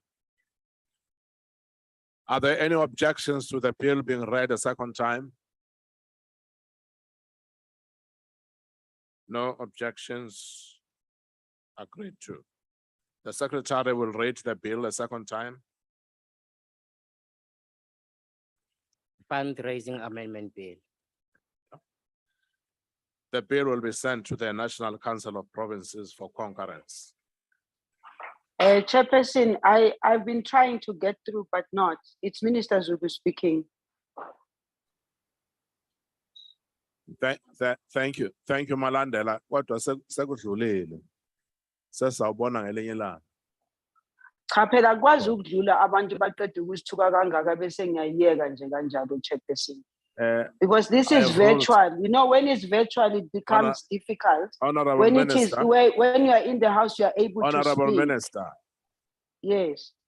Honorable Minister, we have passed that one. I did call you, but you were not there, unfortunately. I am know here, you might have Chairperson. had I've been problems. here. Thank you very much. The Secretary will read the fourth order. Consideration of report of Portfolio Committee on Public Works and Infrastructure on Expropriation Bill. I now recognize the Honorable, the Chief Whip of the Majority Party.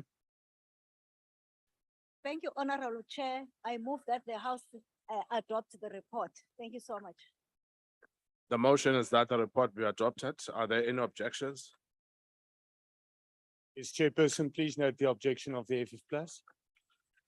Noted. No further objections. Chairperson, Yeah, but Honorable Chief Whip. sorry, Chair, please note the objection of the IFP. Noted. No further objections. No objections. Agreed to. The Secretary will read the last order of the day. Second reading debate, Expropriation Bill.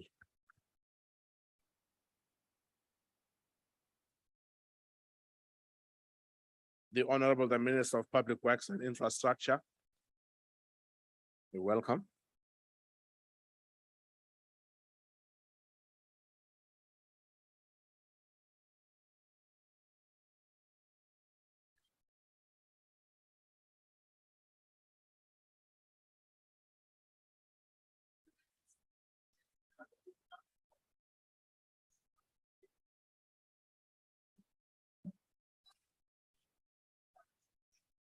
Thank you. Thank you, Honorable. Thank you, Honorable Chairperson. Thank Much you, have been honorable s- members. Much have been said about the expropriation bill, and there has been a process over many years, including widespread public consultation to get to this point where we are today, the latest version before Parliament for debate. The expropriation bill has been drafted by Department of Public Works and Infrastructure after extensive consultation and with the assistance of senior counsel and constitutional experts. Expropriation is not unique to South Africa. The ability of governments to acquire or expropriate land for the public good is something that is found worldwide. These powers are given different names in different places. In the United States of America, the term is used as eminent domain, and India and Singapore is referred to as land acquisition. In the UK, New Zealand, and Ireland, it's called compulsory purchase. And in Canada, Russia, Brazil, and most of Western Europe, these powers are referred to as expropriation.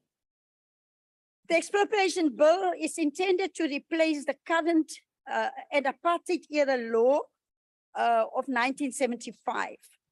The 1975 Act is inconsistent with the Constitution in many respects, and the current bill proposes to bring the law in line with the Constitution.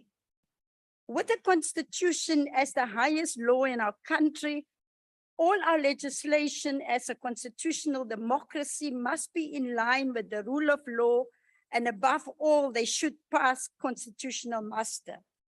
Section 25(1) of the Constitution states that no one may be deprived of property except in terms of law of general application, and no law may permit arbitrary deprivation of property. The bill is a framework legislation that spells out clearly how and when expropriation can take place, and by all expropriation authorities. The expropriation bill makes explicit what is implicit in the Constitution. Expropriation of property with no compensation is not a silver bullet. Expropriation is only one acquisition mechanism that in appropriate cases for public interest will enable land reform and redress. Clauses 12, 3, and 4 deals with the instances where it may be just and equitable to pay no compensation for expropriation of property in the public interest. And the bill also outlines circumstances when it may be just and equitable for no compensation to be paid. The bill does not prescribe no compensation will be paid in these circumstances. Section 25, a solid, clear foundation for the implementation of Section 25(2) of the Constitution say, property may be expropriated only in terms of a law of general application for public purposes or in the public interest, subject to compensation, the amount of which and the time and manner of payment of which have either been agreed to by those affected or decided or approved by a court of law. Here, the Constitution is very clear on why property may be expropriated and that the compensation will be determined by agreement between parties, and in the absence of an agreement, the landowner can approach the courts. Our retired Constitutional Deputy Chief Justice, the Gang Moseneke, said, and I quote, "Our constitutional democracy was forged on the anvil of division, past injustice and economic inequity, but also on the hope of reconciliation, nation building, and social cohesion. It envisions restitution of land to victims of dispossession, but does not permit arbitrary deprivation of property. It permits expropriation and redistribution of land for public good, provided that it's against just and equitable compensation," end quote. This bill brings certainty to South Africans and investors because it clearly outlines how expropriation can be done and on what basis. So it is extremely dangerous to suggest that government will arbitrarily take people's property, such as their homes. Speaker, land is an emotive issue. Across the country, there's still great pain being felt by many of our people of color who were stripped of their homes and denied the right to own property under the apartheid regime. What is wrong is to instill fear-mongering, distorts the facts in a debate about land, and this is done all too often. Many times, those against the expropriation bill have been people who were never subjected to laws that strip people of their property, their dignity, and their rights to own property. These Honorable Minister. commentators have insinuated. Thank you very much. Thank you. The time is up. Yeah. Order, honorable members. Oh. The Honorable Ntobongwana.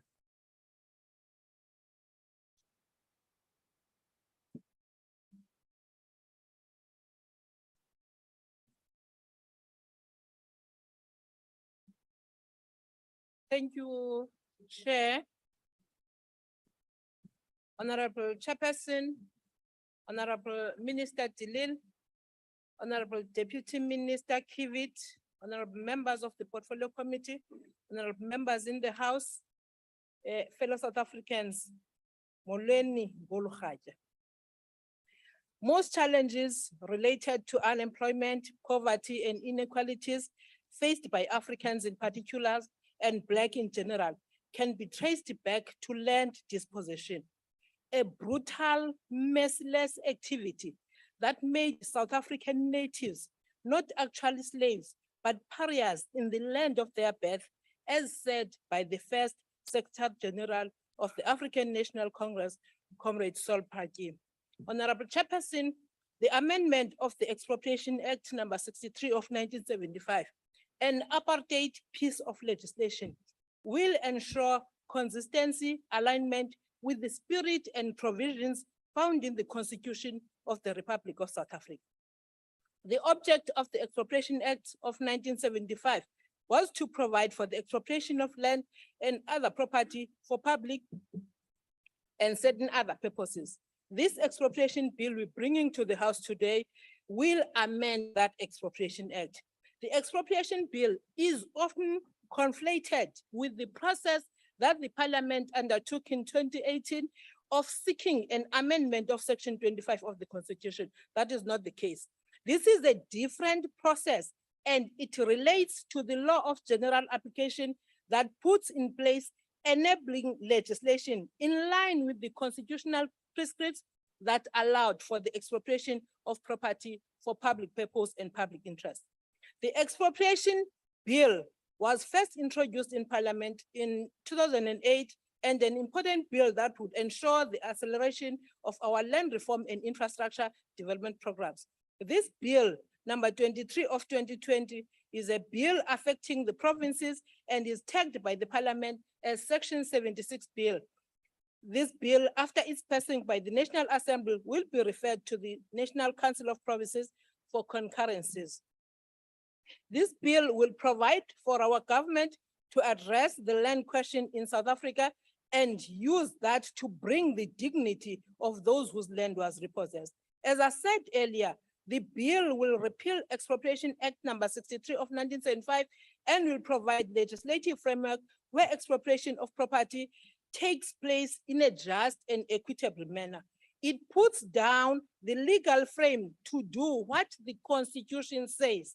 Expropriation must be done in a proper administrative way to ensure just and equitable compensation, and in some cases, nil compensation may be considered just and equitable. This is in line with the provisions found in Section 25, subsection 2 and subsection 3 of the Constitution.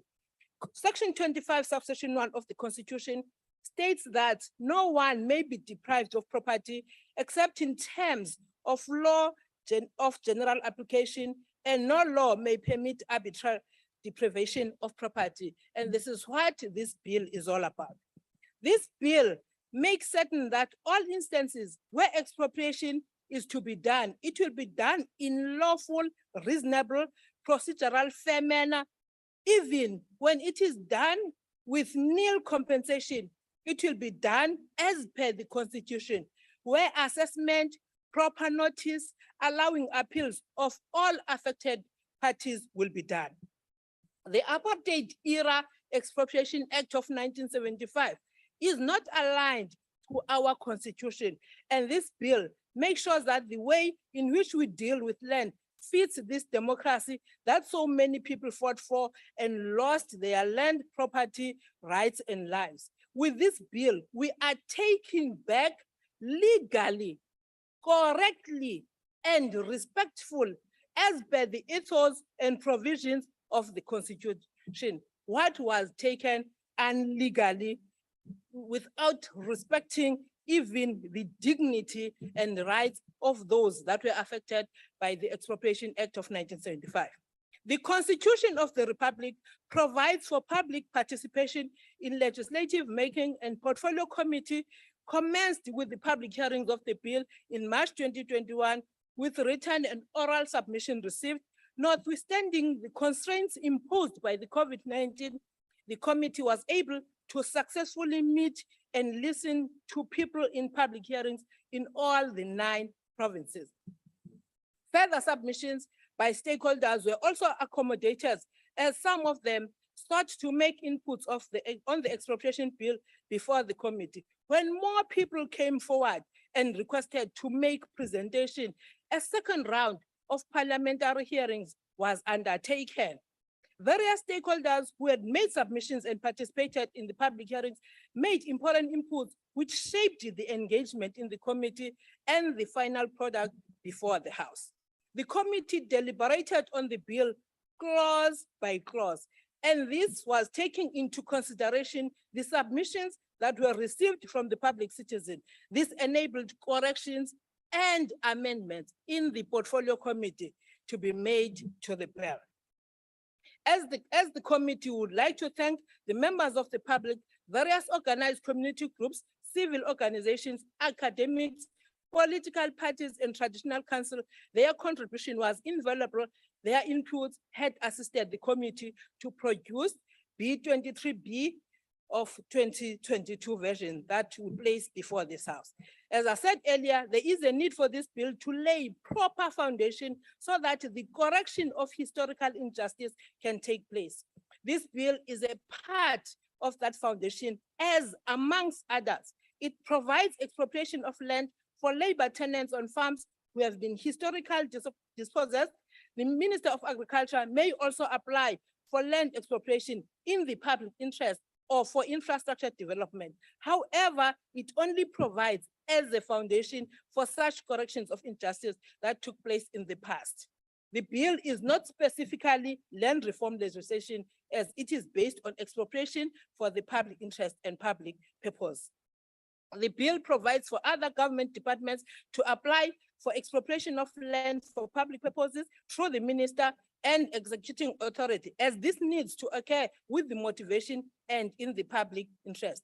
There are currently at least 7 government departments, local municipalities, provinces, and state-owned entities with expropriating powers in terms of the 1975 Expropriation Act. This bill allows the expropriation of land and or property on an agent basis, and this is done in the public interest, and the state can withdraw the notice of expropriation when such a need arises. Given the fact that the procedures and processes to be followed when dealing with the cases of expropriation is stipulated in the bill and enshrined in the Constitution and makes no room for arbitrary expropriation of land and deprivation of land on arbitrary conditions. The committee is of the view that this is a progressive bill, not only as much as it aligns with principles of our democratic constitution, but again, as it intends on redistributing land to address the national grievance on the land question brought about by the forced dispossession of land, provision for the legal processes and procedures for expropriation of land and property by organs of state, as set out in clause 12 of the bill, allows for the determination of nil compensation as just and equitable compensation in conjunct with the provision of section 25 subsection 2 of the Constitution of the country. To illustrate the progressive nature of the bill, an instance where there is a consideration for determination of compensation in terms of section 23 of the Labor Tenants Act, the court may find that it may be just and equitable for no compensation to be paid, having regard to all circumstances. The report notes the objections to the bill by some members of the committee, and thus indicates that the progressive provisions of the bill makes provisions for the aggrieved party to approach court as a final arbiter in instance of disputes and disagreements over the Expropriation Act by the expropriating authority. The Land Court Bill, once finalized by our sister portfolio committee on justice and correctional services and passed by this parliament, will deal with land claims and expropriation, which are in the public interest and for public purpose. The bill notes that under international law, there is a principle for compensation, which is associated with cases of expropriation and also nil compensation in certain instances.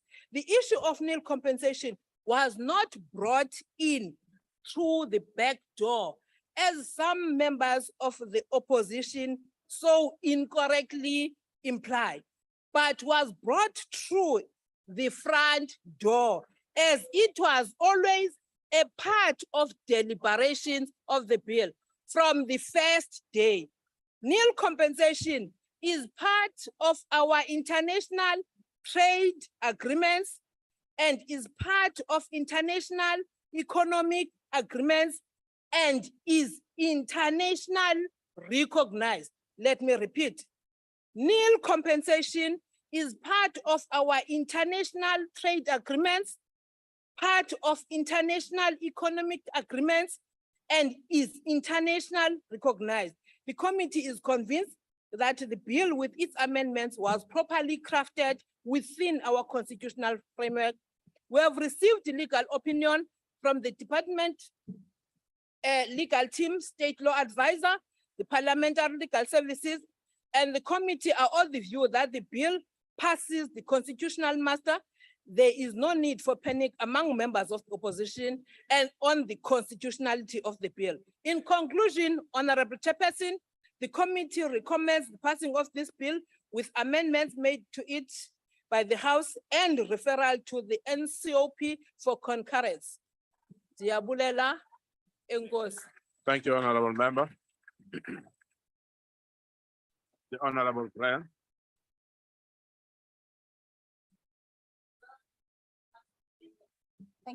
Thank you, House Chair. Expropriation of property for a public purpose is not a new concept in South African law. In fact, the bill under discussion today seeks to repeal an existing piece of legislation that deals with expropriation of property, namely the Expropriation Act 63 of 1975.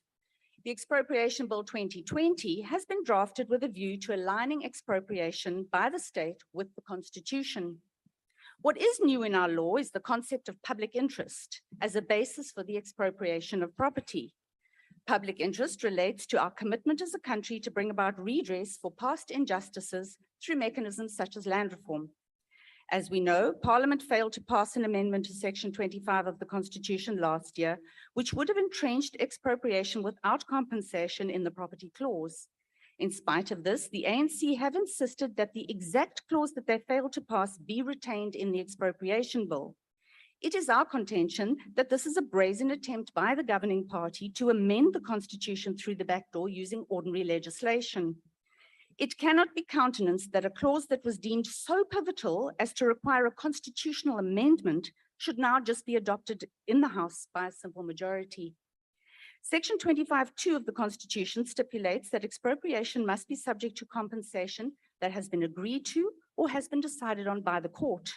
Section 12(3) of the Expropriation Bill before this House clearly contravenes this by providing specific instances where nil compensation is already deemed to be just and equitable. No consensus, no court determination. Our proposed amendment to Section 12(3) of the Expropriation Bill stipulates that nil compensation should only be the starting point in two instances: where land is owned by the state and is no longer needed by that department, and where state property that was previously expropriated and paid for is needed for another purpose. Expropriation without compensation should never be the basis for the commencement of negotiations between the state and private property owners. It places the state in a position of greater strength than the private property owner, which is contrary to the foundations of a constitutional democracy.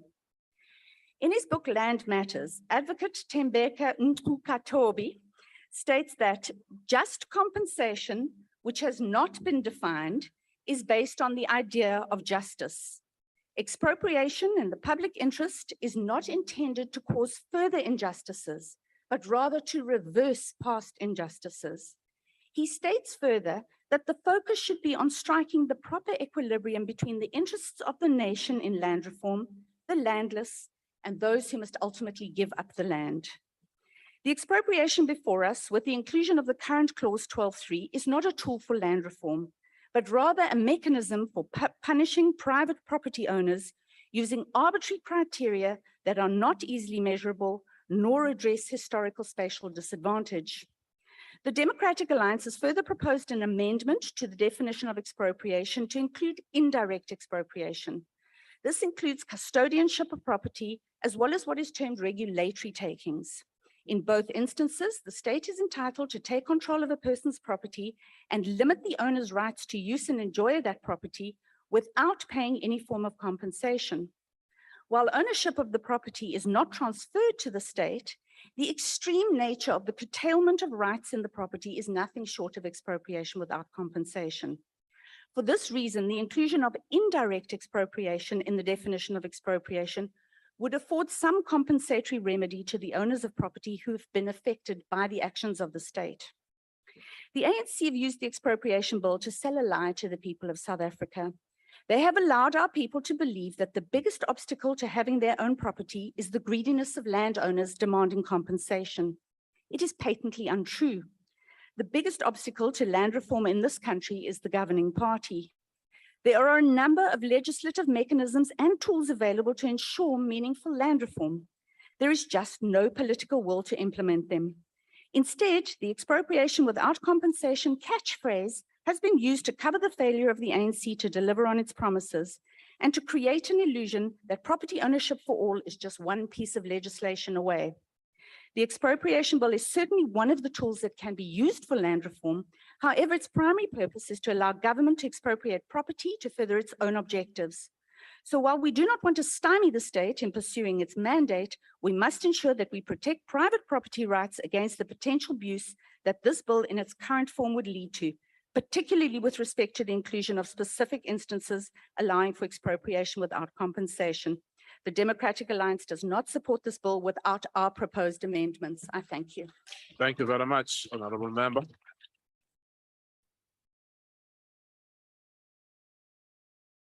The Honorable Suisa.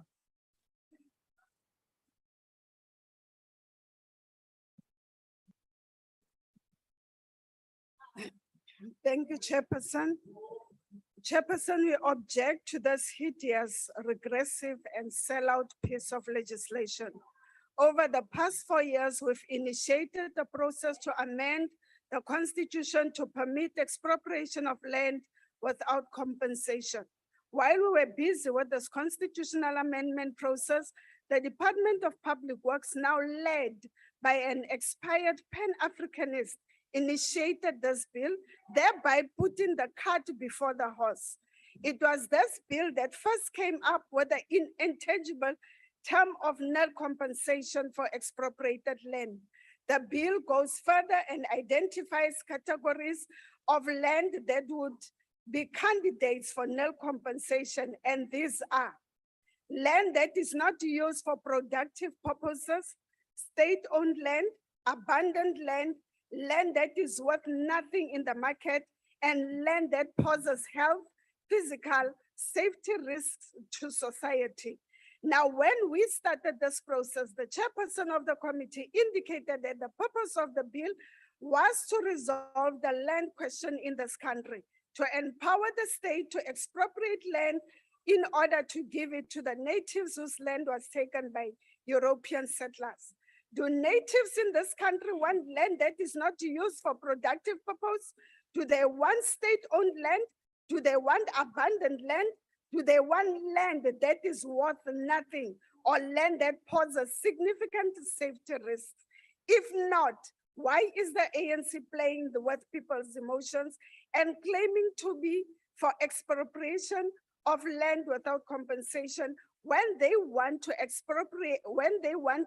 expropriate, this land that is of little or no value at all to our people? The provisions of this bill are even more restrictive than the current Section 25, subsection 3 of the Constitution.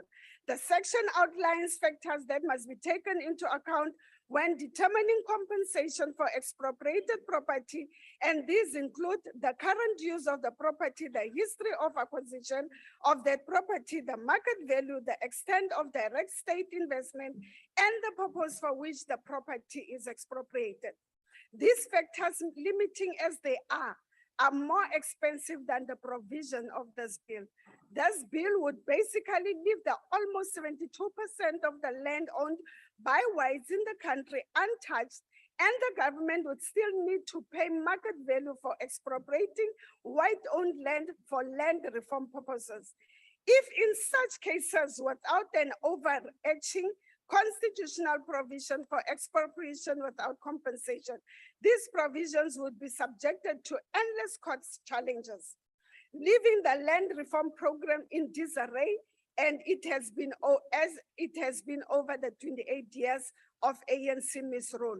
What will resolve the present crisis of land in this country is a bold constitutional and legislative amendment that recognizes that the current state of the land ownership in this country is a result of colonialism and apartheid, and that the Constitution itself must acknowledge this and make provision for expropriation of land from European settlers without compensation. to be allocated to the natives for the productive use for housing and for cultural purposes. What this bill does is to basically take the 1975 Expropriation Act and merely align it with the Constitution. It will do nothing to help speed up the pace of land reform. It will not touch the sanctity in which private ownership of land by whites is held in this country. It is this that has kept Black people landless in this country. We reject this bill and call upon our people to see the ANC for what it truly is, a staunch defender of interests of white landowners and an opponent of thoroughgoing land reform. I thank you, Chair. Thank you very much, Honorable Member. The Honorable Zonda from the IFP.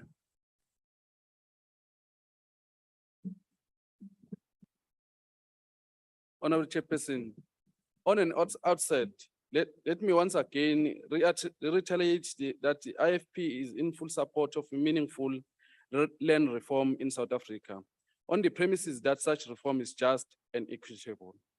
However, after extensive deliberation in the Portfolio Committee, which include engagement with stakeholders, citizens, and civil society organizations to listen to formal presentation on specific clauses of the bill, we remain of the considered option that we cannot support the current form of expropriation bill. Our main concern relating to the introduction of the concept of nil compensation in the bill as a current phrased. Clause 12.3 of the bill not only provide an open-ended list of circumstances that may potentially justify the determination of nil compensation by expropriation authorities, but clause 12.3a, clause 12.3c, and clause 12.3e in specific are extremely vague and will not engage legal certainty. These clauses have not been amended to provide any further clarity. The IFP reiterates that the clause 12.3a is extensively wide and a landowner who holds land for investment purposes may be specifically targeted. Clause 12.3c provide no objective element to determine when the landowner had abandoned land, providing ample opportunity of this provision to be abused. And clause 12.3e relating to when the property poses unhealthy and a safety or physical risk is extensively or subjective. The IFP is the same vague. It does not support the clause 12.4 of the bill in relation to the determination of nil compensation. Furthermore, clause 15.3 provide that the declaration of the dispute will not prevent the passing of the position to the expropriation authority. And the clause 19.8 provide an appeal against the court decision on the amount of compensation will not prevent the interdict. A highly prejudiced toward the expropriation owner or expropriated holder, considering the cost of the litigation and the fact that litigation is a land of procedure. The burden upon the landowner is further aggravated by the fact that the bill currently provides that possession of the property passes to the expropriation authority on the future date stipulated in the notice of the expropriation. Determining dispute have been declared. This must be seen for what it is, a pure draft attempt by the ruling party to cover up its own adequately ineffective, meaningful land reform in South Africa since assuming power in 1994. The IFP rejects the current form of expropriation bill. I thank you. Thank you very much, Honorable Member. The Honorable J. Groenewald. Geachte voorzitter, this is an dishonest bill. Why do I say that? It starts, and the preamble of this bill is referring to section 25 of the Constitution. It wants to create the impression that the bill is in line with the Constitution. Now, I challenge the Honorable Minister. Honorable Minister, take this bill to the Constitutional Court. Take it for a test to ensure, and you're shaking your head. So can I accept that you will take it and refer it to the Constitutional Court? The Constitution provides that Parliament can, before promulgation, to be referred to the Constitutional Court. I challenge you to do that. Why do I say it's dishonest? Firstly, what are the pitfalls? Firstly, if we look at the definition of property, it must be clear to the people that property is not only limited to land. That means that movable property, intellectual property is at stake. And that we actually say that the government have the power to expropriate those properties without compensation. I also further want to put it very clearly that land reform is not really the main issue for this bill from the governing party. It is about power. It is to get hold of land in South Africa. But what are the consequences? Besides unforeseen consequences, there are clear consequences. Firstly, who's going to pay the price? It is going to be the commercial banks. It's going to be financial institutions. In fact, it is going to be private owners of those properties. And it will also be those people who wants to develop property in South Africa. They're going to pay the price. And what is the price going to be? The price is the destruction of the economy of South Africa, because private ownership is one of the pillars of democracy and a free market economy. Ons is besig om daardie pilare te vernietig. Die gevolge gaan wees dat daar gaan 'n voedseltekort ontstaan. En mense se lewenskostes gaan dan styg as gevolg daarvan. Want die beleggers wat in Suid-Afrika wil kom belê, sal nie kom belê nie, want wie gaan belê as jy weet dat jou bates eenvoudig onteien kan word sonder vergoeding? Dit gaan tot gevolg hê dat daar minder besighede gaan wees en dit gaan daartoe lei dat daar werksgeleenthede verlore sal gaan. So this bill will create more unemployment in South Africa, destroying the economy. And you know what? Who's going to pay the final price? The children and the future of this country. Hierdie wet behoort nie die onteieningswet bekend te staan nie.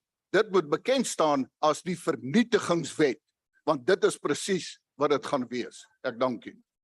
Thank you very much, honourable member. The honourable three.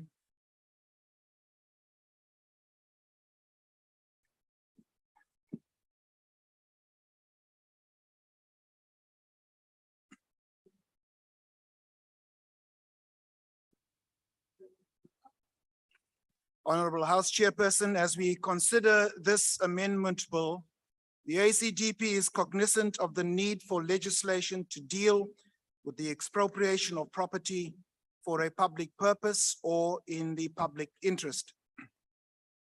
It must be remembered that an attempt was made by the ruling party to amend Section 25 of the Constitution of South Africa in order to provide for expropriation without compensation. The ACDP, along with most other opposition parties, voted against the proposed amendment, as we believe that it was not necessary. Furthermore, we believe that amending Section 25 of the Constitution to provide for nil compensation would cause capital flight, impeding foreign and domestic investment. It is the view of the ACDP and many sober-minded South Africans that this bill is yet another attempt to provide for expropriation without compensation, particularly when one considers section 12, 3A, C, D, and E, which targets private property. These sections allow for nil compensation on expropriation if the land is not being used or is kept to generate income from appreciation, if the land is considered abandoned, if the market value of the land is equivalent to or less than the present value of the direct state investment or subsidy, and when the nature or condition of the property poses a health, safety, or physical risk to persons or other property. The ACDP cautions, as it did with the attempt to amend section 25 of the Constitution, and that while acknowledging the need for reformation and restitution on the land question, that expropriation without compensation is not the panacea. Property rights must be protected because a failure to do so will destroy the value of that property. As in any business, if a property loses its value, it becomes non-tradable, and business will move to places where they can trade. The ACDP agrees with former President Kgalema Motlanthe when he said, if property is not protected by law, society as we understand it today will disappear because the kind of anarchy and chaos that will ensue will be difficult to imagine. One of your own. The ACDP believes that this bill in its current form is nothing more than a populist political tool to consolidate and hold on to power regardless of the consequences. We will not support it. Thank you. Thank you, Honorable Member. The Honorable Heron.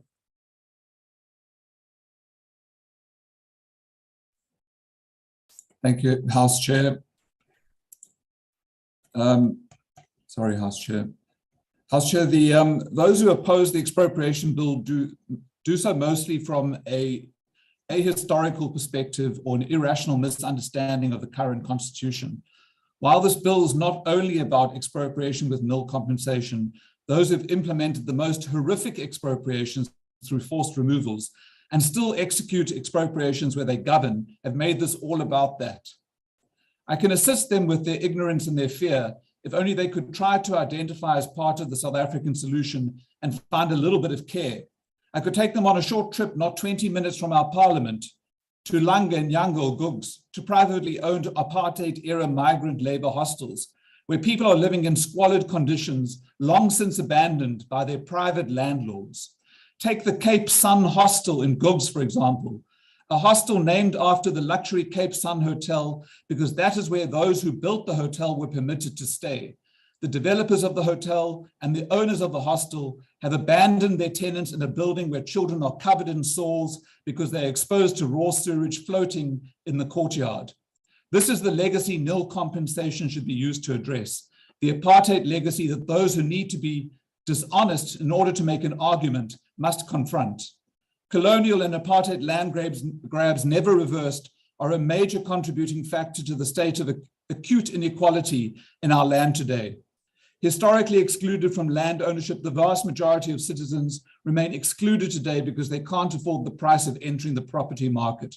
Their exclusion from the property market means they lack tangible assets to leverage cash from the financial sector, which leads to the economic exclusion. It's a cruel and vicious cycle. Expropriating land in appropriate circumstances is one of the tools at government's disposal to accelerate land reform, and this is not new. For the past 47 years, the state has been expropriating land under the 1975 Act. That is the act which this bill seeks to update. Nor is expropriating land without compensation new. Section 25 of the Constitution provides for nil compensation in circumstances in which it is just and equitable. And that matter has been settled law for the past 20 years. In 2002, the Constitutional Court said that there are appropriate circumstances where it is permissible for legislation in the broader public interest to deprive persons of property without payment of compensation. The bill is not the loaded gun to chase landowners into the sea that the honorable members from the DA and the Vryheidsfront Plus projected to be. the campaign they launched against it during the public consultation process, warning that citizens stood to lose everything they own, including their cars, was dishonest and inflammatory. The truth is that the expropriation bill is not the panacea for all the ailments. Honorable members, please pipe down. You're drowning the speaker. Honorable members, please. May I continue, Chair? Continue, Honorable Hebron. Thank you. The truth is that the expropriation bill is not the panacea for all the ailments that afflict the land reform process in South Africa. That requires the relevant department to improve its performance. But the bill is a much needed improvement on the 1975 Act. In fact, it provides for more protection of property rights in the current Act it will replace, because it's compliant with the progressive constitution. The constitution has always provided that no one may be deprived of property except in terms of the law of general application, and no law may permit arbitrary deprivation of property. I thank you. Thank you. The Honorable Eklund.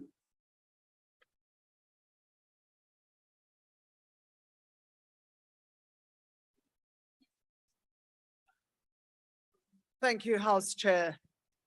Land and property rights are a very emotive issue. They are the means by which a person is judged and the single most valuable measure of the legacy one leaves one's children. Many in this House would have the South Africans believe that the Democratic Alliance is firmly against this Expropriation Bill 23 of 2020, because the DA doesn't want South Africans to own a piece of land of which they can prosper, become successful, or leave a lasting legacy for their children. They are wrong. That is exactly what the DA wants.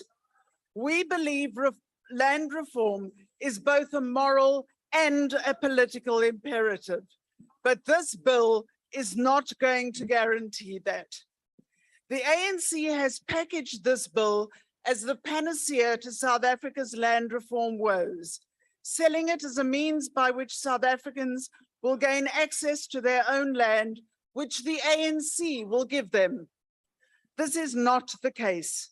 The government has thousands of hectares of land, which it could make available tomorrow in both rural and urban settings, against which many land claims have been lodged, but which the ANC government has failed to finalize or even address for over 20 years. These same South Africans have waited for years for additional schools, paved roads, and jobs, and they are now being hoodwinked into believing that this bill will solve all their problems. It's a shameless and bold-faced lie. Likewise, the EFF didn't support this bill in the public hearings. In public hearing after public hearing, their supporters told us that Honorable members. Honorable members. Honorable members. Do not drown the speaker, please. Go ahead, Honorable Eklund. Thank you. We were merely told to amend Section 25 of the Constitution, and once amended, this bill would not be necessary. The amendment was not passed, and now this bill is the backdoor through which the expropriation without compensation will put the property into the hands of the state, not the people, the state. It's snake oil sells pitches at best. The DA supports a realistic approach to land reform, acknowledging the horrific injustices of the past, particularly how our history of racial dispossession has left the country on a skewed pattern of land ownership that has excluded the majority of South Africans from land assets and inclusion in rural economies. We want to create programs that effectively address the land needs of South Africans who have historically been excluded from land and property ownership, and including the needs to access urban land and housing opportunities. The purpose of this expropriation bill is not primarily land reform. None of this will be guaranteed by this bill. I thank you.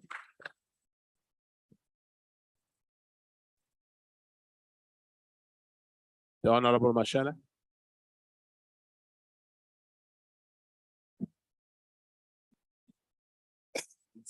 Tulu.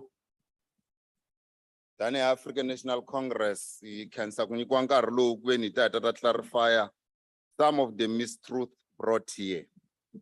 Let me assure the descendants of Jan van Riebeeck that we are not going to behave like your great grandfathers. We are a responsible government, we are the African National Congress. South Africa belongs to all those who live in it, black and white. House Chair, members of the executives, members of the Portfolio Committee on Public Works, honorable members of this House, fellow South Africans. We have listened to the debate from the political parties that spoke today here. What then became important is that the expropriation bill should be adopted by this House as a matter of urgency. We are meeting here today, just 2 days after we celebrated the 86th birthday of Mayor Winnie Madikizela Mandela. Her contribution to humanity is even known by those who plagiarize the history of this country. We all know that she loves South Africa and her people. In her memory and honor, we call on all progressive forces to support this expropriation bill, B23B of 2020. It is through this bill that the dignity of a black person will be restored. It is through this bill that the people of Winnie Mandela informal settlement in Tembisa will be restored their dignity. Van Valley Pilgrim Rest, Nale Sabi, Mpumalanga, Watakota Akerwati RDP houses through this bill. This bill will make it easy for the Department of Health to build hospitals in places like Mabopane in Tshwane. None of the opposition parties laid claim that the process leading to the tabling of this bill did not meet nor satisfy the parliamentary requirements of this parliament. This bill was adopted by all members in the Portfolio Committee in seeking to build a non-racial, non-sexist, and a peaceful democratic South Africa. We have taken note that the flower of peace cannot be sustained in the midst of poverty and want. Poverty and want leads to great feeling of discomfort within society. It makes social cohesion almost impossible to achieve, which will lead to conflict. As a caring government of the ANC, we are going to avoid any conflicts in South Africa. We are going to marshal all South Africans towards a peace South Africa. It's against this background, House Chair, that the House cannot be held at ransom Honorable by those on my left. Honorable Mashele, there's a point of order called. What's your point of order, honorable member? You can take a seat. Huh? I think House Chair Frolic is disturbing the proceedings. He's unmuted. That's not a point of order, but I realized that. Honorable Mashele. The theoretical objections to this bill by some opposition parties are deeply flawed. They are informed by fears which are unfounded, not supported by any empirical evidence. They are just an instrument to mobilize property owners and investors against transformation imperatives that the country is pursuing. The ANC-led government is committed to transformation and promotion of inclusivity. The diverse inputs from consultations across the country gave impetus to the objectives of ensuring that certain properties and land should be expropriated in the interest of our people. Fears that the expropriation bill will undermine property ownership must be rejected. Already Section 25 of the Constitution does provide for the expropriation of land without compensation in circumstances where a court can determine that such expropriation by the state for nil value is just and equitable. Therefore, expropriation bill will be applied within the ambit of the laws. The constitutionality of the bill is never in doubt. Obviously, wrong assumption that it is intended to weaken and undermine the rights of private property owners are just formulated to undermine the intentions of the bill. At least some opposition parties agree that we must build an inclusive society and free free our people from the ravages of apartheid. This bill is an instrument to achieve such, and it must be supported by everyone in this House. As Parliament, it's our duty to pass legislation that will improve the quality of life of our people, harness their potential towards self-sustainable development. Our forebears imagine a democratic South Africa which will vigorously tackle landlessness, inequality, and poverty. The expropriation bill seeks to readdress, rethink, reimagine, reposition South Africa, and respond to the variety of challenges that our country faces. We cannot simply fold our arms, as there is a need to introduce deliberate reforms through state interventions to bring about inclusivity in property and land ownership in South Africa. If we are to listen to the opposition party's House Chair, we will not move. Their argument seeks to create an impression that government wants to expropriate any property without compensation, which is completely incorrect. We cannot allow opposition rhetoric to hinder the ANC-led government mandate to build an inclusive society and implementing reforms. President Cyril Ramaphosa, when he was handing over title deeds in Franklin in Kokstad, said the following, I quote, "This handover is significant because it forms part of the work we are doing together to restore the dignity of South African people. From the wars of dispossession to the 1913 Land Act, to the Group Areas Act and other apartheid legislation, Black South Africans were denied the right to own property." President Ramaphosa went to say, since 1994, the ANC-led government has been working hard in correcting the historical injustice by providing houses to the poor people, land redistribution through provision of basic services. The expropriation bill will advance the work of the ANC-led government in tackling decisively the historical injustice, disparities in property ownership in the country. We'll pursue a comprehensive approach and not undermine investments and property rights of individuals. We urge all South Africans to join us in this journey to build a truly united and prosperous South Africa. House Chair Frans Fanon said, I quote, "For colonialized people, the most essential value, because the most concrete is first and foremost the land, and the land which brings them bread and above all dignity. The expropriation bill must not only be understood as an important process of restoring the dignity of the dispossessed, because land is both bread and dignity. House Chair, President Mandela once warned us, I quote, "Any man who changes his principles depending on who he's dealing with is not a man who can lead a nation." The instruction from President Mandela is that we must side on the side of the truth at all costs. We must be on the side of the poor working class. We must be on the side of the poor people of Kennedy Road, informal settlement, and Phoenix. Order, honorable members. Order. We must be on the side of the rural people of Guyana who wants government to build a university in their community. We must be on the side of the poor people of the 16 informal settlements here in Cape Town who cannot have access to houses because the DA-led government here cannot give them land to build houses. We must be on the side of the poor people of Johannesburg, Tshwane, and Jamestown who live in squatter camps.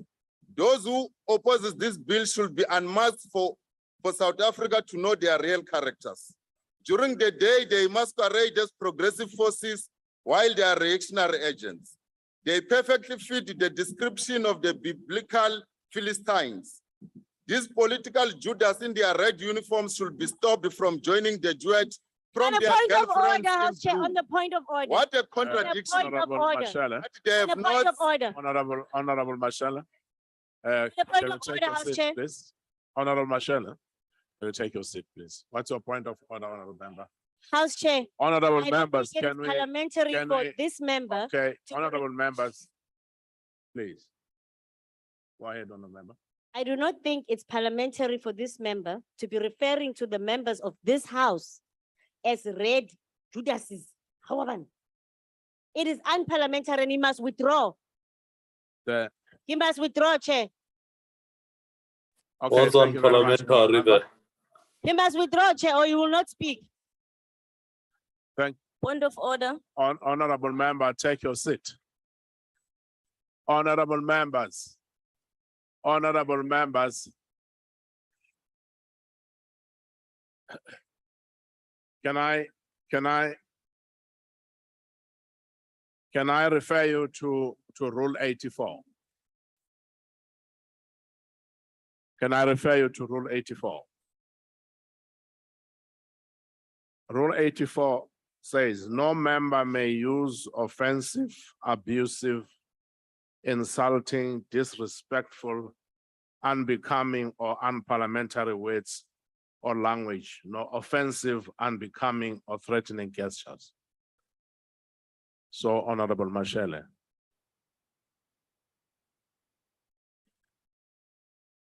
In the context of what we have uttered, I think it was unparliamentary. Could you please withdraw it? What Honorable Marshall do now? Can you please withdraw that, Honorable Mashele?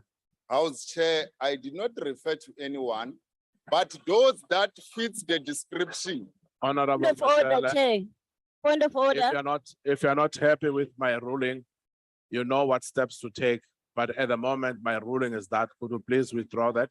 It's South Africa, unparliamentary. I withdraw, Chair. South Africa is waiting for us to adopt. Thank the you very bill much. in And a the point of interest order, Chair. Honorable Chair. Mashele, there's another point of order. Yes, thank you so much, Chair. While we respect your ruling, I will also implore you to also go back to Hansard and look at it because that's a point of debate. That's one.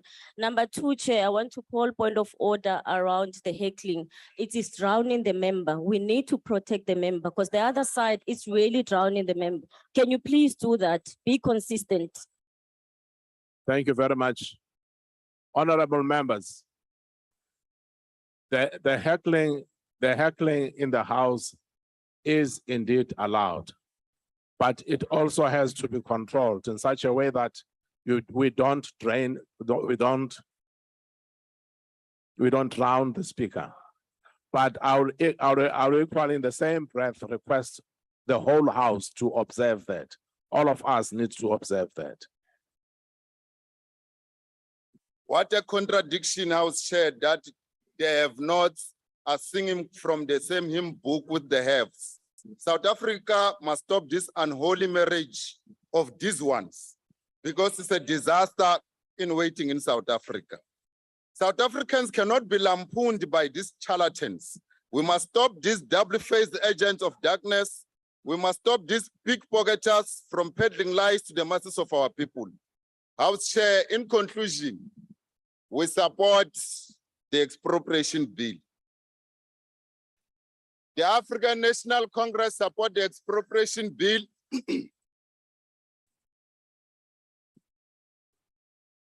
Izwe lethu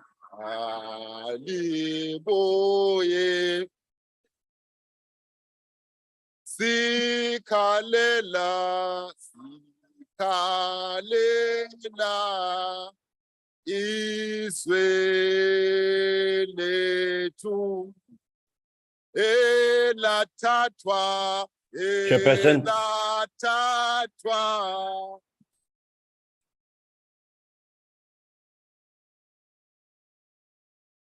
Honorable members, could you please take your seats? Could you please take your seats? Honorable members. Honorable members. Honorable members from the ANC. Chair. Honorable members from the ANC. Your Chair. actions are disruptive. Chair. Your actions are disruptive. I definitely would expect much, much better from you than what you are doing. Chair, noted, Chair, noted. So it is totally unacceptable what you have just done. Chair, I've spoken with them, noted, Chair, don't worry. Honorable Kwankwa. I was going to ask you, Chair, to call the bouncers and eject these members from the House. Point of order. Who is talking? Point of order. Honorable members. Point of order. I can't even know who's talking. I was saying, Chair. I want to call Member Nkwangwa to order. Honorable Kwankwa. Okay, Honorable Papa. Honorable Kwankwa. I thought you didn't hear me, Chair. I did not hear you. Oh, you didn't hear me? Oh, no, I was making a humble request to you. saying Lisela. that, can you please call the bouncers to evict all these members who are making a noise here because they're disrupting the proceedings? Okay, thank you, Honorable Kwankwa. I've already given advice. I will not do that, Honorable Papa. I want to call Member Nkwangwa to order because he calls the Parliamentary Protection Services bouncers. You're wasting our time now. And that's not, it's a demeaning term to use. Okay, thank you, Honorable Member. I will,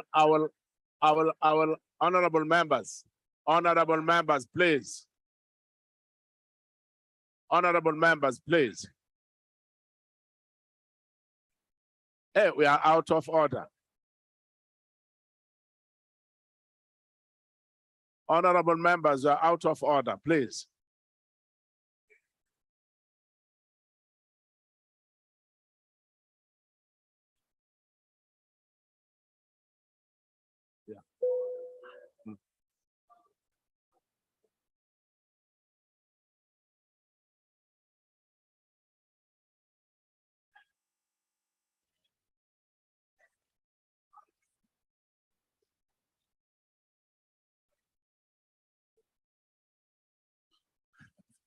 Thank you, honorable members.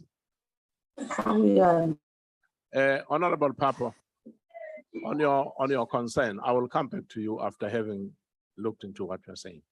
I have noted what you're saying. We will look into that and come back to you about the word bouncer and its implications. I will definitely come back to you. Okay, that's your assertion, but let me look at it. I'll come back to you about it. Thank you very much. Honorable members, we still have a decorum of the House to observe. So let's continue with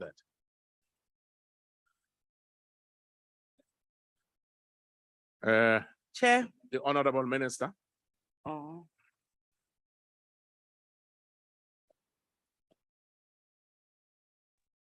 And I wanted also to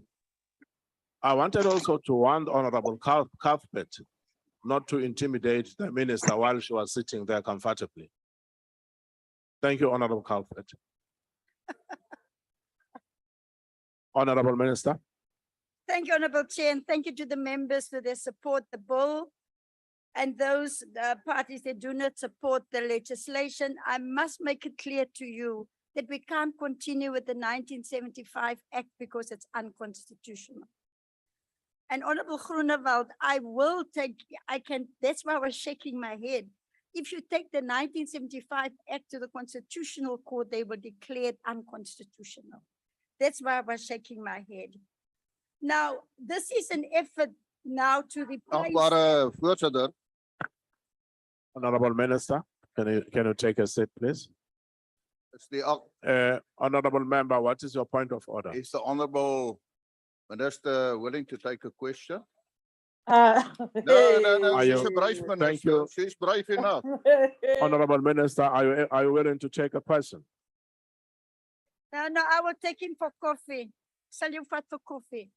You know, You know what's a brief, Did you really think that I referred to the Honorable Member, 75 please. in my Honorable speech? Member, take your seat. The minister is not prepared to take your Honorable question. Chairperson, I think we have to remind all of us, what are we talking about and what are we dealing about? 79% of this land is in private ownership. 14% of the land is in state-owned, national, provincial, and local government. They all sit on land, not just national, and 7% of the land is unaccounted for. That is the imbalances that we are trying to correct, honorable members of parliament. I think it's our duty to correct that imbalance. So therefore, I say again, that the independence and the fairness of our judiciary must never be questioned. I put my faith in the judiciary, and the judiciary in this bill will be the final arbiter. We can't be supporting the judiciary when they rule in our favor, and then now we doubt the judiciary that they will be fair when it comes to expropriation. That is not correct. You know, if it was not such a serious debate, I couldn't believe what I was seeing, the new political alignment here. But I think the Freedom Front will win at the end because they walk straight. You had the DA being the spokesperson for the EFF. I never thought I was ever going to experience that, something like this. Never, ever. So really, we mustn't play politics with this bill, Honorable Chair. I am done. I want to say, Kefatsila Runa. The land is ours. Thank you very much, Honorable Minister. Order, honorable members. That concludes the debate on the bill. Amendments to the bill have been proposed in terms of Assembly Rule 291 and published on the order paper in the name of Ms. S. Graham. In terms of Rule 29, subsection 5B, the Speaker has decided to put the amendments for decision by the House. The amendments that have been proposed are to two clauses which are part of the bill. The amendments will be put together for decision. Once the House has taken a decision on them, the second reading of the bill will be put for decision. And I'll put the amendments as they appear on the order paper. Are there any objections?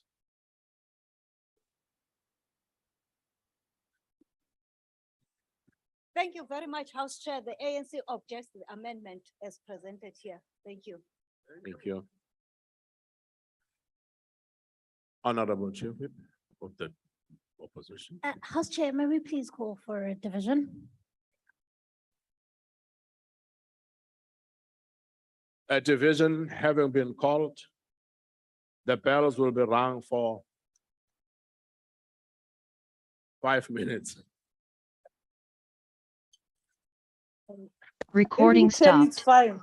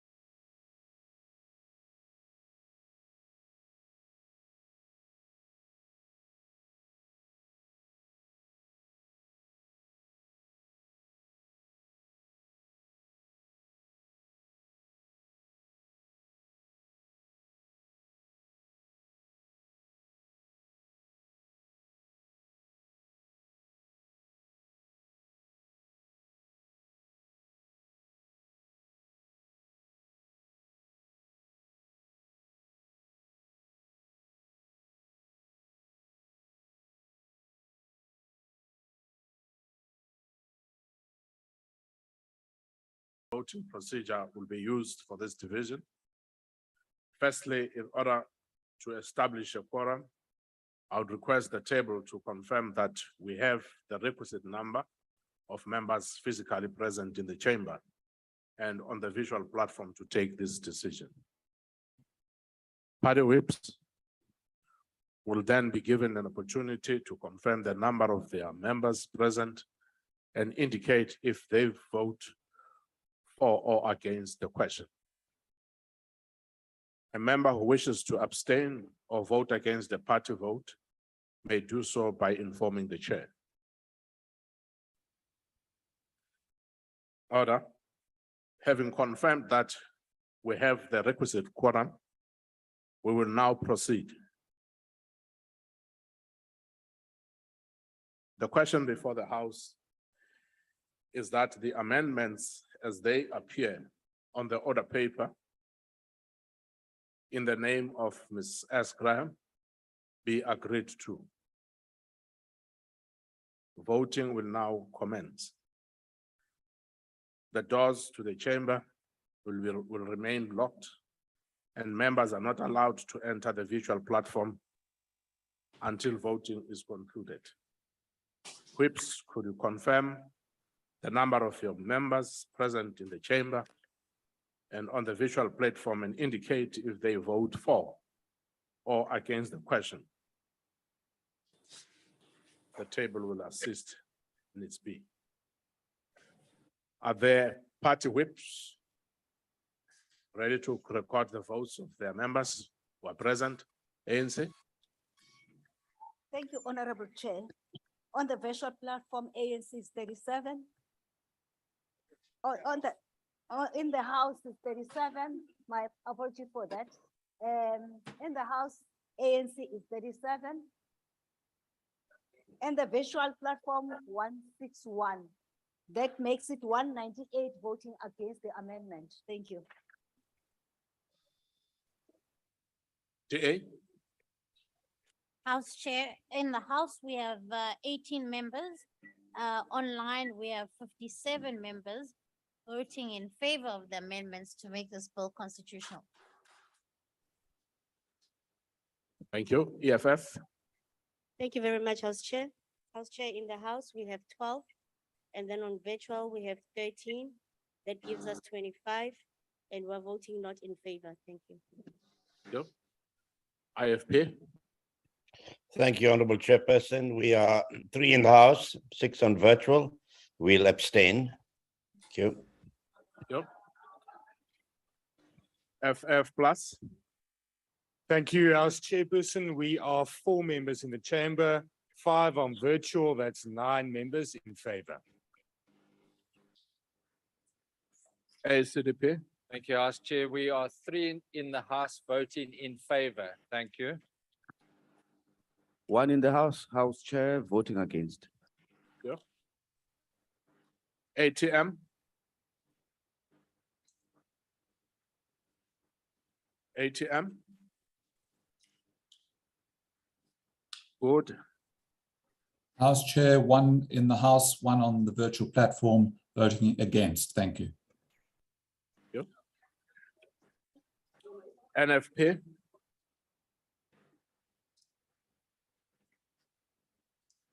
NFP? AIC?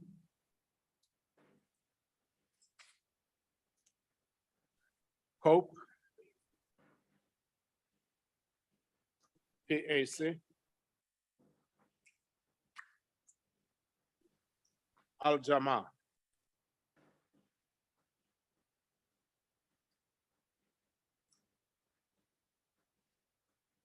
Honorable members,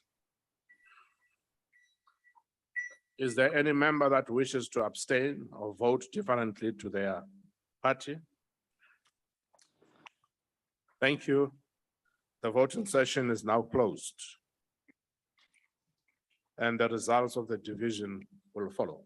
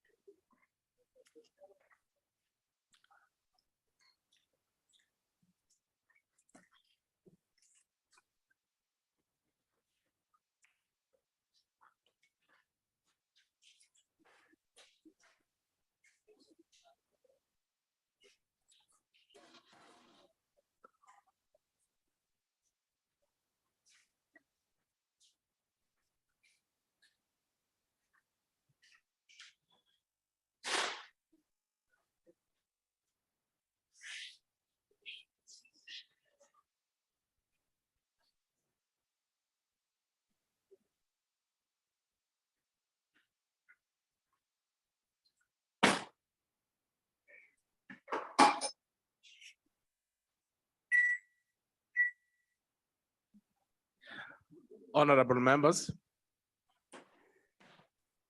the results of the division is as follows.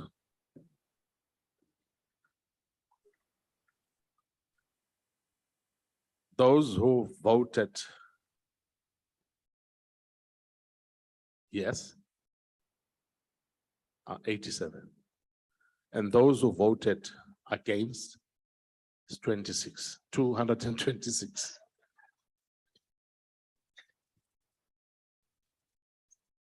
Those who voted against is 226. And those who voted yes are 87.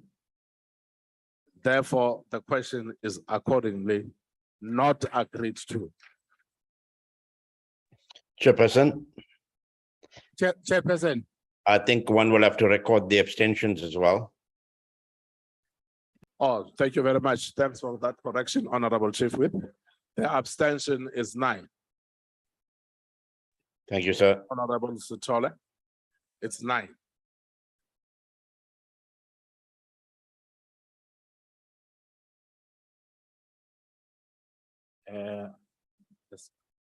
The secretary. Right here. Right here.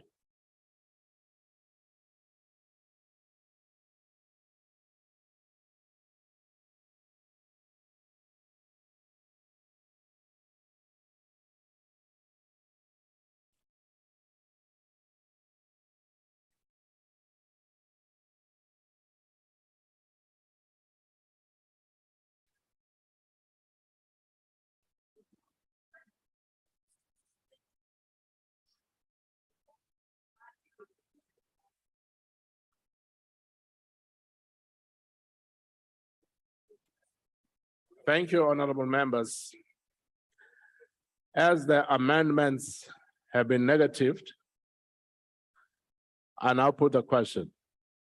Are there any objections to the bill being read a second time?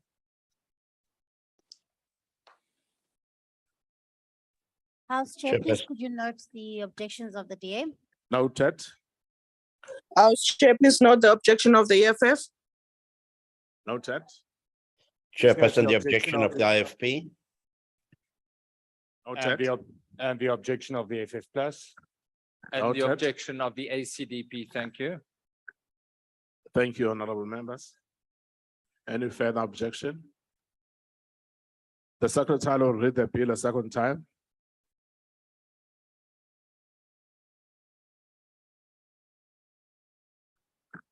Expropriation bill. The bill will be sent to the National Council of Provinces for concurrence. Honorable members,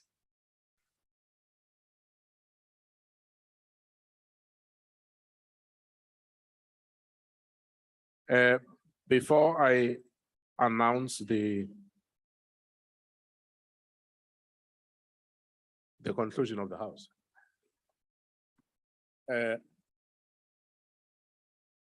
there's a member who has lost the supplementary to the ice. We have them here. That concludes the business for the day, and the House is adjourned. Long live the House Chair. Viva Mashele.